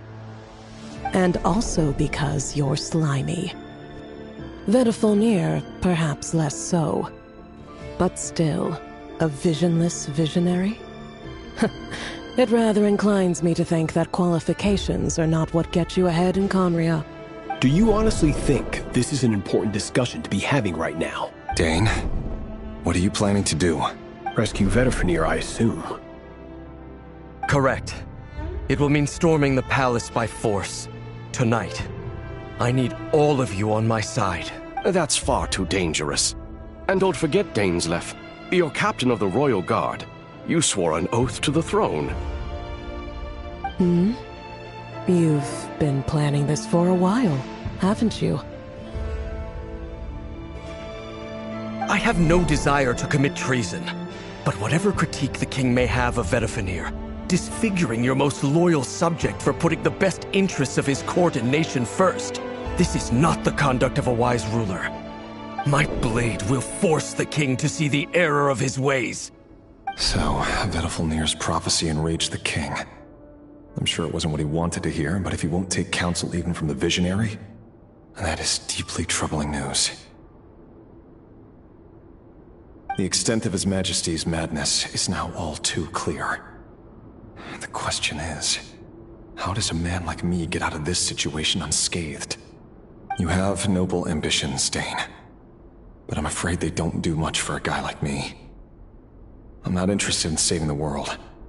All I want is a letter of pardon. A letter of pardon? For whom? Thelindis?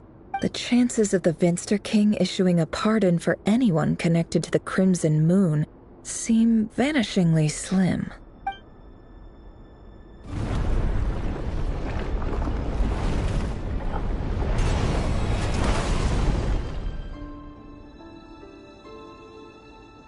This black fog over the board must have some connection to Thelindis. But why is it taking this form?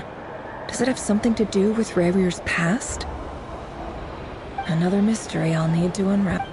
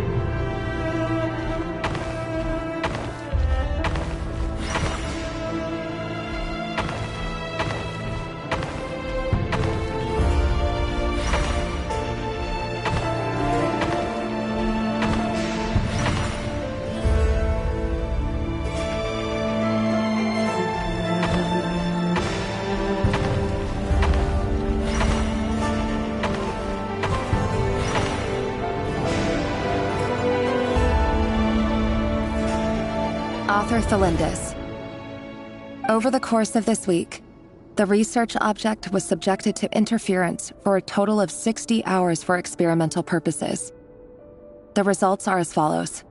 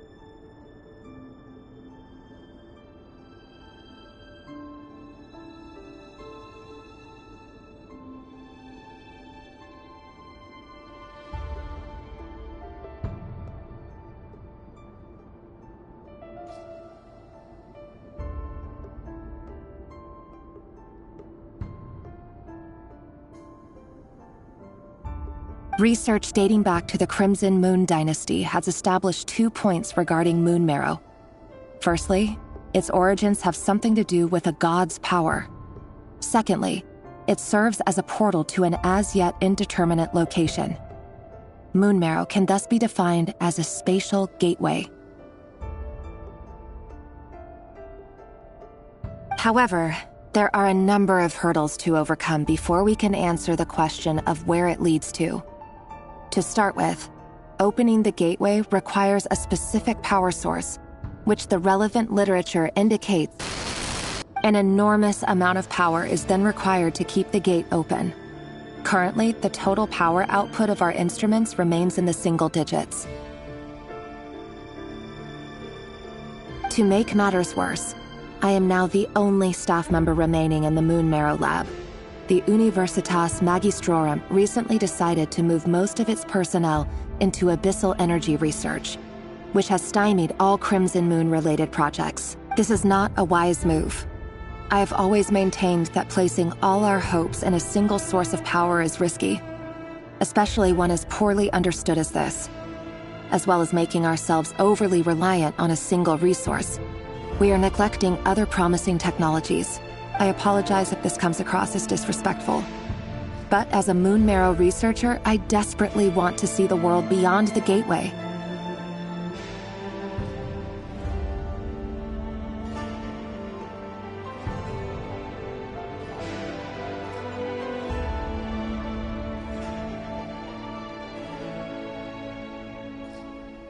If we really made it there one day, what would we find? And how would we go about taming the unknown? My imagination is endlessly fueled by questions such as these.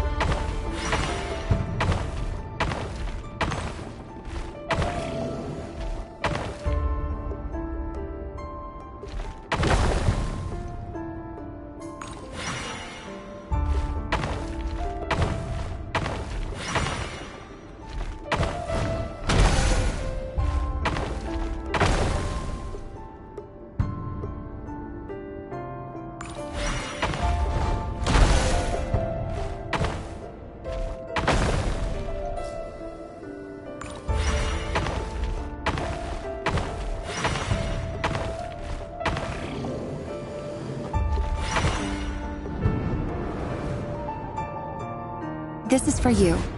I heard you're gonna leave the city with your parents. Delindis, did you hear about what happened? I've heard nothing.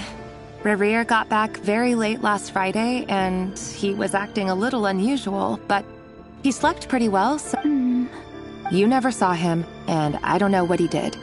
And this conversation never happened. What if he finds out that you pried into his secret?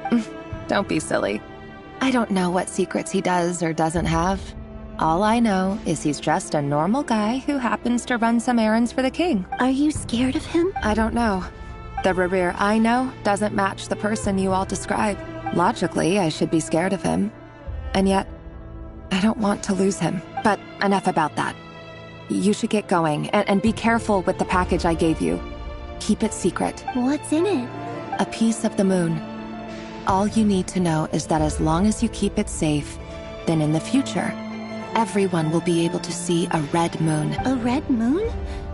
You mean our moon? That's right. Our moon. Promise me you'll look after it. I promise, Delindis. The Crimson Moon bloodline will never die out. Its light, the color of blood, will become like a fire that flows in our veins, no matter how long it takes.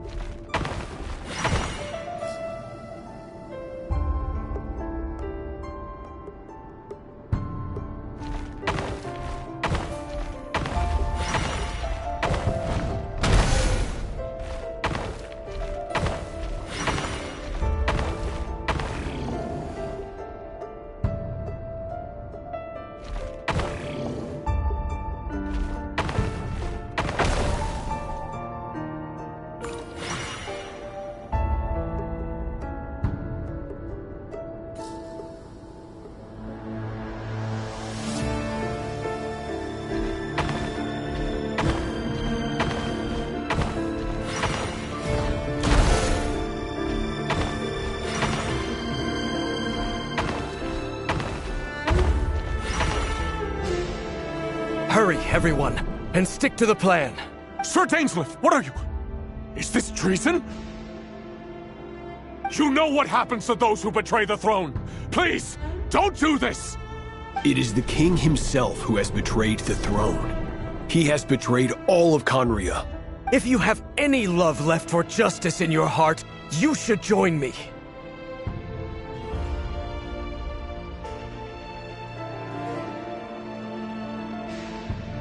It's showtime. Dane and his group will handle the troops in the palace. Then Hraptatyr and Rheingoddar will disarm the security measures. My job is to enter the prison and rescue Vedifalnir. Stay safe. Wish me luck. Look after my brother. Draw your blade. It is time for justice to prevail.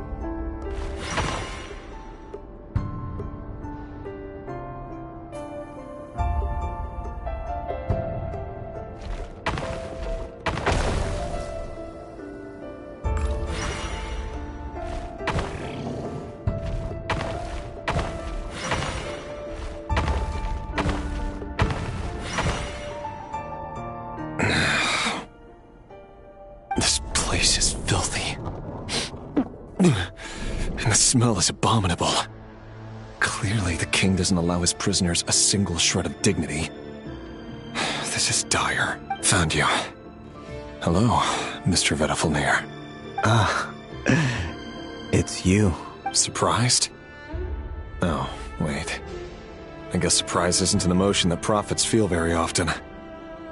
I certainly felt some surprise in the moment when I was blinded. Surprise at the king's sheer ignorance. Surprise at just how unfairly this world responds to words of earnest remonstration. I'm curious. What did you prophesize this time? It wasn't a prophecy. It was a word of warning. Someone had to say it.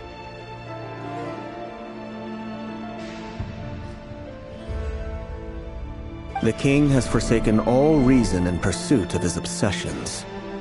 I simply told him that if he continues on this path, Conria will surely fall.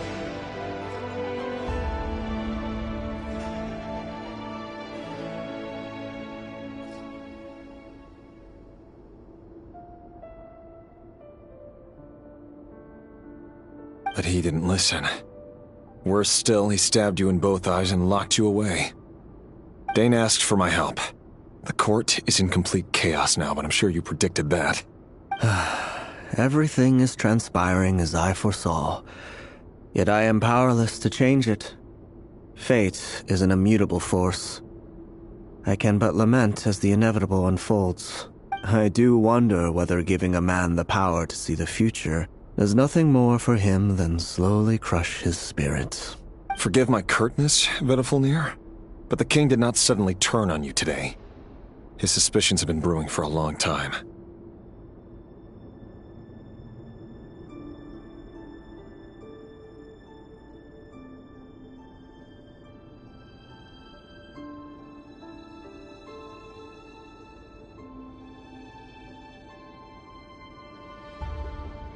can't have wisdom beyond the reach of your fellow man without attracting his fear and suspicion. There are things the king does not want to see. So, he doesn't want you having visions of them either. He blinded you because he thought this would make the visions stop. He wasn't entirely wrong. I did indeed lose my power to see the future. Right up until...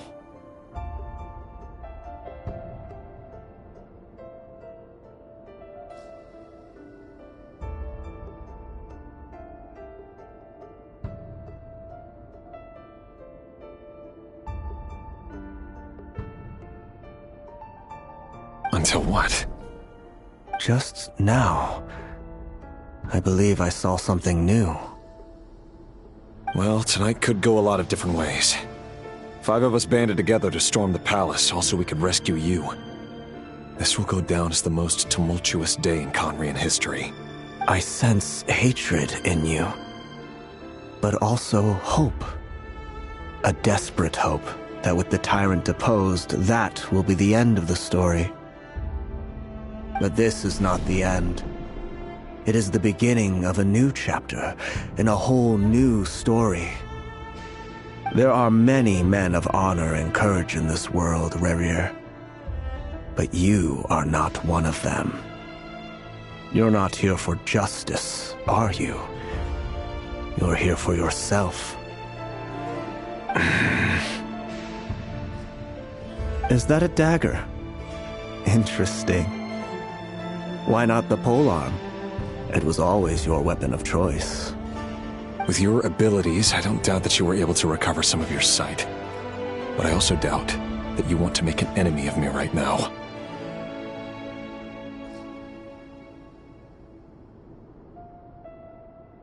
Of course not. We're on the same side, aren't we? We could be. But I need you to be honest with me, Vedafilnir. At this point, you're my only hope for the future. You mean your future? With your beloved, Felindis? Yes. And I know there are bigger things at stake here. A dynasty, a nation, maybe the entire world. But forgive me, I care first and foremost about myself. I can't abandon the one I love to save myself. I just can't do it. But you see a broader picture of the future than I. You see the solutions to the biggest problems of our age. So tell me, what is my solution? What's the answer? In matters of fate, answers are either right or wrong. What will be and what will not. Maybe you are willing to pay a certain price in the pursuit of happiness, but unfortunately, fate does not negotiate. That is the cruelest thing about fate. It is unmoved by your sacrifices. That can't be true. I know it's your voice that I keep hearing in my head, urging me to see how the world is changing, to seek more power, so I can protect the things I love. You show me disaster, but you won't show me how to avoid it? Why? Why are you doing all this? My voice. In your head.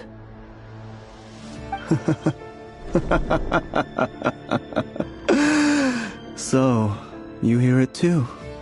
The voice that steals your mind, gains your trust, and drives you crazy. It turns out that we are not so different, you and I. Vedafilnir just broke into the strangest smile I've ever seen in my life, as if he'd discovered some monumental secret. But then he suddenly switched to looking extremely weary. Very well then. My advice to you is as follows. You must persevere. Whatever trials and tribulations you may face, be steadfast in the belief that they are your path to the future. For as long as you live, your story with Thelindis shall not come to an end. That is the only chance you have of fighting back against fate. It is up to you whether you believe my words. Regardless, that is all I will say on the matter. I have no right to intervene any further. I will hold you to your word. Thank you for setting me free. In return, I will tell you one more thing that you cannot afford to ignore. Just then, a strange wave of energy rippled through the city. We had no idea what it could mean. If I were you, I would head to the Universitas Magistrorum. The Universitas? Oh no! I'm sure we'll be seeing each other again very soon, Rerir. Whatever Vedifalnir said, I didn't catch it. I didn't even help him out of the prison. There was no time to lose.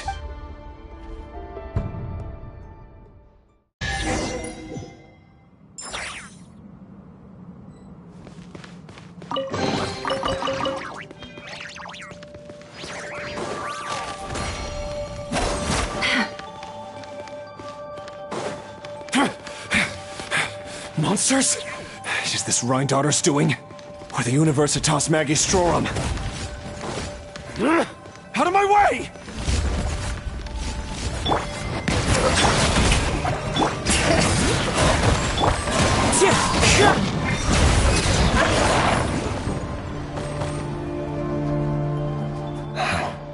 The Universitas.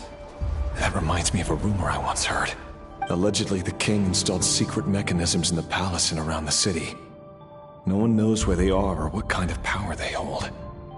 But if they were ever gonna activate, it would probably be on a night like tonight.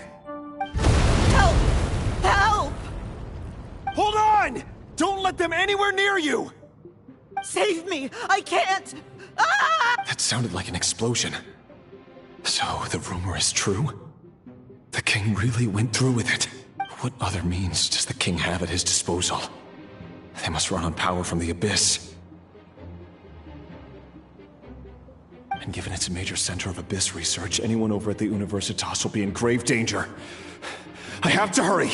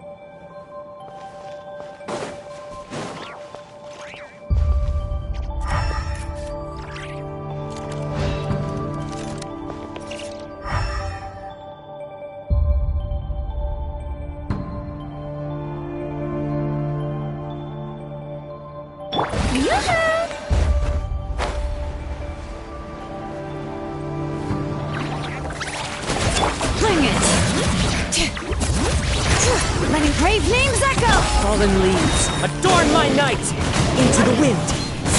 Silence!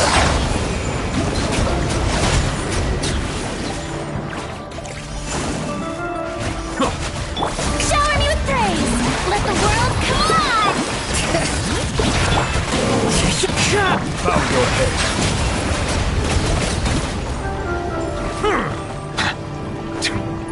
Be sanctified.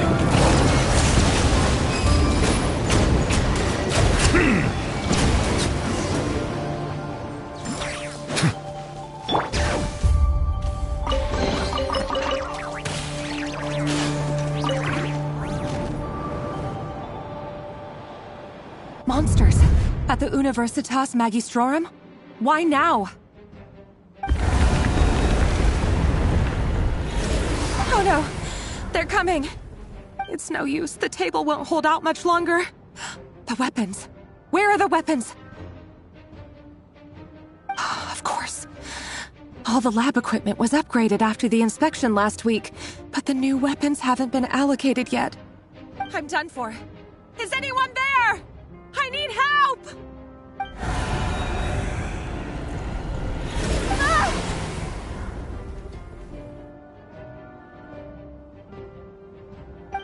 Stay back! Please stay back! Please!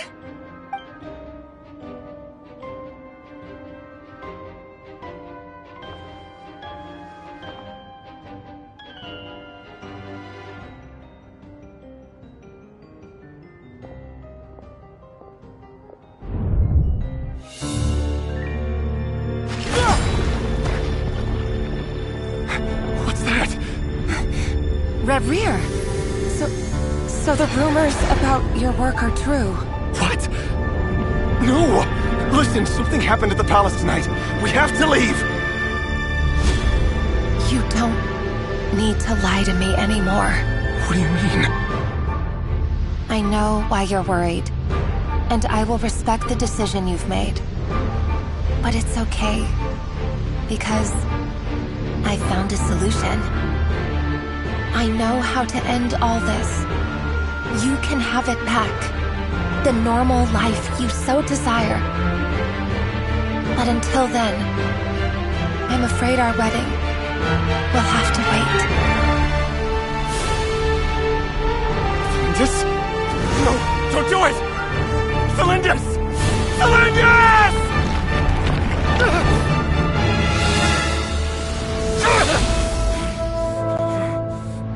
I told you, Reverie. Let her go. You will find someone better. No!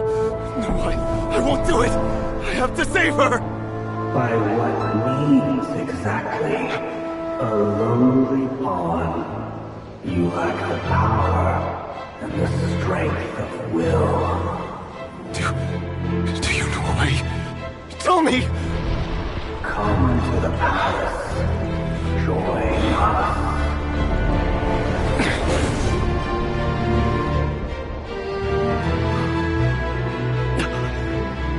Reverie, thank goodness we... Step forth and take your share. You made it. Not you too.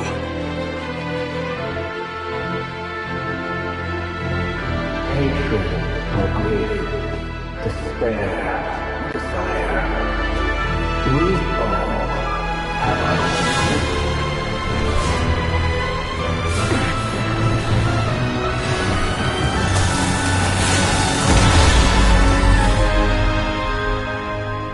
Reverie. Reverie. Felindis? Were you daydreaming?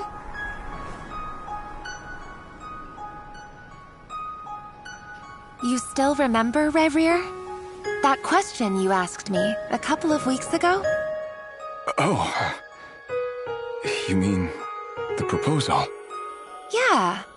I'm wondering, where do you think would be a good place to discuss it? Maybe in the garden?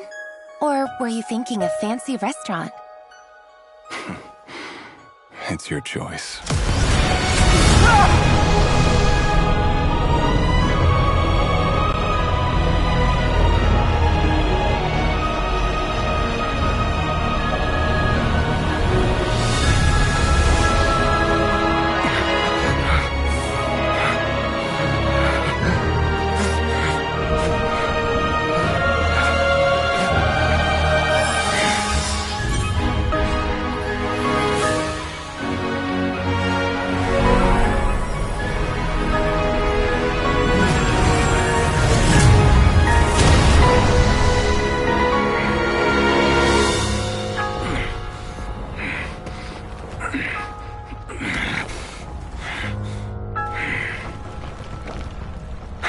Find you.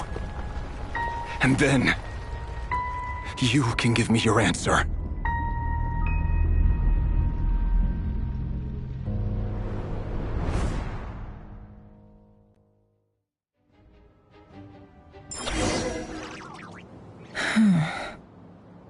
So that's how the Raker of Solnari was born. A monster created by circumstance is a monster all the same. Viewing other people's thoughts for too long can get uncomfortable. Right now, I'm feeling a strong sense of loathing.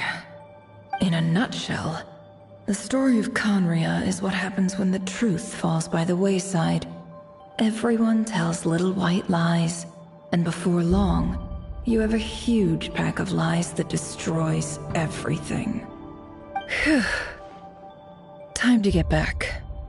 His past is filled with sorrow, but the tale of any fallen civilization is one of endless tragedy.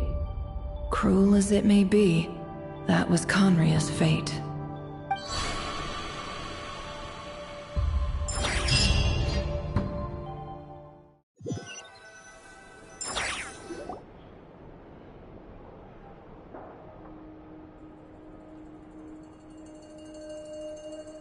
Everyone, I'm back. Can I get a standing ovation? Never! How are you holding up? Feeling okay? She's fine. Boss is a pro. Yes, I'm fine. You will have seen the events of Rerir's life through my thoughts. It's now clear that he is just a regular nobody, driven by personal tragedy, as he said himself. I mostly agree. There's only so much we can know about him from his memories alone, but they did give us a clear glimpse into his life in Conria. However, I would not consider Rerir to be a nobody. He was deeply involved in the events of that era. Yet, when the catastrophe of a generation strikes, nobody is safe. Sounds to me like you're speaking in riddles again. Is this you urging me not to abandon the people of Krai in their hour of need? That's not what I meant. Although I do hope you choose to remain a part of the plan. Without you, the mission ahead will be all but impossible. Then try to remember that I respond better to the carrot than the stick. And I don't appreciate being bossed around. Now, as for you, Missy, you were excellent. You stuck to the rules of the ceremony and kept your mouth shut the entire time. Bravo. Cool. So, can you fill me in on the deets now? Most of what I saw went right over my head. Patience. You'll hear the whole story, don't you worry. But let's meet up with the others first. It will save me narrating it twice. Yehoda? Yes, boss! That's more like it. For a moment there, I was worried you'd forgotten about the first clause of your employment Forgive my curiosity, but what does the first clause say? It says I gotta do the annoying stuff that boss is too lazy to do for herself. Like opening the door, pouring the tea, yada yada. Is that right? If something is in the contract, it's because she willingly agreed to it. Rest assured that the curatorium abides by the very strictest of labor policies. You don't seriously think I'm cruel enough to treat her like my slave? In any case, I've hardly shied away from my share of the work today. Hope I don't catch Flintz and Varka lounging about in their chairs, enjoying a leisurely cup of tea. There's nothing I dislike more than other people enjoying them.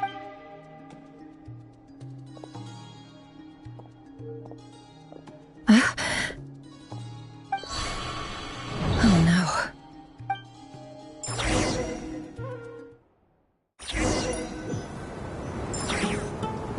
Sorry to disturb you, but we seem to have run into some trouble. Evidently so. Don't worry, I'm not about to leave you to fend for yourselves. I'm not that kind of boss. I'm sorry. What did you hear me say? I wasn't talking about labor policy. Wait, how long have I been standing here? Not long. You just appeared by the door a moment ago.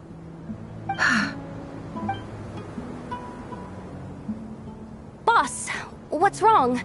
You look like you've seen a ghost. We've been tricked. We never left at all. Somehow I hallucinated that whole scene back inside the office. Hallucinated? But... How indeed. This place should heed my will alone.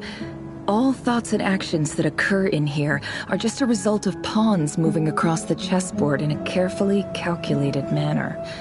And nobody has access to this chess set but me. So you control everything in here? More or less. But yes, it's a special technique of mine. Has anything like this ever happened before? Only once. It was the first time I used the chess set. Is there any similarity between what happened then and what's happening now? I suppose my thoughts are a little turbulent, which was also the case my first time. Is there anything I can do to help? The first clause of your contract clearly states that I only need your help with things that I'm too lazy to do. Meaning, you're not feeling lazy? Meaning, this is not something Yehoda can help with. The chess set is a personal treasure that Boss, it's fine. Really. Oh, listen to you. Whatever would I do without you, Yehoda? What?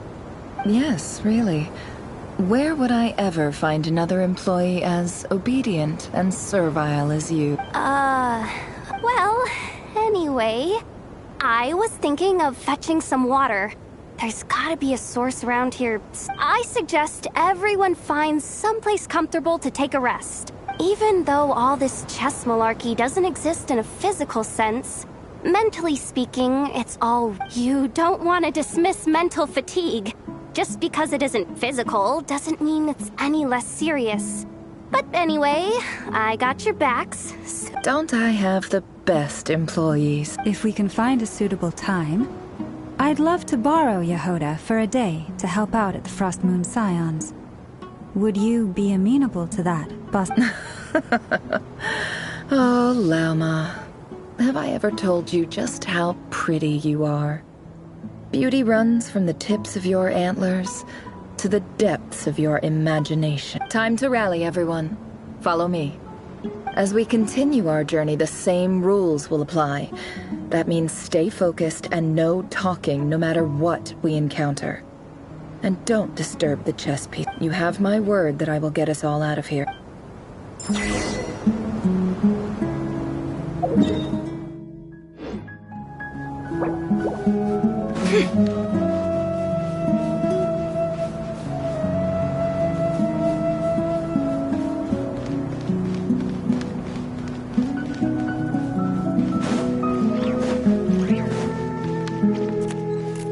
This place looks familiar. That's not a good sign. There's someone up ahead. Time for a little chat. I wasn't expecting visitors at this hour. Wait. Oh. It's... There you are! Sinue's been looking for you all day. I think he has some new... Oh, yeah? What were you doing just now, Uncle Retinue? Hiding away some more loose change? I know I saw some more... What do you mean, loose change? Oh, come on, I'm too old for this.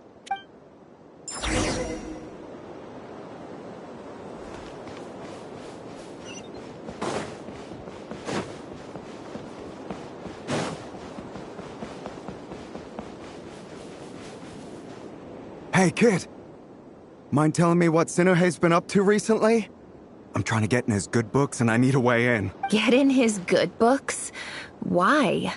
What do you want with my dad, Uncle Apepi? I've written a new song. I was hoping to showcase it at the next festival, but I'll need his approval.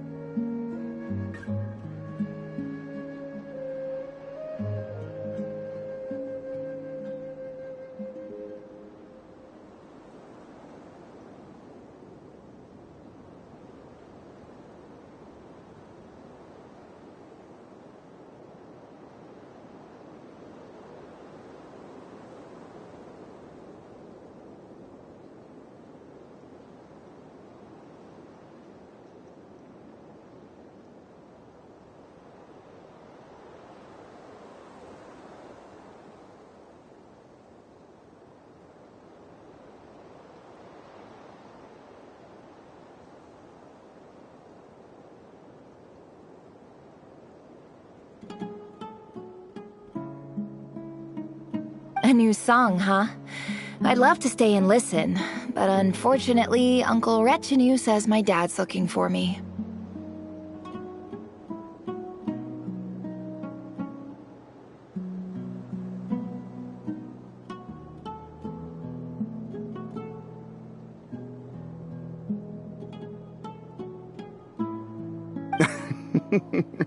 Well, there's plenty of time and I'm not going anywhere.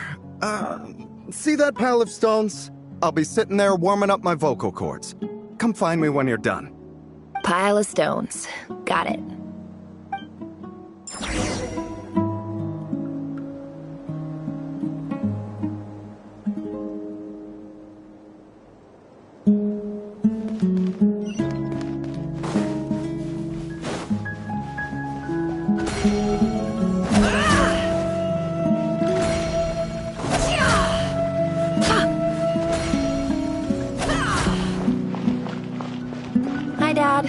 Uncle Retinue said you were looking for me. Ah, there's my little princess. If you'd gotten back just a little sooner, you could have shared the spoils of war. Spoils of war? Who were you fighting against, Dad? It was just a figure of speech. The aftermath. I was talking about our war against thirst. I went out to fix our water supply problem, and now I'm back. We have a well again. That's right. I found a new one and brought back as much water as I could carry. It should last us for a good while. If it wasn't for these blasted sandstorms, our wells wouldn't be caving in. You wouldn't be spending all your time out searching for new water sources. As the chief of our tribe, I'm supposed to be leading us out of hardship and poverty, onto better things. You know how prosperous our ancestors were. I've told you all the stories. And look at us now. Squeezed into these hovels. No one would choose this, if it wasn't for the endless wars over the years. But things are looking up. I started working with some folks from the academia a few months back. They gave me some contacts in return for my assistance in the desert. So you're the academia's helper now? Special ambassador, they call it. Think of it as a partnership. It's nothing bad, okay? We've been isolated here in the desert for too long. Seeking opportunities elsewhere is the best thing for us, and the fastest way to progress. So, do you get anything good out of being a special ambassador? Of course. My luck's improving all the time. One day, I swear I'm gonna lead us out of this place. We'll find somewhere new. Somewhere better.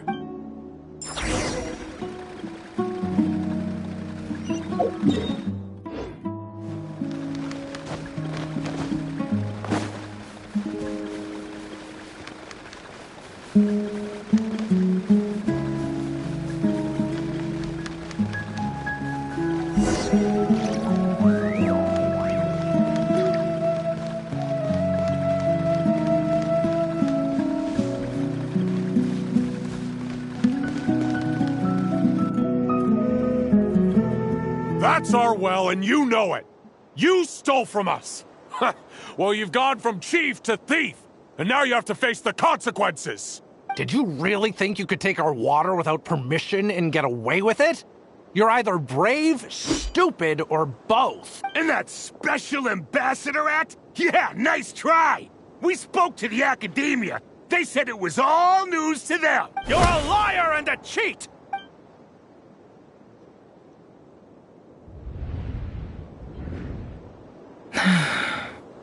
I heard Yehuda gasp, but I don't blame her. Most people are terrified by the sight of blood. Corpses strewn across the ground. The wounds are clearly from scimitars and daggers. The desert dwellers' weapons of choice.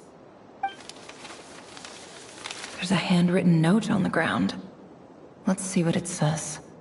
Halil, this is Sinuhe, chief of the Shimti tribe. Surely you remember me. I was the one who helped you and your colleagues avoid the quicksand in the... This is my second time writing to you. I assume my last letter must have gotten lost in the mail, as I didn't receive a reply. I hope this one makes it to you safely. I'm writing to you because I need some help. That sandstorm the other day completely blocked up our well. forcing me to look for another water source in Iab and Unut territory. It was a matter of survival. Praise the gods. The well of the Iab tribe was intact. It was my last resort. I drew what water I could and left, but not without being spotted.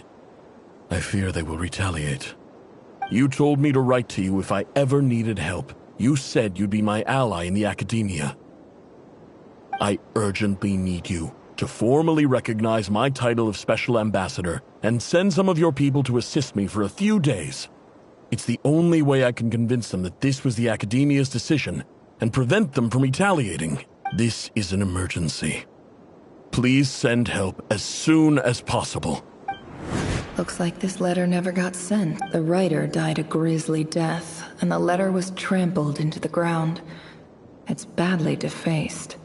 Some parts are barely legible. What a ridiculous lie the surviving Shimti tell. Their whole village was butchered over a sip of water.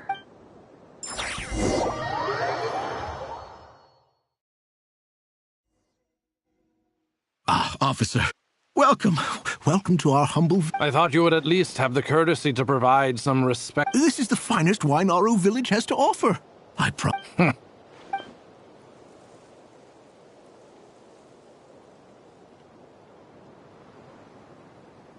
The Academia has agreed to reserve a single space for a candidate from your village. But I remain skeptical of this entire endeavor. I highly doubt anyone in this desert possesses serious academic potential. Please, have faith. If not in us, then in our God. The child we found shows great promise. I beg you, take her away from this place. Give her a chance. Don't let her talent go to waste. I don't recognize... She showed up here a few days ago, and we took her in. She's a really bright kid. Please help. I'm begging you. So, where are you? Nowhere special. Just a sand dune. What about the rest of your family? How many of you are there? Just the one. It's only you? Correct. So, no brothers, no sisters? Any who have slept on a bed of sand, I call my brothers and my sisters. Apart from that, All right, get over here. Sign your name on the form.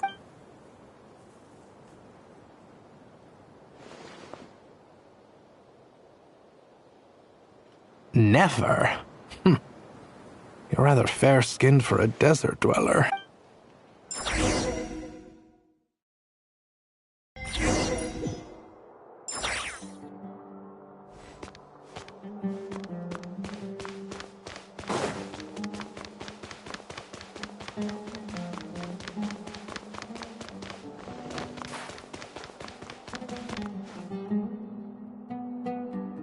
Nefer, this term's assignments have been issued already. Please read through the materials thoroughly, conduct your own additional research, and then write an essay on the topic. Yes, Professor, I'm aware. I just had a couple more questions I wanted to get your perspective on. Oh? Please, ask away. Well, I saw the other students' problem sheets, and I couldn't help but notice that my assignment is much easier than theirs. Do you really think I'm a weak student? A weak student? Goodness, no. Quite the opposite. You have a sharp mind. Almost too... I think what you're saying is, a weak student wouldn't have noticed the discrepancy. And if they did, they certainly wouldn't complain about the lighter workload. You see, sharp as they come. You see things the way they are. And I'm sure you know why they're like that. Because of where I come from. Because I'm different. I'm sorry, Nefer. I don't like it any more than you do. It's just... Anyway, you said you had a couple of questions. What's the other one? I wanted to check. If someone sent me a letter to the Academia, where do I go to collect it? Ah, your family wrote to you. Well, as long as they put your name on the envelope, someone should hand it right to you. Not exactly. It's not even a recent letter. I was just curious where the mail would end up if no one collects it. The House of Dana, I expect. I know there's a box for unclaimed mail somewhere in there, probably sitting on a shelf. Whatever you're looking for, that'd be the place to start. Okay, got it. Thank you, Professor. Oh, don't mention it. Honestly, I feel like I failed you. I'm supposed to be your teacher, but I haven't taught you anything. Hey, don't say that. You're a great teacher, and you do your best for all your students. But the rules are the rules. You're not allowed to teach students like me. It's not just the academia either. The whole world bends over backwards for the successful and leaves the losers to suffer and die. Oh, my dear child. Don't tell me you've given up on life already. I haven't. I just think that if you want to make it in this world, you have to find a way to become successful.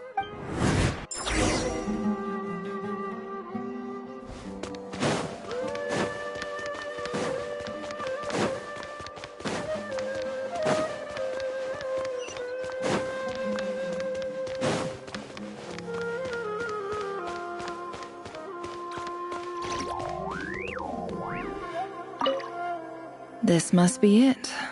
A big cardboard box full of unclaimed mail. And probably some letters. Let's take a look.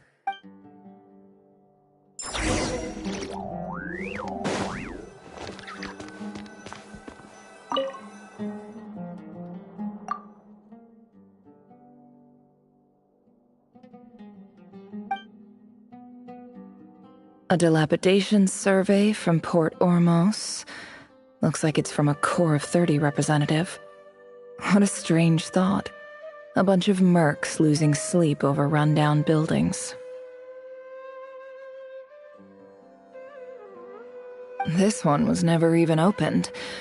I guess the recipient didn't care what the Core of 30 had to say about anything.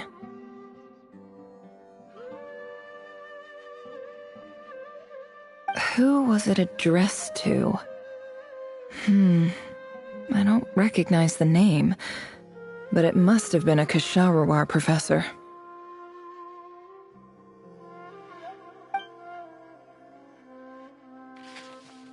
This one...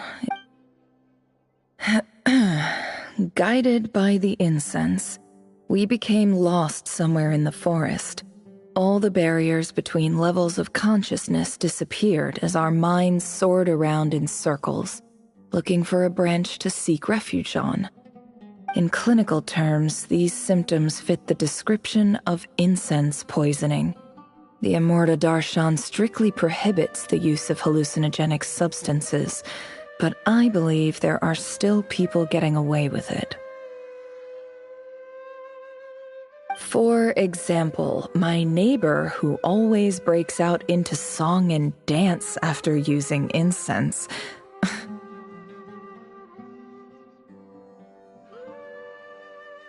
This seems like something the academia would want to know about. Why wasn't it collected? Wait, what's this written on the back? The note says, "The sender authored this letter while under the influence of mushrooms. I would send it back, but no return address was provided. Stamped by the Grand Conservator of the House of Dana."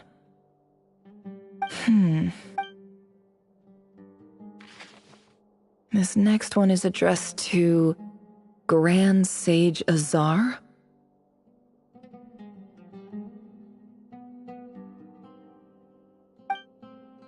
A few words of protest regarding in recent years, the academia, however, it appears to, as well as education is as grand sage. I do hope you will give some great letter. And the sender is... I didn't realize anyone else even knew how bad students like me have it in this place. So this is where letters from the Sage of Spontamod end up? Nice one, Grand Sage. Whatever. This isn't what I came here. I'm not exactly holding out hope that a letter sent from the desert would even make it here. But if it did, where else would it end up if not in this box? I can't believe how much discarded mail there is. Must have been years since someone last went through it all. And this is just one box. The whole house of Dana is boxes on... I don't believe for 1 second that any human being has sat down and read through all the documents in this place. Who has that much free... Wait, could this be it?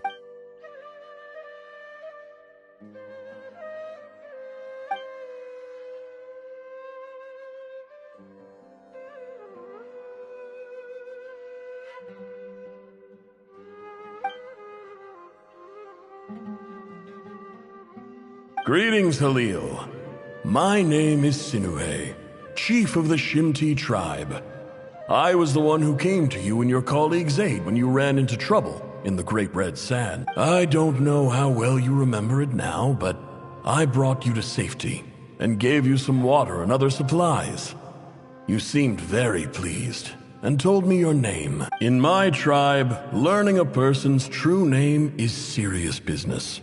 And I therefore see you all as friends. You were kind enough to leave your contact details, so we could stay in touch. The Shimti tribe lives a harsh, nomadic existence in the desert.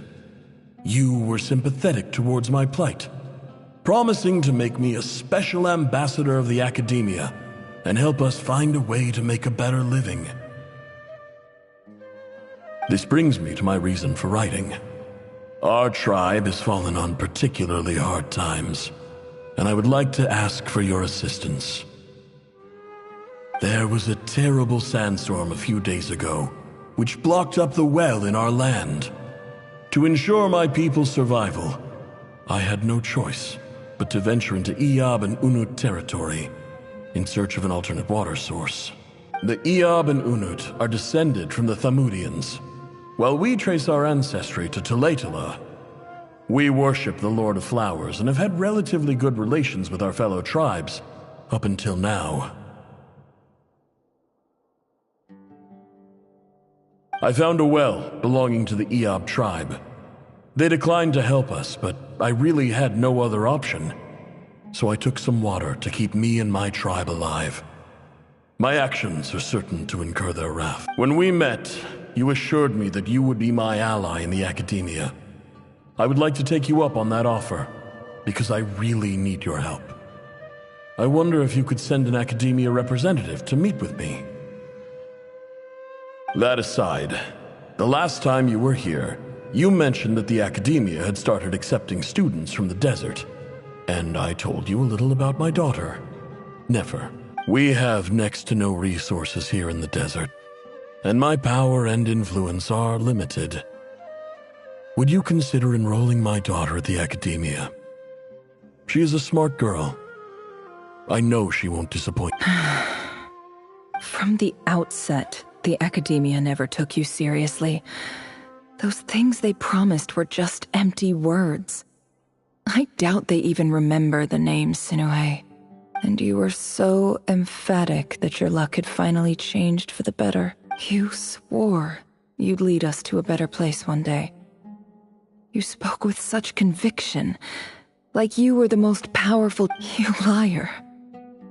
You lied about everything. You promised the world and delivered on none. And who fell for it? Just me. Which makes you a pathetic lie. I think I'll take over from here. Let me show you how it's...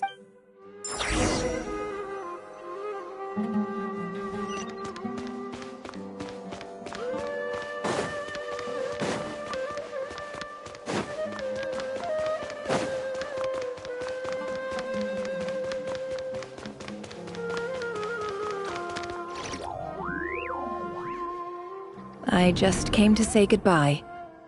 Thanks for everything you've done for me in my time here. Nefer? You packed your bags. Where are you going? I'm quitting. Something's come up in my hometown. Gonna head back and deal with it.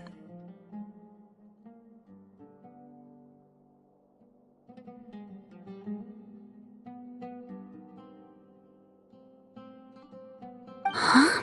But was a hard-won opportunity for you. You know that better than I do. It was, but it doesn't matter. I have more important things to deal with. Oh, and I didn't want to overfill my bags, so I left some in... What's wrong? I thought you liked incense. Although, I did read somewhere in the... Isn't this the stuff you brought from your hometown? You're just letting me have it? But you said it's a rare and valuable commodity.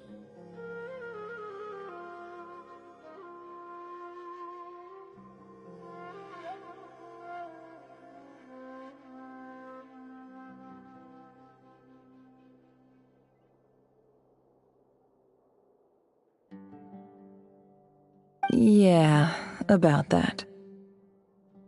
I lied. It's not rare at all. There's this bunch of ruins near my hometown that are practically overgrown with this plant. It's not worth much. Keep it, it's fine. But never... All right, that's all from me. You...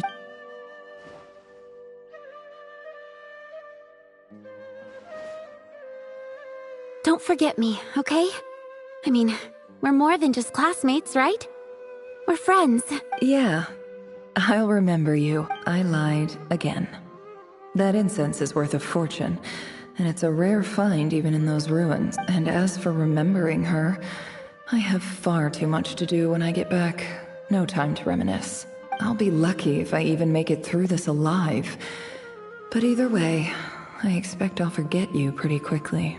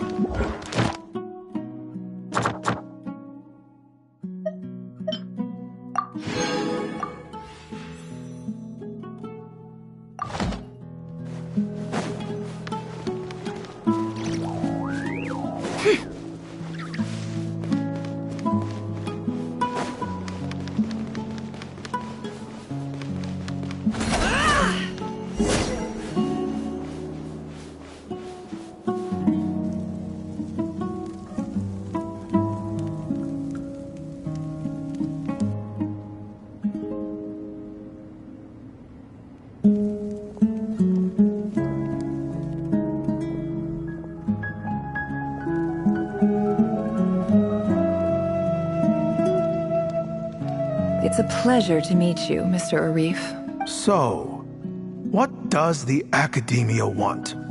Since they've sent their special ambassador, I assume there's a big business deal to be made. If not...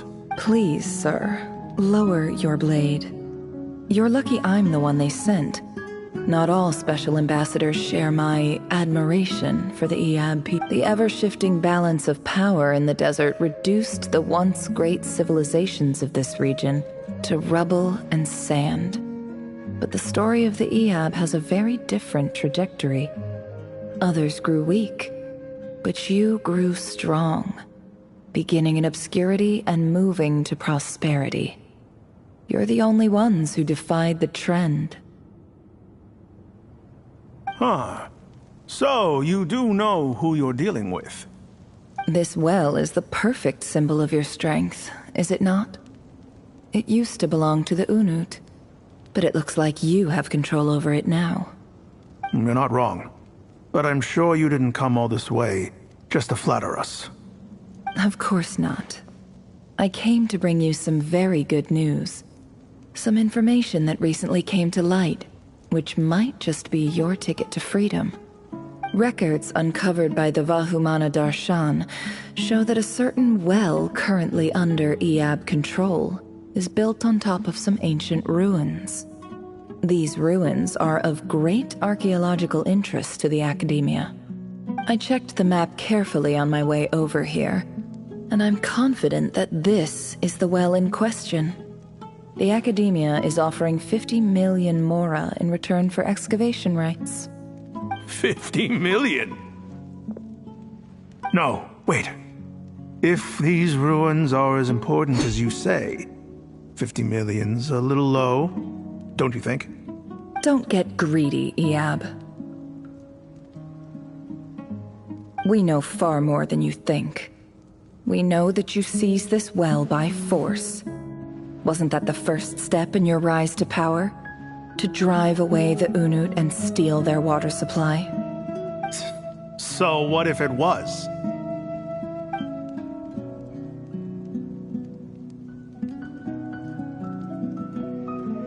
Don't worry.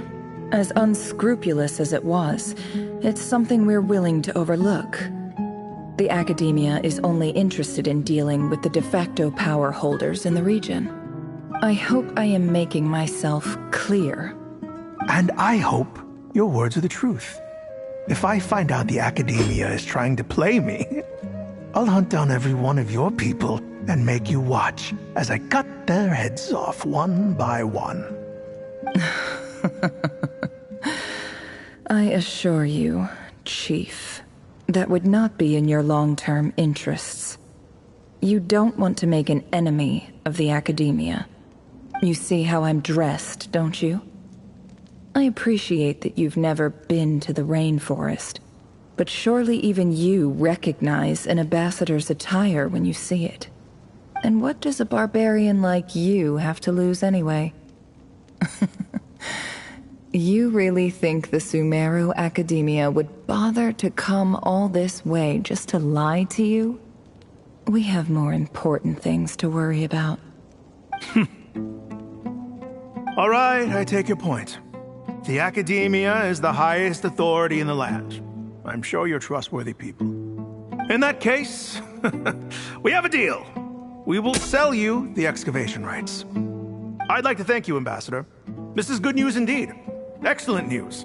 In fact, it calls for a celebration. Would you do us the honor of staying a while and enjoying some Iab hospitality? Gladly. I am partial to wine myself, and I trust you are as well. So let's indulge in a few drinks together, in celebration of this momentous occasion.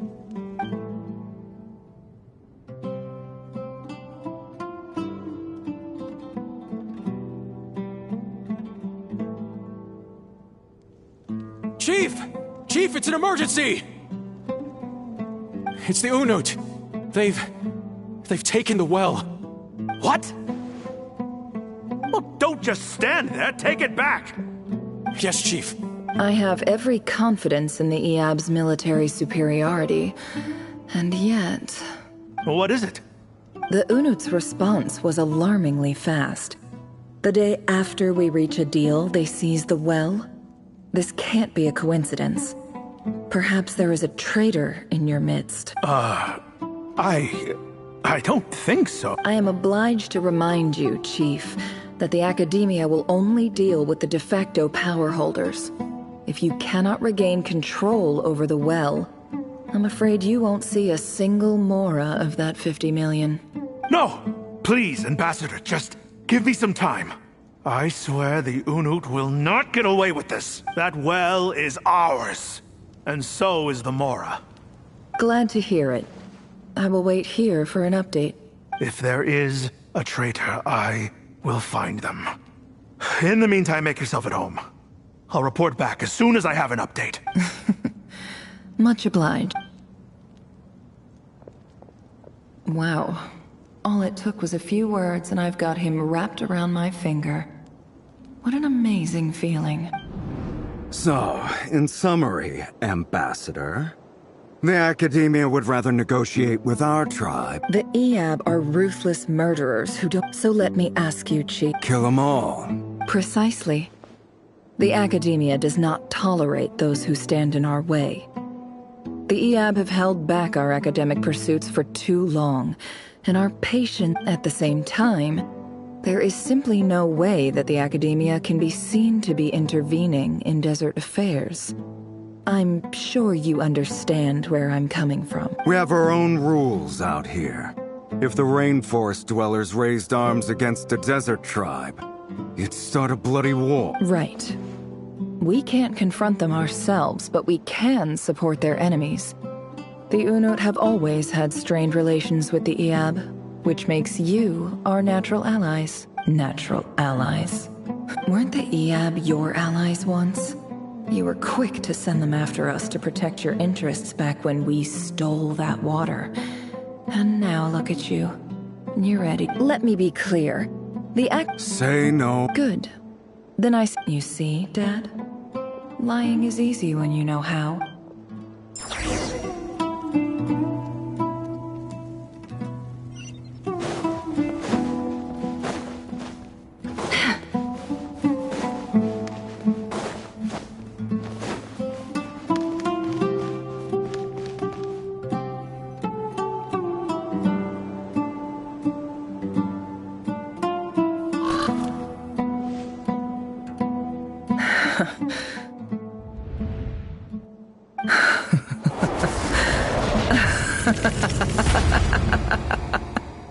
Look at yourselves. You may be vile, savage monsters, but your butchered bodies bleed like any others. You're no different.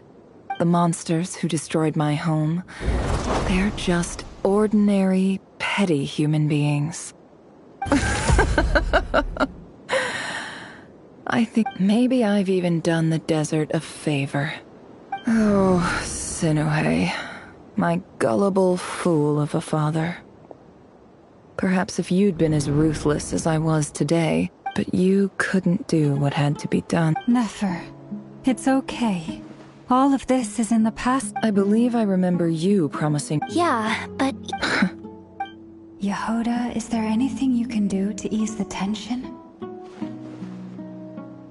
Alright, time for a sharp— So, anyway, that's enough of that. When are we getting out of this place? Feels like we've been walking forever. I'm getting pretty tired. Yes, if we can find somewhere to sit down, I could certainly do with a rest. It's not far now. There should be a temple just up ahead.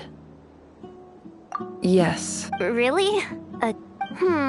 I guess that's how things go in the desert. Desert dwellers can never escape their destiny. Or so ever— You mentioned my biggest— I didn't know you were clued up on any— I'm no expert in the history of Sumeru, but since you come from the desert, I would imagine it has something to do with King Deshret. Sounds impressive. Oh, I know who you mean. General Mahamatra Sino. That's Boss Neff for ya. She knows everything. Sino's hardly a figure of obscurity, but I know about Sethos too. What about him? Is he a big— Well, he's not a small deal, let's put it that way. Please, this is the bare-bone basics. Save the flattery. Thanks for your patience, everyone. I'm sure it's been a lot to take in.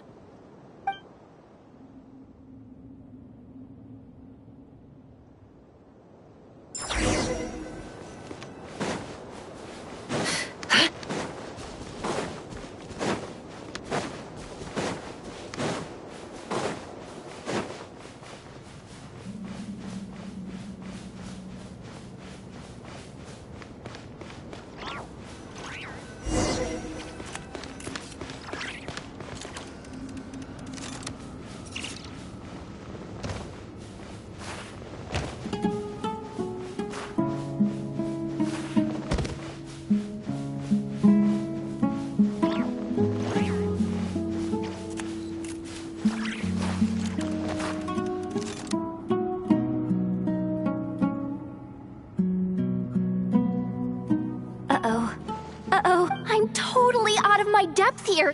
I don't have anything to add about any of this stuff. Like, look at that statue, for instance. I want to do the whole name-dropping, this girl knows her stuff thing too, but— A statue with the head of a bird.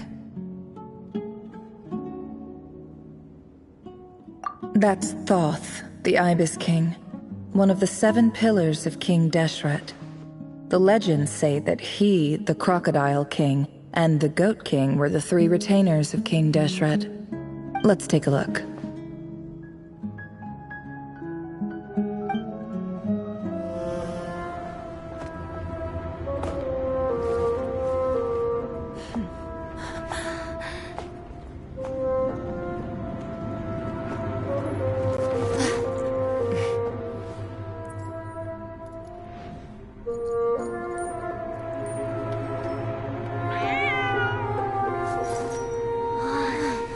It's just Ashru. So, all is well?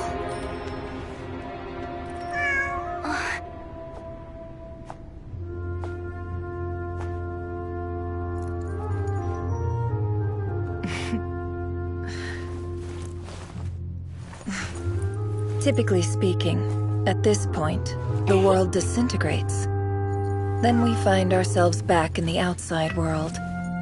Besides, these are my memories. There's nothing to fear. You're sure?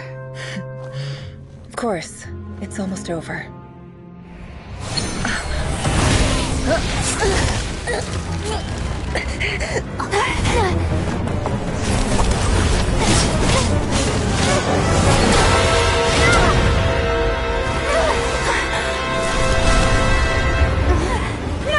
Hold on!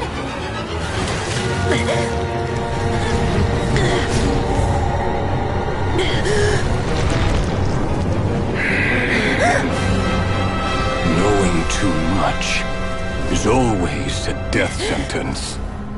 Speak for yourself.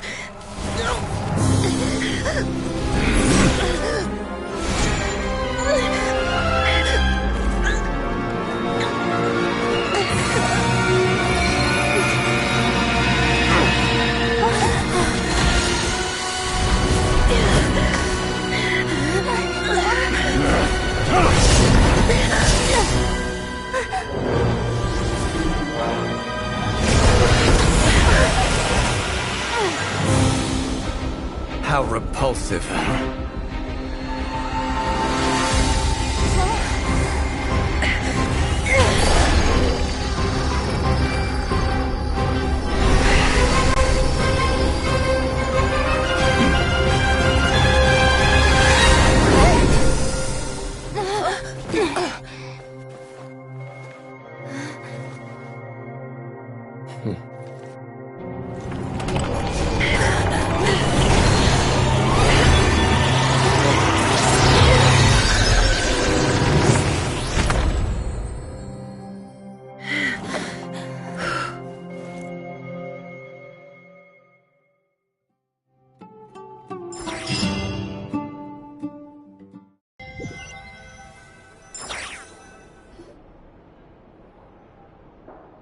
Timed that pretty well, didn't I?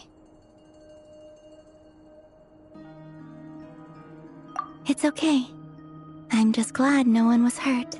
Paimon noticed you doing something too, Dainsleif. Were you helping get them out? Of course. When I asked Nefer to conduct this investigation, I was not naive to the dangers involved. I had a duty to ensure your safety. Good to know your sense of justice is still intact after all these years. I take that to mean that you saw the truth. That comes as a great relief. I certainly did. And thanks to your help, I also managed to trap Rerir inside the chess set. Whoa, really? How'd you manage that? Well, to be honest, I sensed that something was wrong long before we made it to the temple.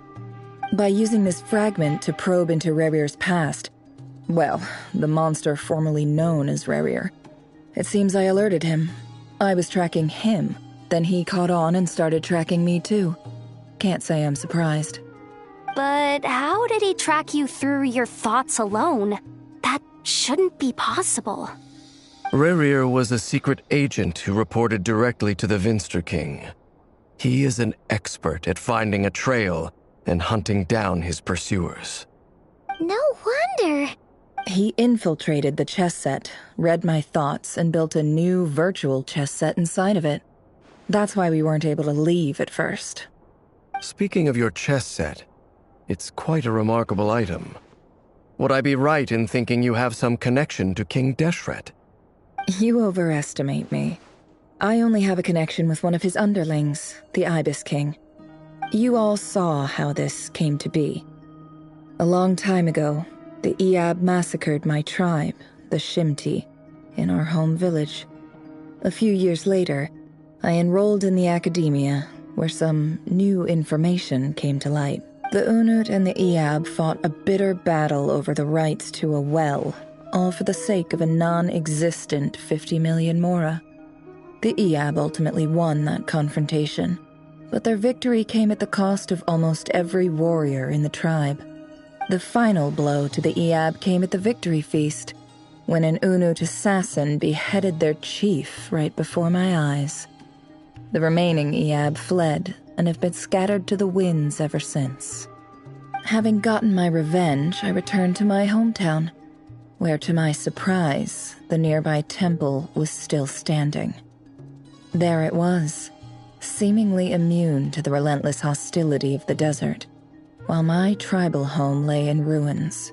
As I stood there gazing at the temple, I noticed a cat just outside.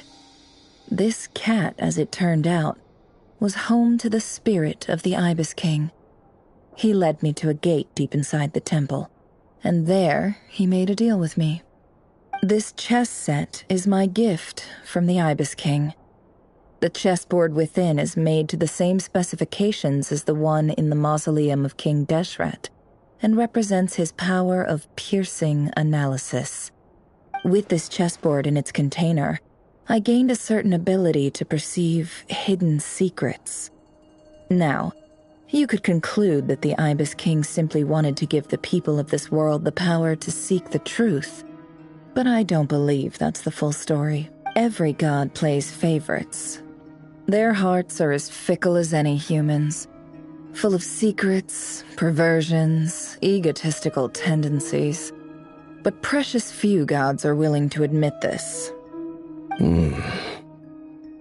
It is the same with all powerful forces, including fate itself. Their gaze falls preferentially upon a select few. As you rightly point out, this is an act of favoritism. If you're alluding to the Abyss, then yes, I agree. Gather the others. It's time to share everything I've learned.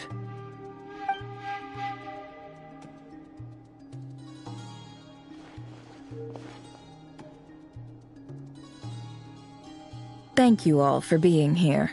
As promised, I did some further investigating into the Reicher of Solnari's background.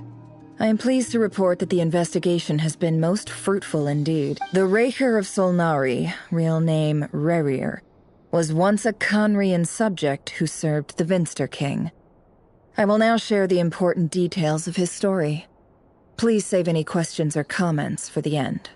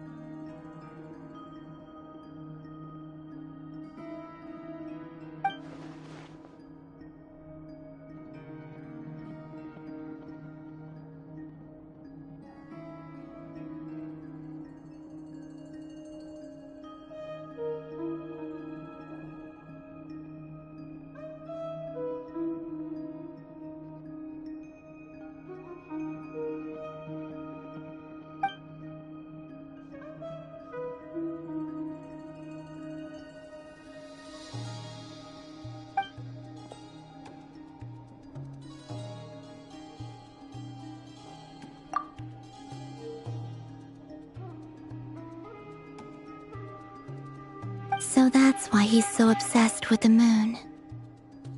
A tragic tale, to be sure. But it does not excuse his many transgressions, no matter how much Rerir suffered in the past. The fact remains that he is what we know today as the Wild Hunt, wreaking havoc upon innocent lives in Krai. He becomes more dangerous with each passing day.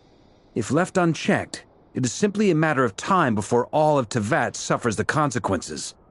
This is a threat that the Knights of Favonius cannot ignore. A question for Miss Columbina. Forgive me if this is presumptuous, but have you ever seen the spatial gateway that appeared in Rerir's memory? Never. But I have heard stories of something called the Moon Gate, and this seems to fit the description. Miss Lama, any thoughts on this? In the lore of the Frost Moon Scions, the moon is believed to hold many secrets. Some sources speak of ancient knowledge, others of a gate. The term Moon Gate is one I have heard before. But as is the case with all of our legends, there are no records of any first-hand witnesses. We cannot know whether it truly exists.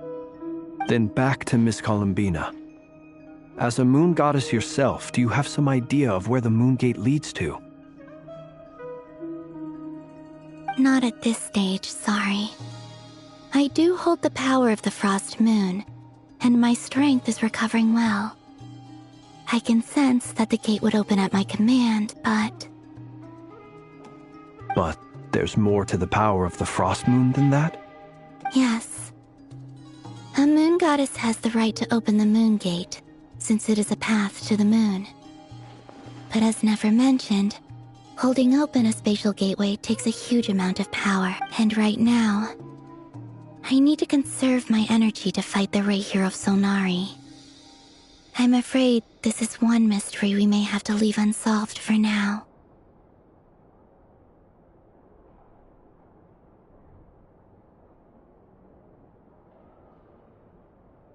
I agree. Better to save your strength. But if you'll humor me for a moment, I have a bold conjecture of my own regarding the world beyond the gateway.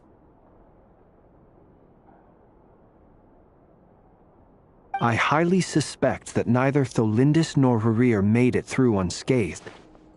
The evidence pointing to this is the fact that the Rahier of Solnari exists in the form of countless fragments. With the abyssal power he wields, no ordinary foe can touch him, let alone tear him to shreds. And yet, the wild hunt proliferates wherever his scattered fragments lie, drawing hordes of monsters to many different locations across the land. So your theory is that Rarir was physically torn to shreds by some powerful force? Hence, why the Wild Hunt is a distributed phenomenon, rather than a unified one? Makes sense to me. Explains why the Wild Hunt is so pervasive, and why he's been trying to piece himself back together. He was whole to begin with, and he wants to be whole again. Without the power of the Abyss on his side, he almost certainly would have perished the moment he was torn apart. But the Abyss, much like a curse, has kept him alive. I could not agree more. The power of the Abyss is most surely a curse. It is a compelling explanation, and one that accords with my present understanding of Abyss creatures. Whether the life form in question is primitive or advanced, if a curse has extended its lifespan unnaturally, it will continue to survive in spite of everything. This raises some interesting questions. I will run some experiments and see if there is any validity to my suspicions.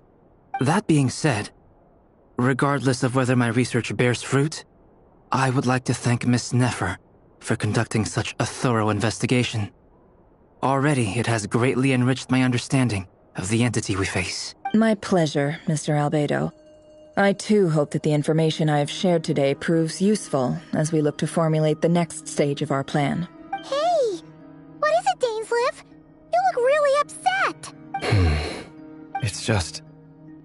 when I think of the man I once knew as Rarir, I struggle to understand why things had to turn out like this. The two of you used to be friends, didn't you?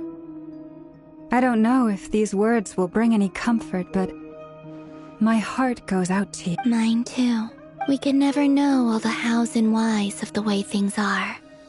The moon and stars are full of untold secrets and lies, and the skies are host to many more mysteries than these alone.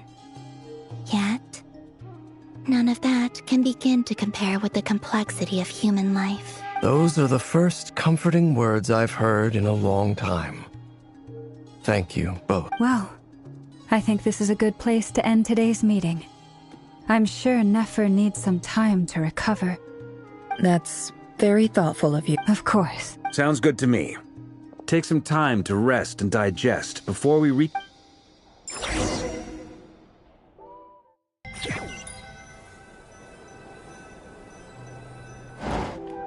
Hey, is this a bad time? Hope I didn't kill the conversation. Nice room. Oh, I'm not coming in, though. Why not? It's just a hotel room. If it's all the same, I'll just stay out here. I might not look the part, but I'm technically a knight. Barging into people's private quarters isn't the kind of thing we do.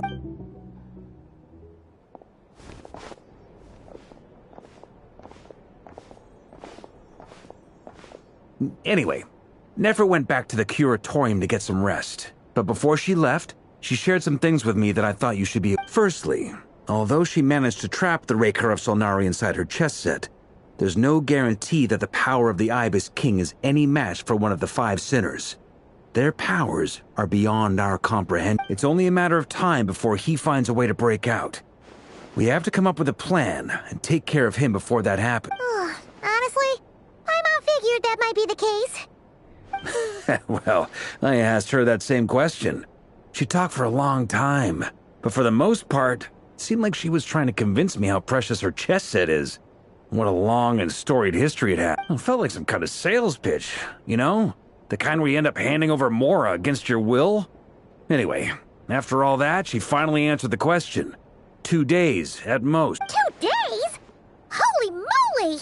Can we even recruit enough help in that time? That remains to be seen. Which brings me to the second issue. Dainsleif is obviously conflicted about this whole thing. But given how little time we have, there's no way we can pull this off without his help. You have some history with him, right? Do you think maybe you could talk to him for us? Great. All right, on to item 3. So, Albedo, Durin, and I put our heads together and came up with a plan. Can't promise it's gonna work yet. We figured we'd bounce the idea off you first. We'll explore it further once everyone's recovered. Oh, Paimon's dying to hear that. All right, so, here's what we're thinking.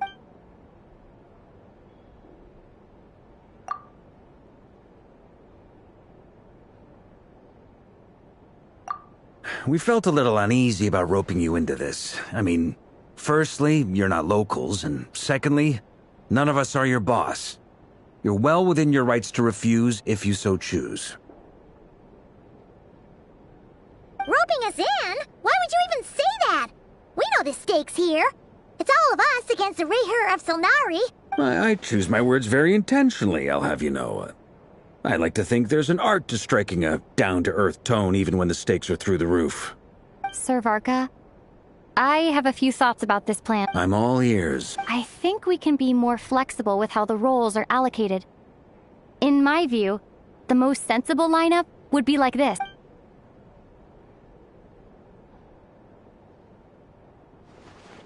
I see your point, yeah. But if that's how we're going to approach this, you'd better make sure you're ready. To be clear, I don't doubt your abilities. Far from it. I just want to make sure.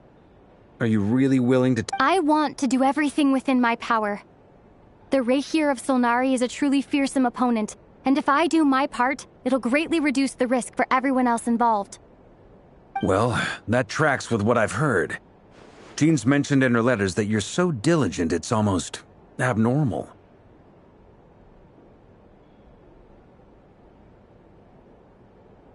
As in, most people weigh up the risks and rewards in situations like this. But you seem to just march towards danger without a moment's hesitation. Of course, everyone appreciates a fearless pioneer.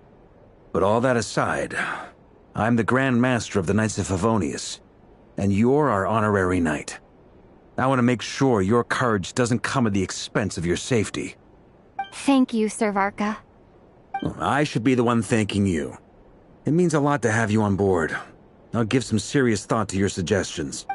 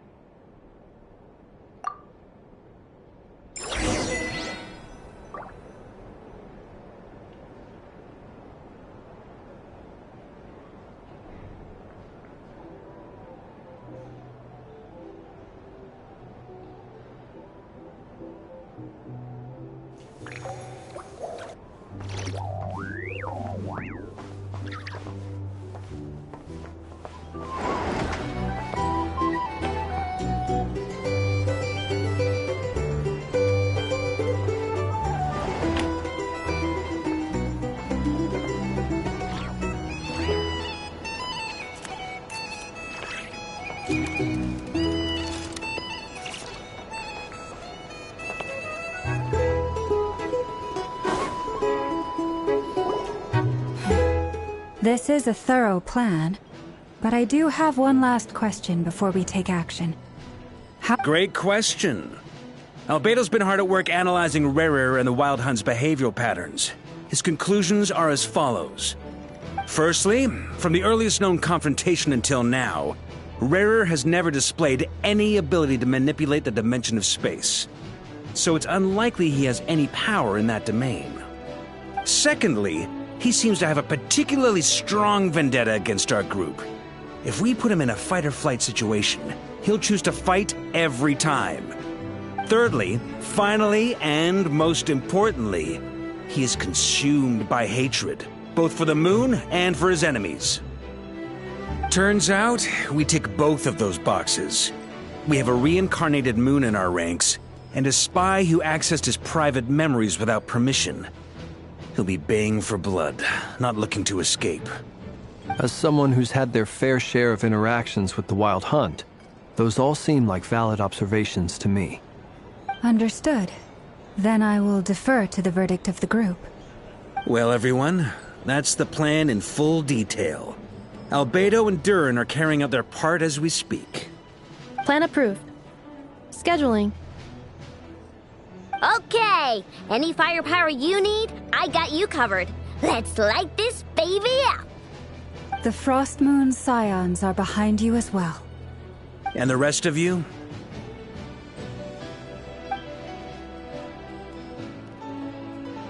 No objections? All right, then it's settled. This is the plan we're going with. Next up, an old tradition of mine. Anyone who wants to back out, now's your chance. Wait, we can still back out of this? Everyone says things they regret, right? I don't want anyone feeling trapped because their mouth said yes before their brain had time to think things through. A very people-first approach. I hear that's common practice in the Knights of Favonius. Heh. Who'd you hear it from? Diluc? Shh. We don't use people's real names at work. This contact will be known only as Owl, please and thank you.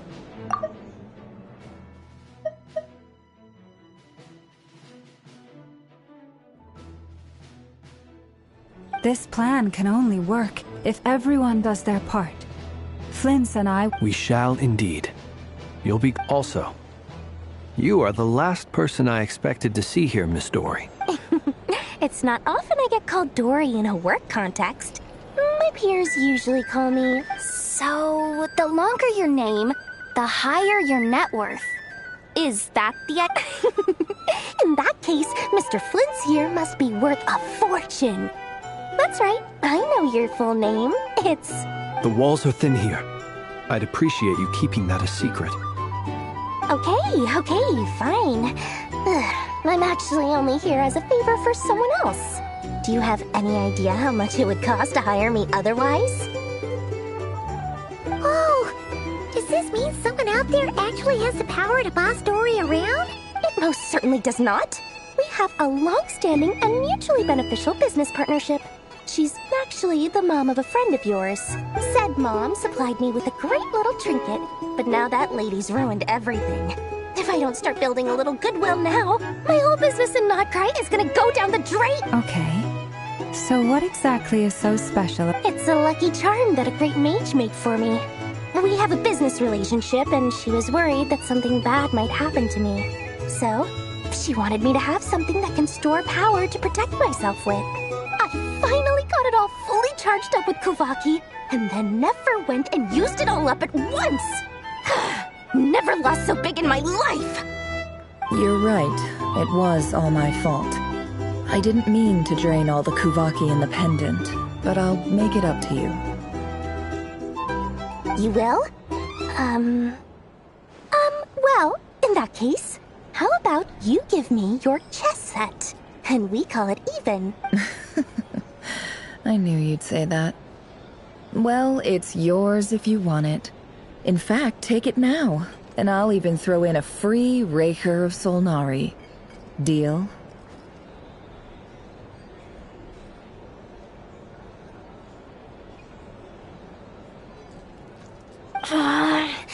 You're putting me in a difficult position here. It's a very useful thing to have around, but I have a funny feeling it won't be around much longer. I guess we'll see in a couple of days. Looks like bankruptcy for me. Hey, don't be so pessimistic. See this through and you never know. You might find a new business opportunity on the other side.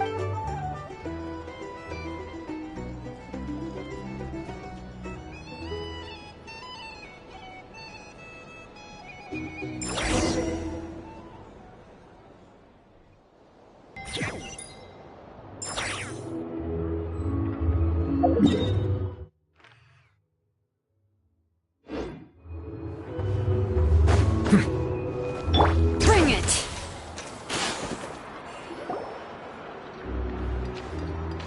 Dory! How are things going? Feeling ready? Oh, I was born ready.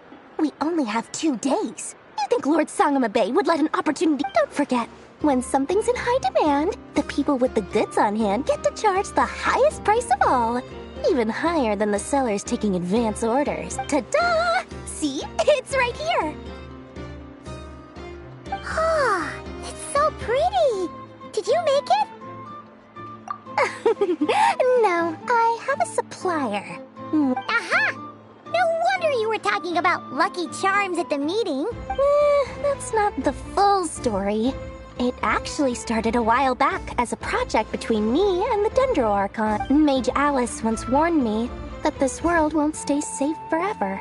There may come a day when everyone faces a great crisis. I passed this on to the Dendro Archon, and she secretly brought together a research team made up of Sumeru's top scholars to invent a technology that could keep people safe. I won't go into the details because it's all very complicated, but if you want to know more, you can ask the Dendro Archon about it sometime. Anyway, point being, it was the Dendro Archon who asked Kaveh to build this little contraption.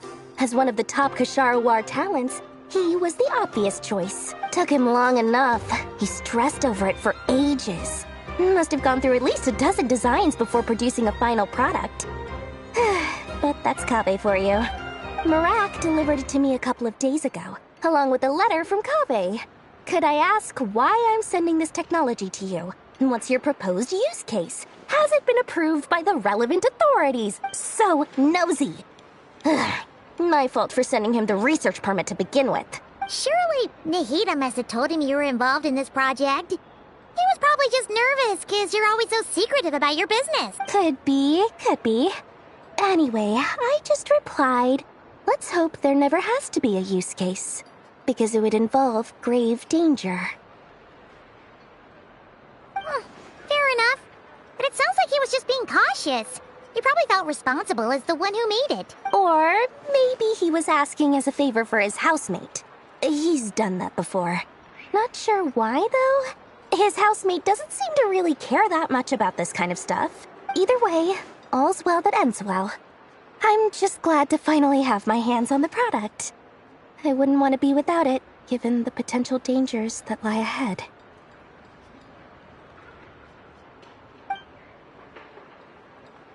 Huh? What does that look? Paimon's just... Well...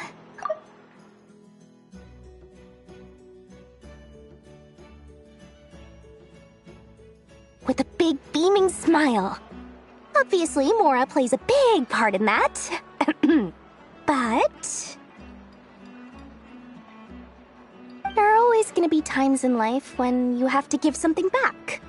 That could mean paying back a debt, returning a favor, or showing some kindness.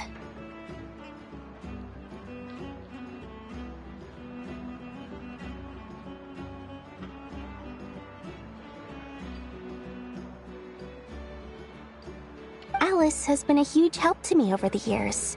She was the first investor I ever had. And I want my investors to know that Lord Sangamabe is the best in the business. And more than that, no one knows what the future will bring. Whatever happens, I want to make sure the Dendro Archon and all of Sumeru is prepared to face whatever comes.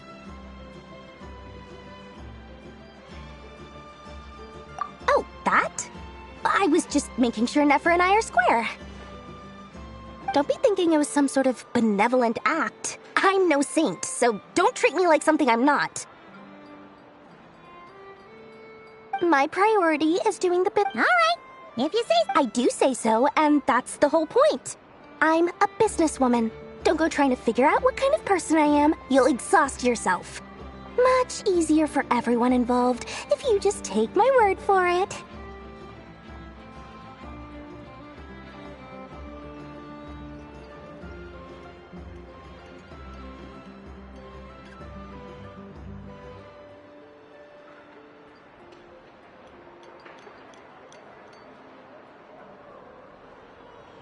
Oh, and could you two help me get this stuff where it needs to be? Thanks so much. You're my favorite assistants.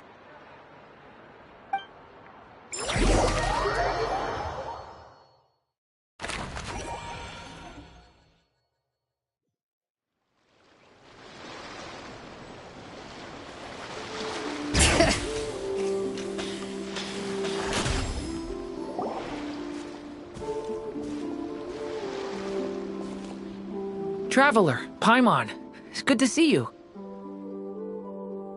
Everything going smoothly over here? Sort of. As you're probably aware, Varka, Durin, and I captured some abyssal creatures from the Wild Hunt.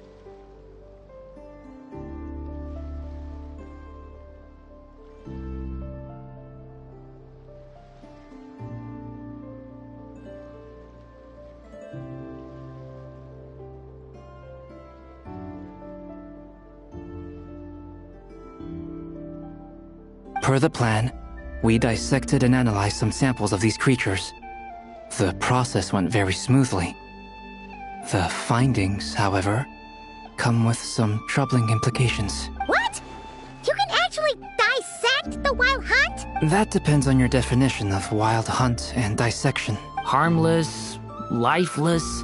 These words are accurate descriptions. The Wild Hunt is an interesting phenomenon. In and of itself, it doesn't seem to possess anything akin to a human personality. But taken as a collective, the medium through which the Wild Hunt is summoned does appear to have a soul. Master griped a lot about the wise Horoptetyr, and seemed somewhat fascinated with the foul Certology. But she barely mentioned Rerir at all. I don't think that was because of his lower social standing, though. Anyway, it's a pity. I should like to hear her thoughts on the nature of the life form he has become today. It's a strange mix. The furious energy of an abyssal being channeled through a fractured physical existence. A consequence of being torn apart by an unknown power. Perhaps the only explanation for his survival in this state is that he sacrificed a degree of individuality in exchange for a continued existence. Oh, sorry. Once I get talking about interesting research, I have a tendency to go on indefinitely. Back to our research findings. Essentially, they confirm my hypothesis. Rerir's corpse is completely contaminated by the Abyss, and the effects are irreversible. You could think of this as Rerir in mutated form. But in my view, even that would be inaccurate. In reality, his whole being has been consumed by the Abyss. In other words, he is now nothing more than a manifestation of abyssal power. Unfortunately, at present, we have no means of completely eradicating abyssal power. Hence, we cannot fundamentally destroy the Rehyr of Solnari either. Oh, that's terrible news! So, that's it? We can't defeat him? Not even if we get the power of the Three Moons? Miss Columbina's situation is a difficult one. She can never achieve wholeness when the world does not accept her presence. It's as if her creator banished her to a place she can never be accepted. It means she spends most of her energy just on her own survival. Given the circumstances, it's only natural to despair. But we must see this plan through to the end. Time to kick off the backup plan. Oh, Paimon almost forgot! This is for you. Dory asked us to bring it. Ah, how wonderful. Well, thank you for making the trip. Durin and I will be— I'm sorry I won't be there to protect you in person this time. Please be careful. All right then. Stay safe.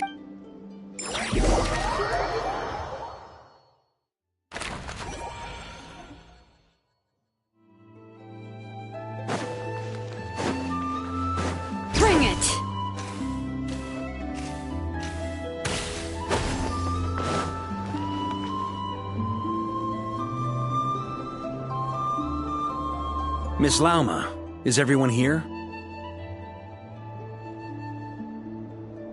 Yes. The fate of my flock is in your hands, Grandmaster Varka.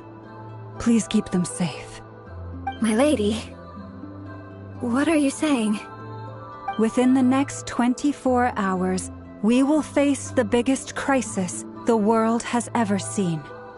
This is not a burden that we deserve to bear, but I believe that we reap what we sow in this life.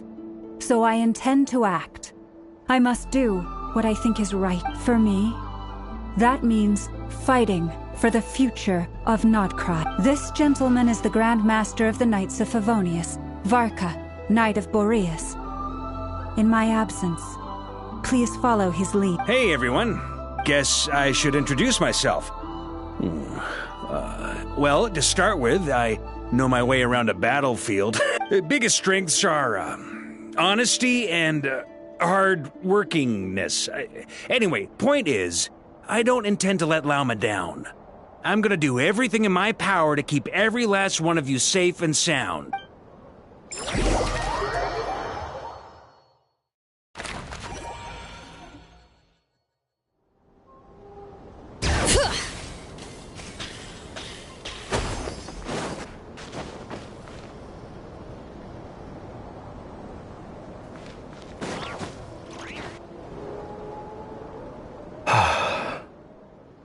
Something on your mind? Miss Columbina, was it? I believe that's how the others addressed you. That's right. Names are funny things. Have you always been called Dainsleif? Yes. I take it your own name has a more complicated history. I have a different relationship with names than other people. To be honest, I'm not even sure that Columbina is my name. At least, not in the same way that Dainsleif is yours. But it's what everyone calls me, and I go along with it. A lot of my life has been that way. I get so used to things that I forget to question why they are so. I never used to think much about where names come from, or what they mean to people. Maybe something's wrong with me. You're different from other people. I sensed it the first time we met. You're more perceptive than most. I'm sure your long life and rich range of experience explains that. Do you ever find yourself missing Conria, Mr. Dainsleif? Difficult to answer. I have dreamed of the past many, many times. Sometimes I'm fighting tooth and nail. Other times I'm lying on the ground, defeated. I don't recall any happy moments from that time. It has been too long. Is that because hatred survives longer than love and affection? That would not be for me to say. I make no excuses for the grudges I bear. But whatever the reason, I remember little that was beautiful or sentimental. Thank you for your help with the Rerir situation. Without your efforts, I never could have learned the hidden truth of his story. You're welcome. I know he's your friend. Friend? He betrayed me. And I never really understood what he was going through in life. Some friendship, that is. Okay. So, do you plan to fight him with us? You see, you're torn. Now you know what really happened. You see the things he's done in a new light. I need some time. Of course. I completely understand. Anyone else in your position would feel conflicted too. Actually, I went through something similar myself recently. Something happened that changed my perspective on a situation. A situation I took for granted at the time, but now I feel very grateful for it. You mean the Harbingers who still support you, even though you've left the Fatui? Yes. I always thought they were only helping me because Harbingers are forced to work together. But then I abandoned them. A warrant was even put out for my arrest. And even now, they still support me. Which means I was wrong about them all along. Clearly, they view you as a friend. I feel a little guilty now. I regret not seeing her help for what it was, and not treasuring it. I see the guilt that you're feeling now, because I feel it too. Hopefully, talking about it will do us both some good. Have you noticed that the Traveler and Paimon are over there? I think they've been listening. Huh. Shall we say hello? Sure. Hello. Ah! They caught us!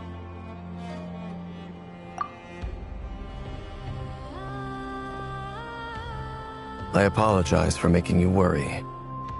No doubt you wish to know where I stand on the plan to take down the Reher of Solnari. I'm afraid I need a little time, but I will seriously consider joining you. You will? Oh, thank you so much! Everyone will be so grateful to hear that! They needn't be. This was something that I was going to have to face up to eventually. That doesn't matter to them. They're grateful to you regardless. You can't control their gratitude, so just accept it. And then, have a think about whether you're willing to join us.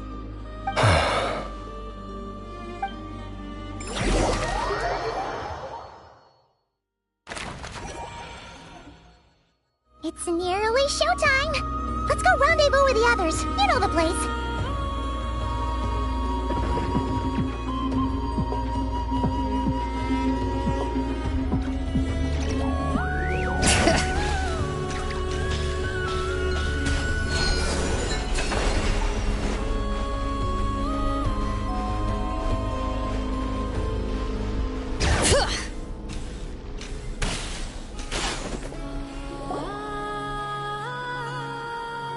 Ah, you're earlier than I expected.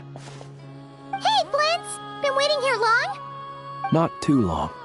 I came a little early so I'd have some time to think. Are you nervous about the battle? Quite the opposite. I'm reminiscing on my past battles. When I was awakened by the Radniki, I had not touched a weapon in many years. I felt like the battlefield was not where I belonged. But after waging war against the Wild Hunt for so long, I came to realize something. A life of absolute peace is simply not a possibility for me. My restless flame indicates that somewhere inside of me, there is a deep yearning to root out the evil in this world. Oh, that doesn't sound like such a bad thing. Well, in the past, when I was a Fae whose primary concern was hibernation, it was hardly ideal. But it certainly serves me well here in the present. And I am delighted to be able to join forces with you in this endeavor. Looks like I'm not the first to arrive. Ah, Miss Lauma. Did you sleep okay, Les? I struggled to settle down at first, because of the nerves. But don't worry. I got enough sleep in the end. I'll be just fine. Please, I'm just doing my part. Never! Over here!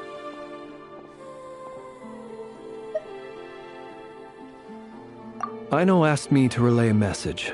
She said Anefa will be on high alert and keep a close watch over all secondary districts where defense is required, providing support as necessary. Meanwhile, Aino herself will provide range support to us directly, using her latest invention. Excellent. My thanks to all involved.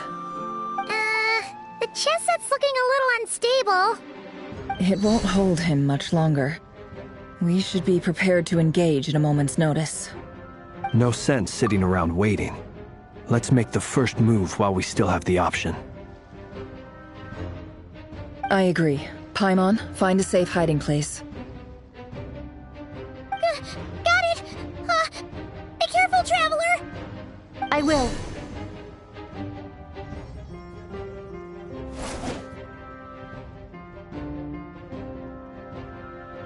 Everyone, take your positions as soon as the battle starts. Every ounce of strength we have in our bones, let us bring to this fight.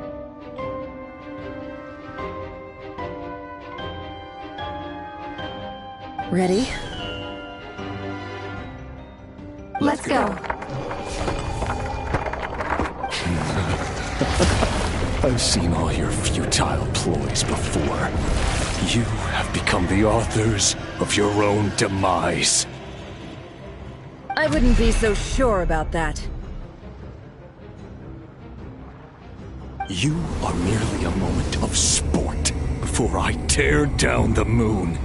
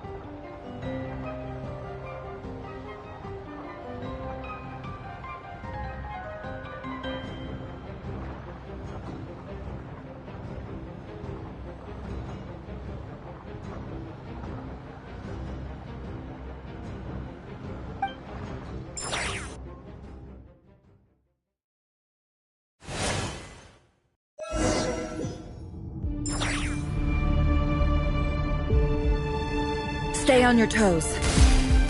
Yep, you too! You're just dead meat!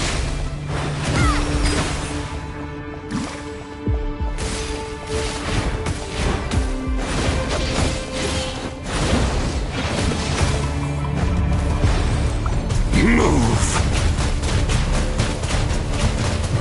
Water jet!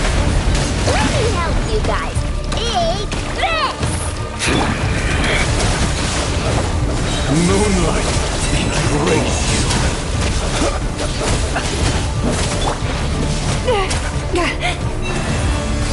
No more lies. It's all futile. Hunt them down. Shame. Go! The moonlight betrays you. The moonlight By the frosting in the world, lush as the moonlight. Close your eyes.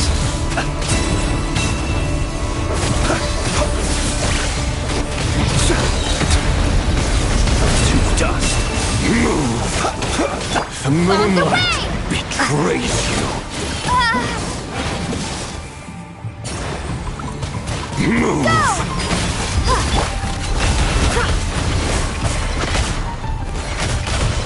No more lies. Hunt him down! The moonlight! Can't hide it. Pathetic! Hunt him down!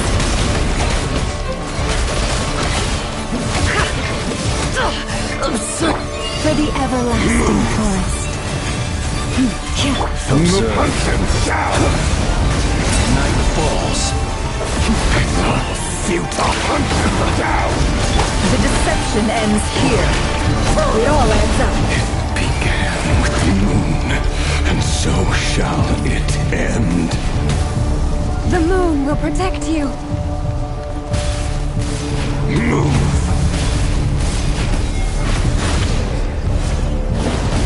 Forest, protect us.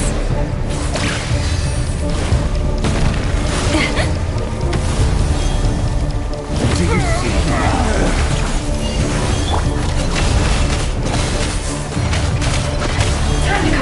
From here, when will it be as you foretold?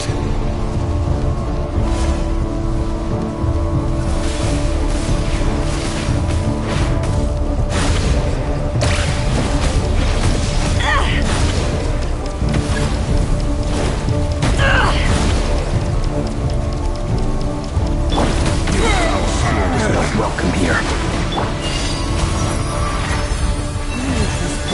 Seek within. Can't hide the truth. You can't hunt them down!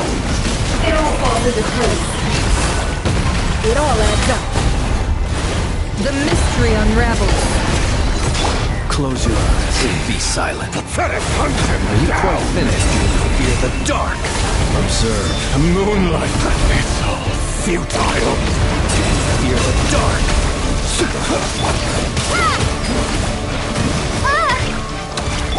Receive my blessing. No more. Hunt them down! For the everlasting forest.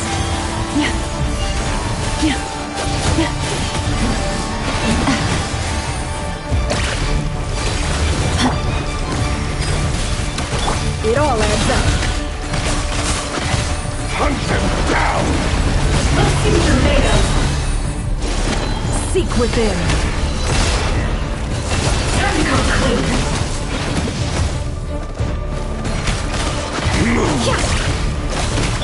Forest, protect us. Close your eyes. Observe. Praise you. Close your eyes. Down to dust. By the frost motion. Your little game of heroics is over. Who wants to go first?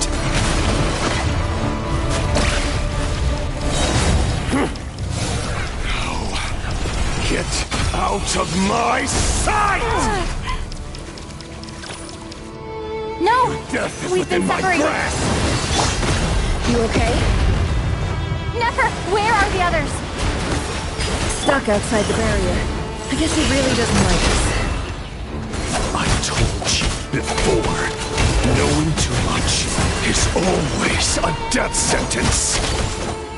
Be careful what you wish for.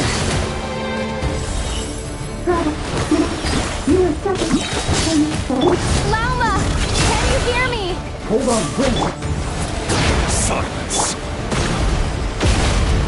Voices are gone.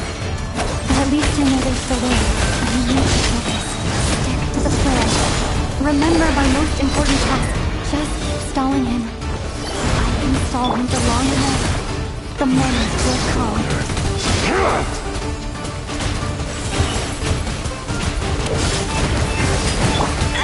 Destroyed! The mystery unravels. Can't hide the truth. It all falls into place.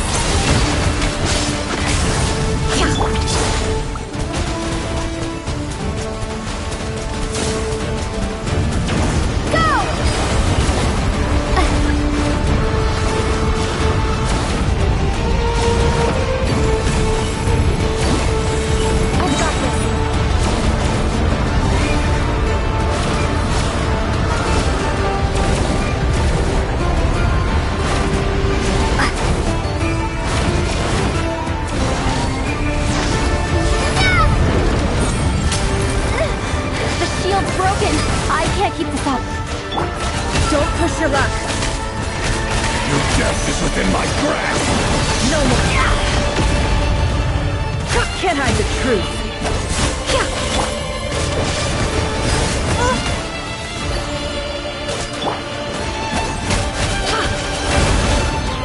No more lies.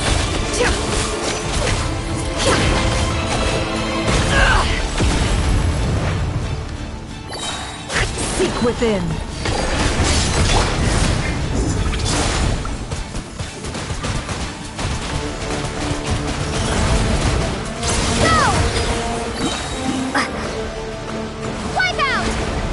Can't hide the truth.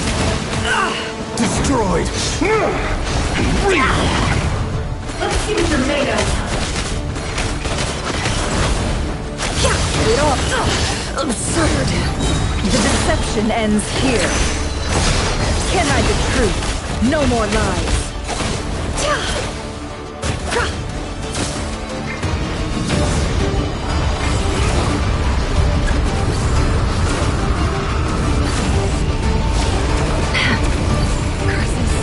There's no other way.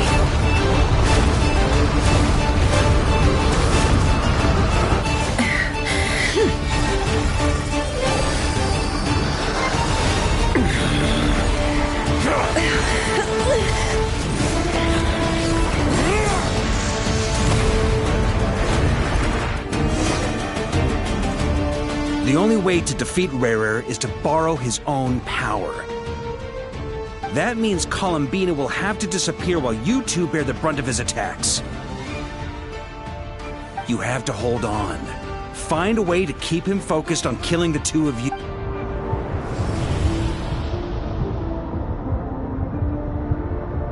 Never! Your eyes are bleeding. Soon you will be powerless to resist. And then, I will reduce you to dust. But that dust will plague your memories. Come on, keep holding on. Any other tricks up your sleeve? Let's see them. As entertaining as they are. You've backed yourself into a corner. You don't fool me. I see your fear clear as day. I have to stoke his rage. Make him unleash everything. You fear what you could never defeat. You fear the thought of never being able to save your beloved.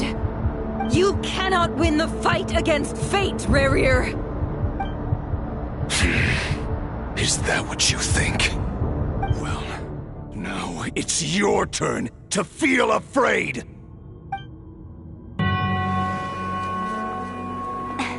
You fear the sound of your own name? Is it us you hate?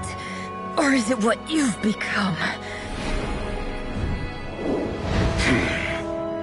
Let's see what becomes of you!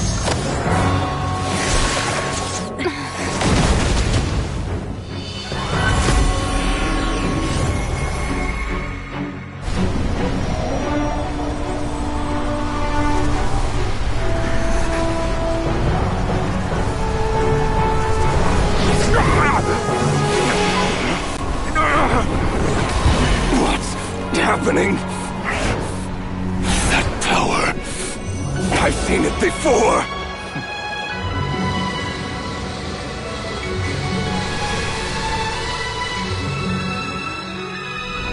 His power is on another level. We'll need to use an alchemical array to convert his power into a usable form. Then quickly channel it into Columbina, rendering her powerful enough to compete with him. I'll join you. I can help. If I release enough abyssal energy into a confined space, it'll create a potential difference, allowing us to extract a huge amount of elemental energy. Next, I'll synchronize with everyone's minds using Pyro, then give you temporary access to their abilities and fields of view. But it won't last long. Can you see? Well enough.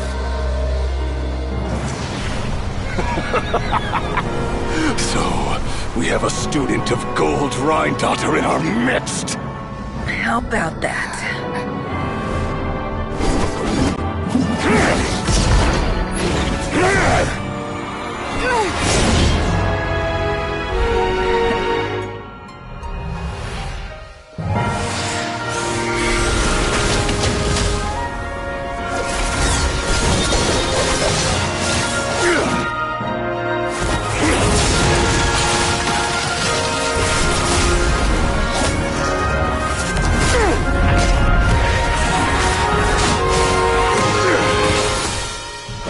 You use my own power against me? Just like how you stole Kuvaki. Look familiar?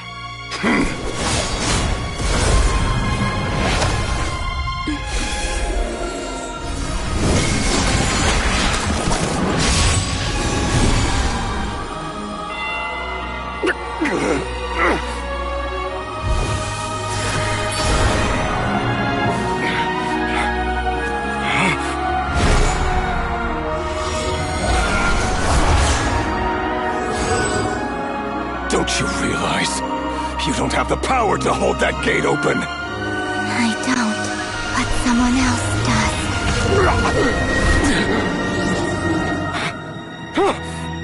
Goodbye, Rerir.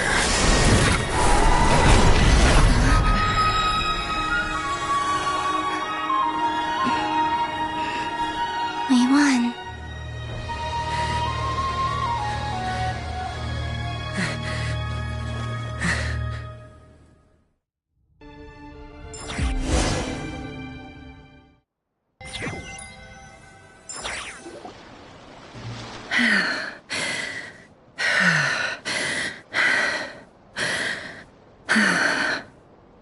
Nefer, how are your eyes?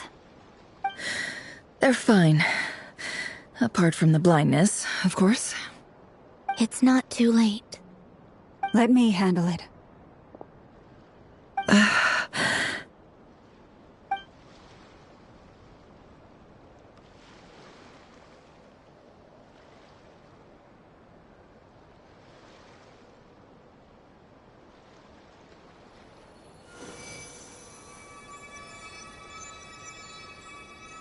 Miss Nefer.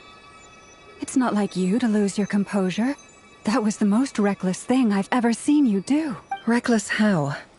The situation was critical. Our lives were at stake. We had to do something. Even so. Okay. I guess you're right.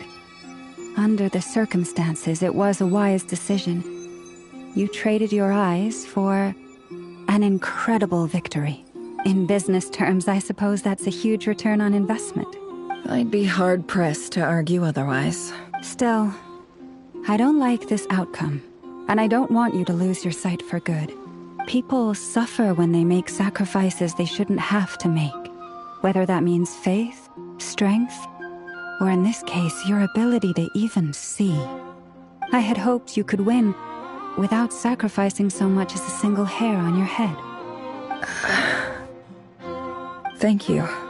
Really. All done. Don't try and open your eyes just yet. We'll see how you're doing in a couple of days. Until then, please follow your recovery plan to the letter. I'll send full details through Yehoda. For now, just get yourself home, relax, and rest.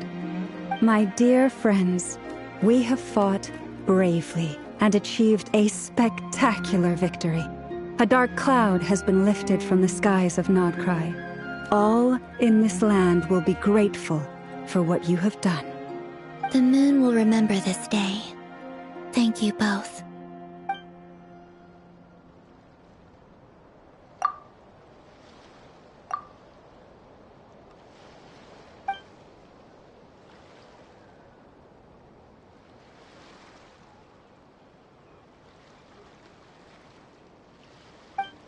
There's something I want to let you know.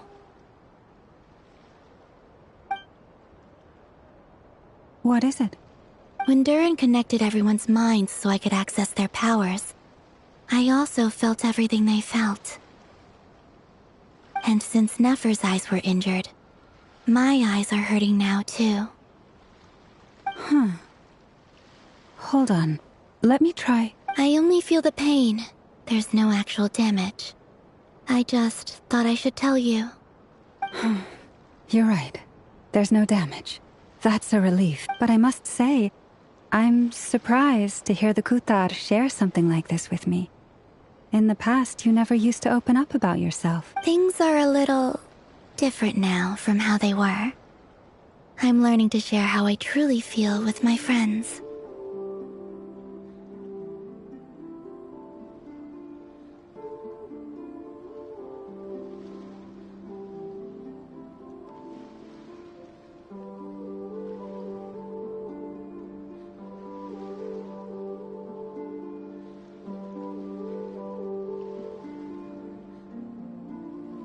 Friends.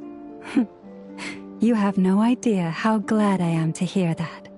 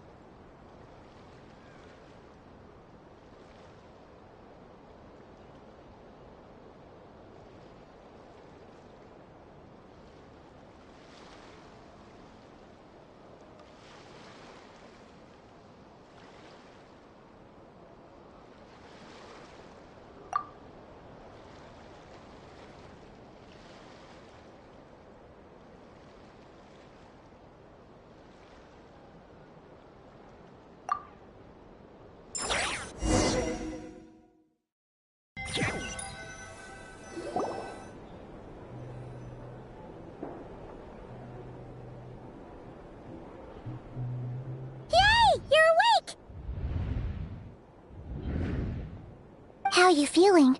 Any aches and pains? Did you sleep well? I'm doing all right, Paimon. No need to worry about me. Phew! Well, that's good. Paimon's been sitting on the edge of the bed worrying about you for ages. You slept a whole day and night. Poor Paimon had to eat all by her lonesome. Glad to hear you didn't starve. How was the food? Well, it wasn't the same without you there to share it.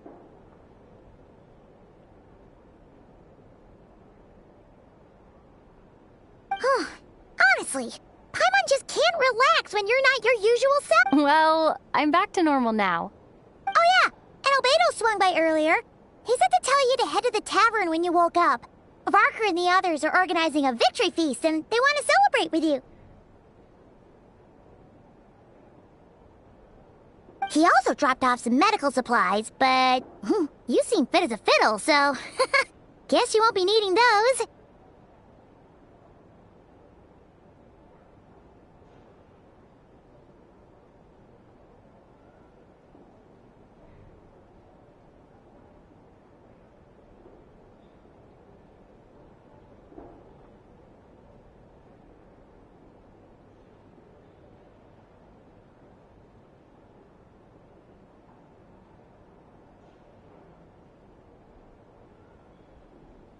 If you're feeling up to it, let's head over now.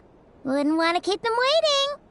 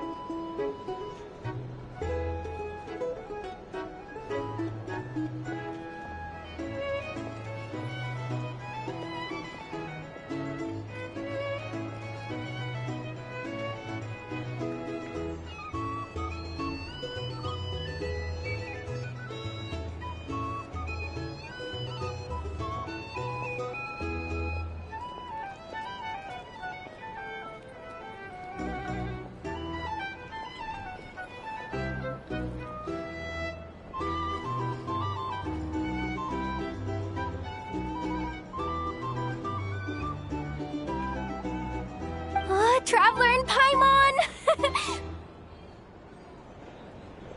Perfect timing! We were literally just saying how there's no way we're holding this victory feast without you any longer, and we would have postponed it till tomorrow.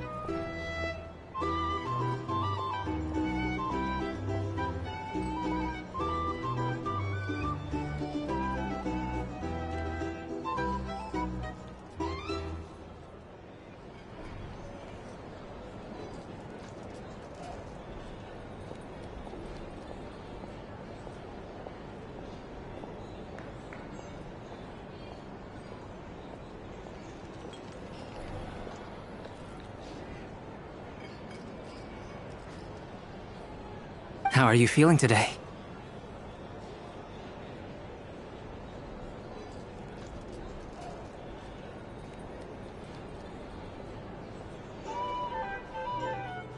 Much better, thanks.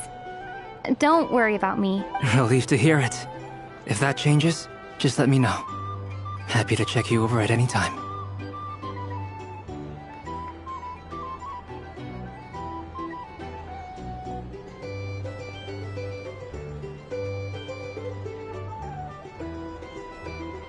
Yep, we're here for you. Anything you need, just let us know. Oh wait! Where's Nefer? How are her eyes doing? Nefer's right over there. I'm sure she'd love to catch up with you.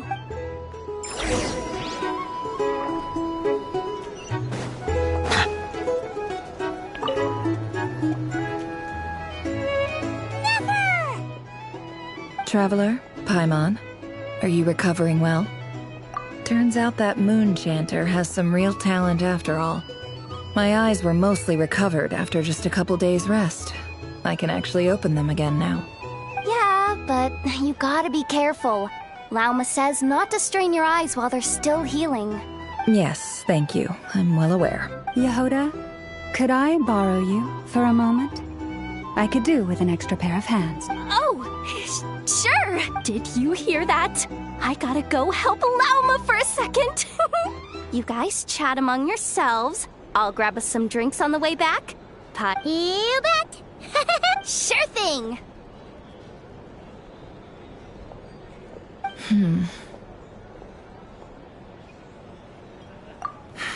The Raker of Solnari. Kind of a snake, don't you think? No, definitely a snake. A poisonous one who spewed his venomous hatred everywhere. Anyone who seeks revenge out of hatred for other people has become a snake. That's something my dad used to say. Perhaps. I'm sure it sounds like a very wise and open-hearted perspective to your ears. But me? I think hatred is a perfectly justifiable emotion. What else is left when everything you depended on in life gets stripped away? Something's gotta fuel that drive to keep on living. If you're worried about me, you can nip that in the bud. I'm not someone who gets stuck in the past. It's just... I suddenly feel like I was wrong to call my father a liar. He was just a fool. That's why the Academia turned their back on him, and why the other tribes ganged up on him. Oh, Father. How much better things could have been if you were a skilled liar. Look at the Ibis King. Thoth is a fiendishly cunning liar. And yet, strangely, he feels more like a father to me than my real dad ever was. He's never brought it up, but I'd bet he feels the same way. Why else would he give me the power to perceive the truth, while at the same time training me in the art of deception? Well, King Deshret banished him to Aru, which is essentially a prison, and posed 3 questions to him. He promised that he'd have his freedom if he could find the answers. His response was to take on a physical form and approach me, hoping that I could become his envoy and search for one of the answers on his behalf. Did he really think I'd fall for that? He's stuck there. He can't make me return what... So that's enough for you to decide. He's a prisoner, and he lives in... It's preposterous. They say that a liar's soul is the most worthless thing in the world. What do you think? Oh, really? If you ask me, the soul of a liar really is worth nothing. For example, when something good... So be it. They have sharp ears. I can't keep anything from them. Oh, is that what it looks like? Well, when you find yourself in a situation you can't control, the safest play is to... If you understand what's at stake. Very good. Oh, wait! Now that the panic's over and we've all calmed down, after all that build-up...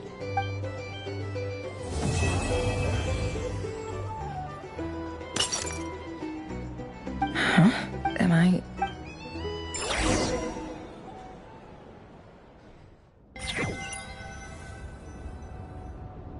So, that close colleague who stayed behind with you? What's he been up to recently? Don't know, don't care. I get more normal human interaction from hanging out with Bosco 2 than him. Although, now you mention it, he hasn't bothered me in a while. I wonder if... If he's disappeared without a trace, it's the biggest gift he ever gave to the world. But I somehow doubt that's what's going on. He won't lie low forever, so we'd better stay on guard.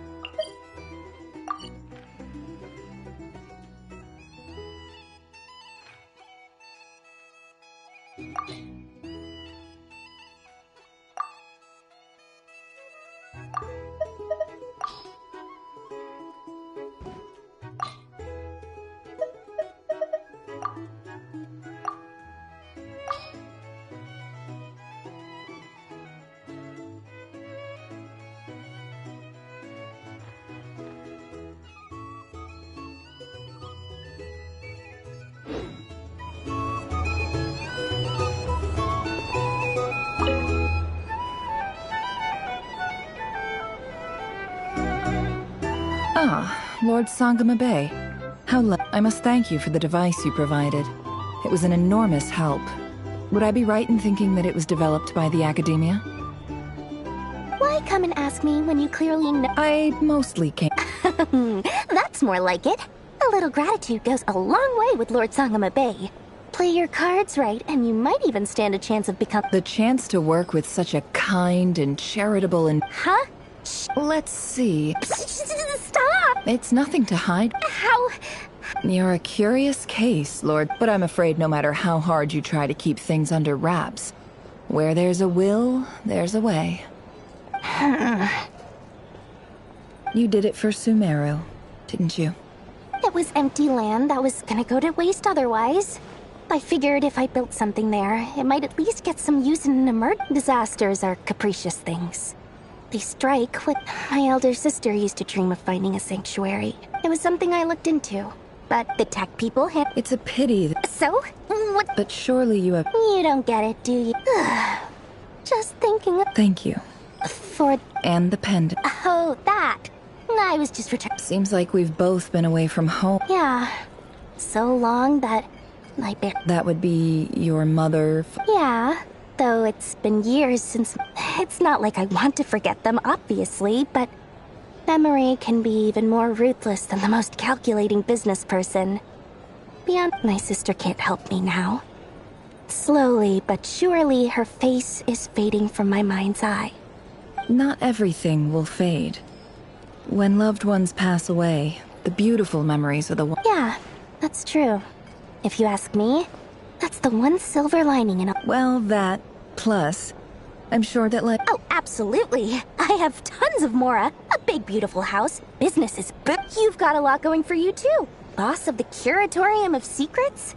I'm sure there's plenty of more... I appreciate the vote of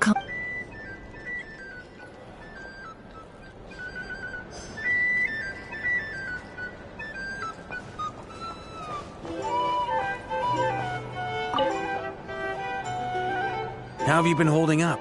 Any adverse reactions? If you start to take a turn for the worse, make sure you tell me right away. You don't need to worry about me, Grandmaster. I'm fine. What? You played an indispensable role in the battle for Krai. We can't thank you enough for your support. Sometimes, when people praise you, it's because you deserve it. The best thing is to accept it calmly and with grace. It's important to learn how to respond to words of admiration. Let's do a quick demonstration. Albedo, that was an incredible feat of alchemy. The pressure was on, but you worked flawlessly at lightning speed to get the job done. Thank you. I can't take all the credit, though. Durin played a big part in forming the alchemical array. See? Did you catch that? A masterclass in how to take a compliment. Oh, okay. Yeah, I did work pretty hard to help prepare for the battle. Hey, you guys!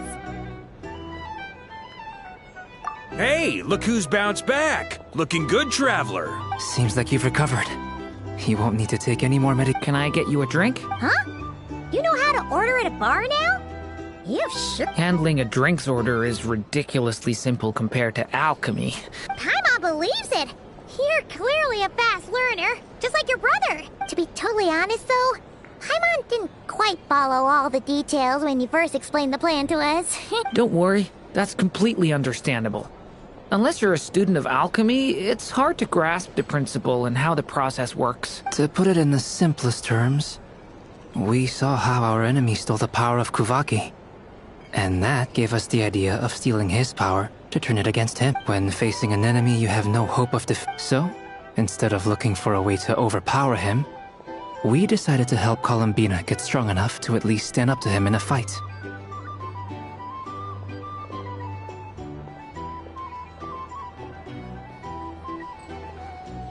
For this to work, we had to analyze his modes of attack, confirm who his main target was, and make sure that he wouldn't go beyond the range of the alchemical array.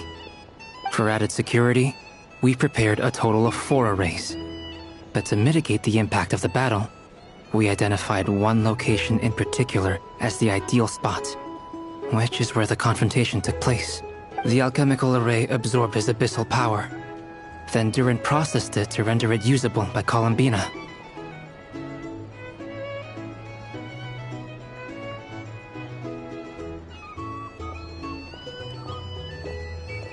That power enabled her to do what would otherwise have been nigh on impossible. What surprised me was that Dainsleif actually agreed to join us. Given his history with Rerir, he had every right to sit this one out.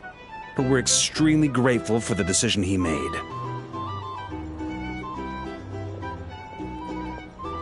It must have been a painful choice to make.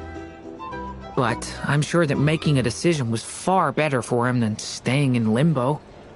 Absolutely. He was torn between two paths, but in the end, he made his choice and stuck to it resolutely. He doesn't strike me as the sort of person who'd stay trapped in limbo for long. Anyway, however you cut it, everyone gave a stellar performance. And now, it's time to kick back and celebrate.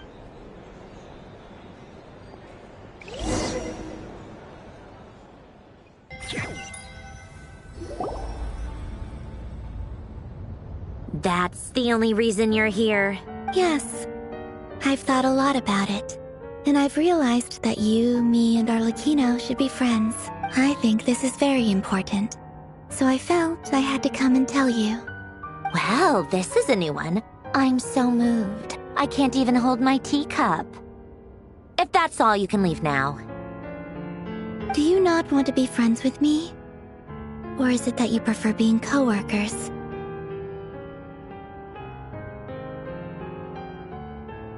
What is this, Columbina? Are you deliberately testing my patience threshold? Right now, my politeness module is active. But if you say another word, I swear I'll shut it down.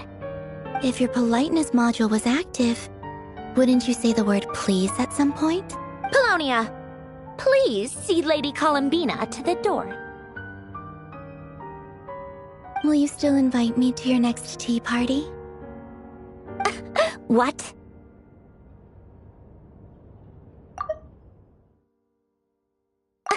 What? Yes, I think you will. Bye-bye, dear Sandrone.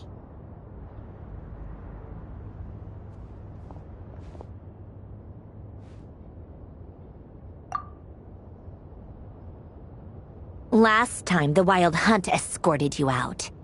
Would you rather I handled it myself this time? We just wanted to, see how you were doing now that it's all over. Why? Out of concern for my safety? I hope you didn't seriously think that the Rahier of Solnari would be able to lay so much as a finger upon me, given how prepared I was. Mostly because you kind of helped us out, so we just wanted to check you were okay. Looks like all your robots are fixed, huh? Oh, don't you worry about that. Tea time is already a write-off. The visitor before you managed to kill my appetite. If you're in the mood for tea, go ahead and help yourself. Otherwise, it's going to waste. My coasters are still missing in action, though. Use this notebook instead. Whoa! Pretty hefty notebook. Look at all those calculations. You can ignore those. They're just dumb scribblings. I doodle and write in my free time. Sometimes I remember the distant, dreamlike past. Sometimes I imagine the far-flung future. And other times, I grit my teeth and note down all the crazy nonsense going on in the present. Some people do the crosswords in the newspaper. This is my equivalent of that. Trying to predict the future is like daydreaming, and writing about the present just makes me furious. The past is my favorite. If nothing else, it's already set in stone, so I don't have to rack my brains trying to figure it all out. Huh. Although, having said that, the only vaguely interesting memory in my past is probably that guy they call Lord Artificer. Who else? Pretty much all the mecha and Fontaine are his personal handiwork. Wait, are you saying you know him? Like, personally? As a friend? I mean, I guess we were friendly enough. Yep. In fact, I'm probably the only normal person left who knew him at all. We used to chat occasionally back when he was still around. Before he passed away, he asked me to destroy all his manuscripts. I honored his request, but I did read through everything first before destroying them. I mean, I couldn't let the genius of Lord Artificer Alain Guillotin disappear like that. Would have been such a waste. So, that's where the formulas in your notebook are from? I just told you. Those are my equivalent of crossword puzzles. They're just dumb formulas that I solve for fun when I'm bored. Alain's work was like epic poetry. The formulas in my notebook are just silly little riddles in comparison. Not that there's anything bad about them. I mean, at least, solving those riddles isn't going to hurt anyone. Except me, 'cause I lose a few brain cells in the process. Anyway, while we're on the topic, I might as well tell you about what happened to him and his friends. Alain Guillotin had two close buddies, Renee and Jacob. They spent their childhood years together in the Narzissenkreuz Institute.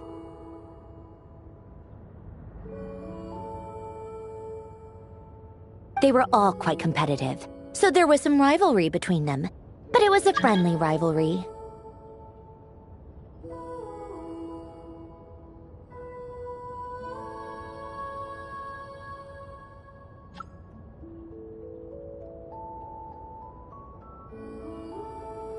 But beneath the friendship and the rivalry ran something deeper, a sense of nostalgia for the past. Unfortunately, childhood would end, the prophecy would come true, the apocalypse would arrive, and the future would never be. A mad dream that would normally only capture the minds of lunatics begin to take root in their hearts. A dream of saving the world. And if Renee and Alain had been people of lesser wits, that dream would probably have ended up as something for them to joke about, but alas, they were some of the sharpest minds around. They nurtured that dream with the full power of their intellect, and it grew into something that ate away at their souls. The first of them to fall under its spell was Renee. Against Alain's wishes, he persisted in experimenting on a mutual friend of theirs to try and save their life.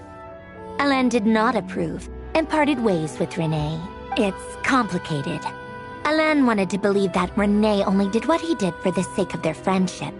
But when he told me about what happened, I could tell he still had some suspicions about Renee's motives. Perhaps the seed that would grow into a nightmare had already sprouted in Renee's mind. Even then. The next time they met, Renee's soul had been completely engulfed by the dream of salvation. His futile attempt to change the tide of fate only resulted in a wave that swallowed up the world. And although that wave died down eventually, I hear that it just recently came back with a vengeance. As I understand, Renee wanted to live out his dream of salvation once more. But I'm told that the attempted resurgence finally died out for good. At long last, Renee awoke from his deluded dream. Though of course by then it was far too late. What do you think of Renee? Do you admire his transcendent genius? His view that any price was worth paying to achieve the lofty goal of saving the world? Or do you despise him? Dismiss him as an evil madman who wrought havoc on the lives of everyone around him as he pursued his delusional dream? Same difference, really. Just a matter of perspective. What a cop-out. But I suspect you'd have a more incisive and insightful answer if we dug into it further.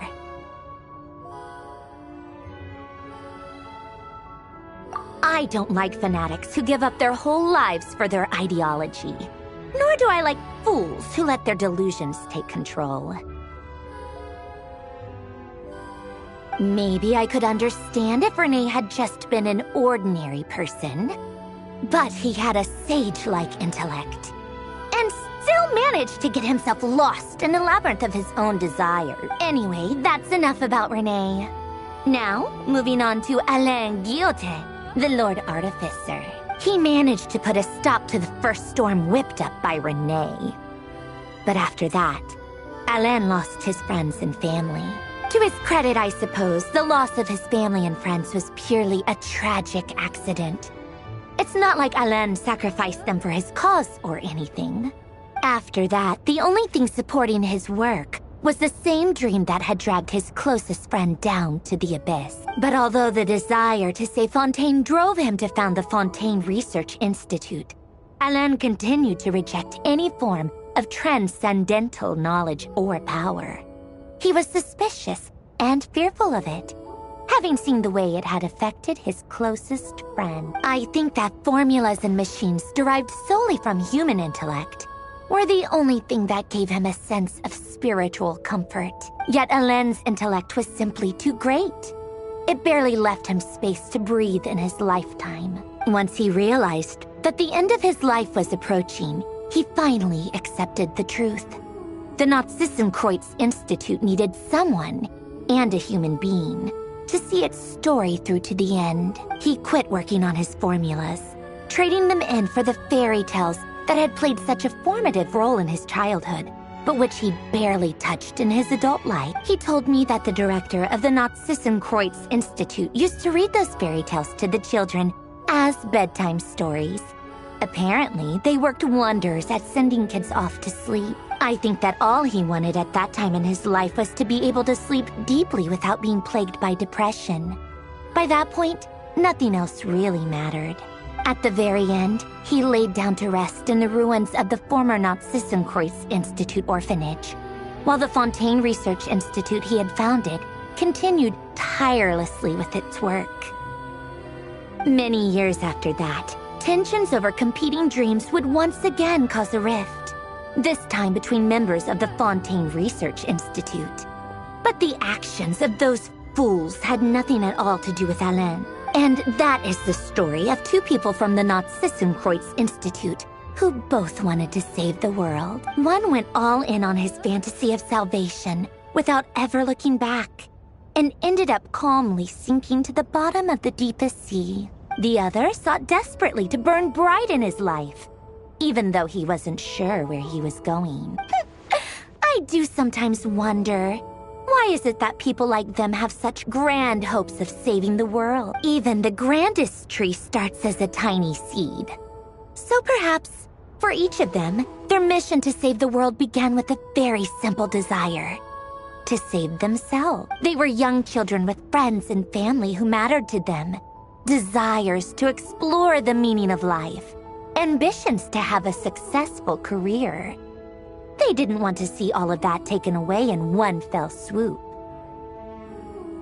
Or maybe they just wanted to find something to anchor themselves within the chaos, to stop them getting quietly swept away by the storms of life.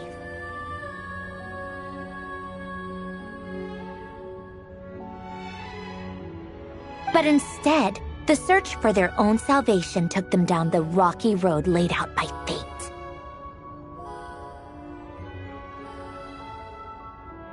Do you think the desire to save oneself is enough of a justification to try and... The way you said that sounded just like Alain.